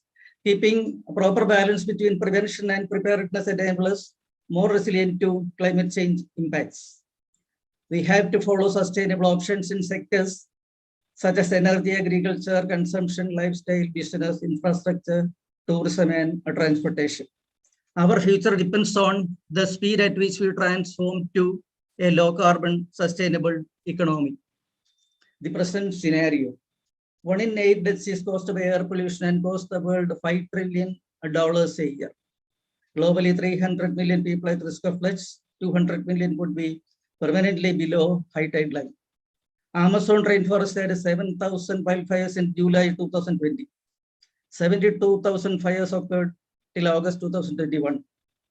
Every 1 degree rise in temperature could result in a 10% drop in paddy production, as well as a drop in fish catch and an increase of 7% in precipitation.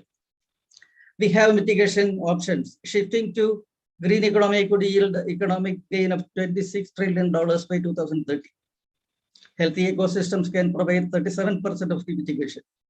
Every ton of emission avoided saves $200 because of health benefits. Land degradation reached 35 times according to UN report 2016. This costs 8% GDP in developing countries. Restoring degraded lands back to productivity results in using less land to produce more food sustainably. Planting trees around rivers would reduce the height of flooding up to 20%. Mitigation continued. Emission from food wastage is 3.49 gigaton per year. 40% of food produced in India is wasted every year. As per the Food Waste Index Report 2021, a staggering 6 crores 87 lakhs 60,163 tons of food is thrown away every year in Indian homes, while 190 million Indians are undernourished. Vegetable soup saves 70 grams of CO2 in one serving, while beef chili has over 3,000 grams of CO2 in a serving. Global level of food waste is 120 kg per person per year. 8 to 10% of emissions is from food wastage alone. Cutting 5 servings of beef, pork, lamb, or buffalo in a week saves 1 ton of emission a year. Low carbon energy sources. A walking person weighing 80 kg at 4 km/h from heel strike produces 2 watts of energy. Solar bulbs made of plastic bottles produce 55 watts of clean energy. Each solar kilowatt hour offsets more than 1 pound of CO2. Emission from solar power is 0.363 kg of CO2 per kilowatt hour. Each solar lantern serves 60 liters of kerosene a year, mitigates 145 kg of CO2 emission per year. Production of 1 ton of biochar removes 3 tons of CO2 from the atmosphere, as well as 6 kilograms of particulates and large amounts of oxides of nitrogen and sulfur. Annual savings from lifestyle changes. Avoiding a 2-mile car journey would save 1,300 liters of fuel a year and save $8 billion, reducing mortality, absenteeism, and hospitalization. Cycling 10 miles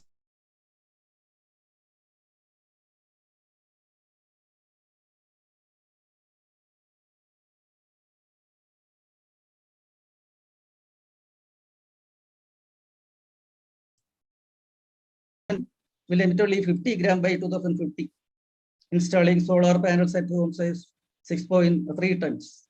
Turning off lights when not in use saves 0.2 tons. Putting desktop computer in sleep mode nights and weekends and turning off monitor saves 0.2 tons.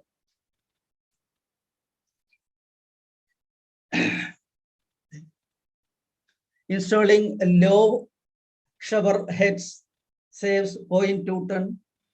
Replacing 10 incandescent light bulbs with LEDs saves 0.7 ton.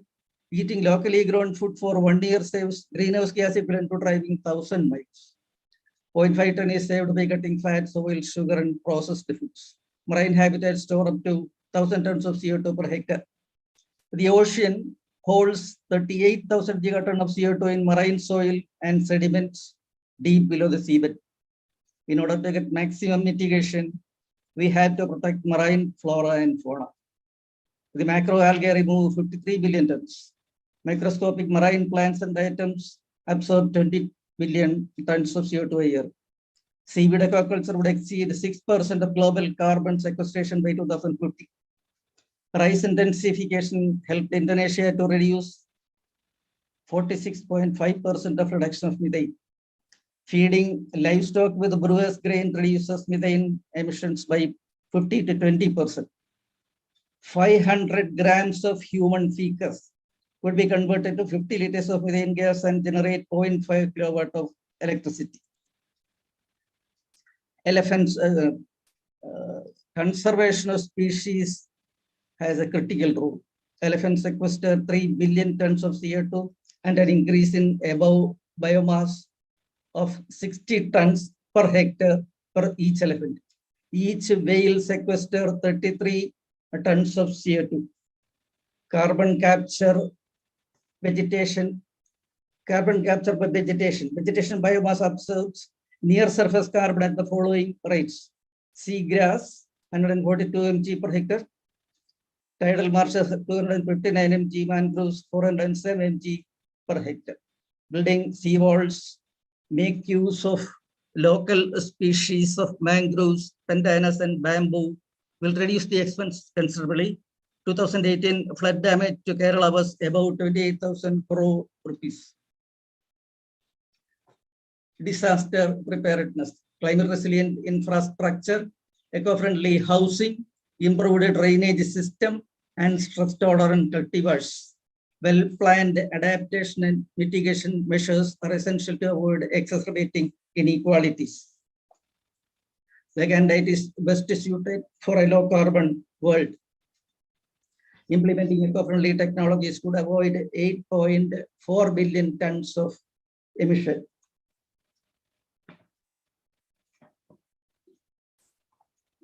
We have the technology to and know how to mitigate the extreme climate events. We can reduce 32 billion tons of CO2 a year. Present emission is 33 GT CO2, and green recovery could put emission at 44 gigaton in 2030. May I share the optimism expressed by Dr. James Lovelock in his recent non-friction published in 2019. He postulates robots will recognize the danger of climate change to themselves and act to stop it. Let us not wait for the robot. We shall act from today itself. Let us hope for the better. Thank you.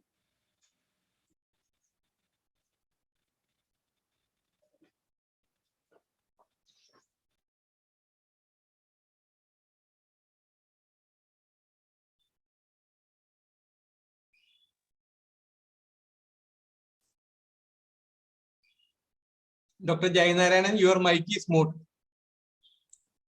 Sorry, sir. Thank you. Thank you, sir. It was a very nice presentation and a lot of information was there regarding the climate change and mitigation adaptation aspects. Is there any question to Dr. TV Cyril? No, sir, there are no questions from the chat. Okay, actually, it was the last presentation of this session. We had one lead talk and 7 other oral presentations. Started with Dr. N. Subhash. He elaborately discussed the climate change impact on agriculture and what are the adaptations to technology and what we should do. It was a nice talk on how we can cope with climate change. And then we had 3 particular discussion on heat stress by Naskar, Dr. Naskar, Dr. Raju Tada, and then Ms. Chaki. They were discussing the thermal stress and how we can cope with, and what are the impacts, health impacts of heat stress. And then another aspect of heat stress or the climate change and the human public health connection that was discussed by Dr. Ratan, particularly the malaria incidence and the climate. And then 2 particular session on discussion on aerosols and how we can reduce aerosols, or what are the megacities that have high aerosol loading and what are the implications, discussed by Dr. Avinash and Dr. Sanap. And as a fitting conclusion to this session, and Dr. TV Cyril gave us a talk on climate change impacts and mitigation strategies and how to adapt. And then I'm in this to our Professor C. A. Babu to conclude the session. Thank you, sir.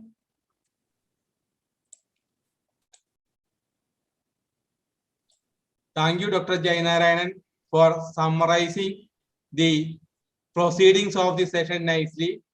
So let us thank the speakers for the session and over to the organizers for the final remarks. Thank you. Thank you. Thank you, the organizers, and thank you all the speakers. You made it successful, and thank you very much again. Now we have come to the end of this session, TS8B. I would like to express our gratitude to the chairs, speakers, and audience who joined in online and offline modes. The valedictory function will start at 4:30 p.m. in Pamba Hall. Thank you all. Thank you.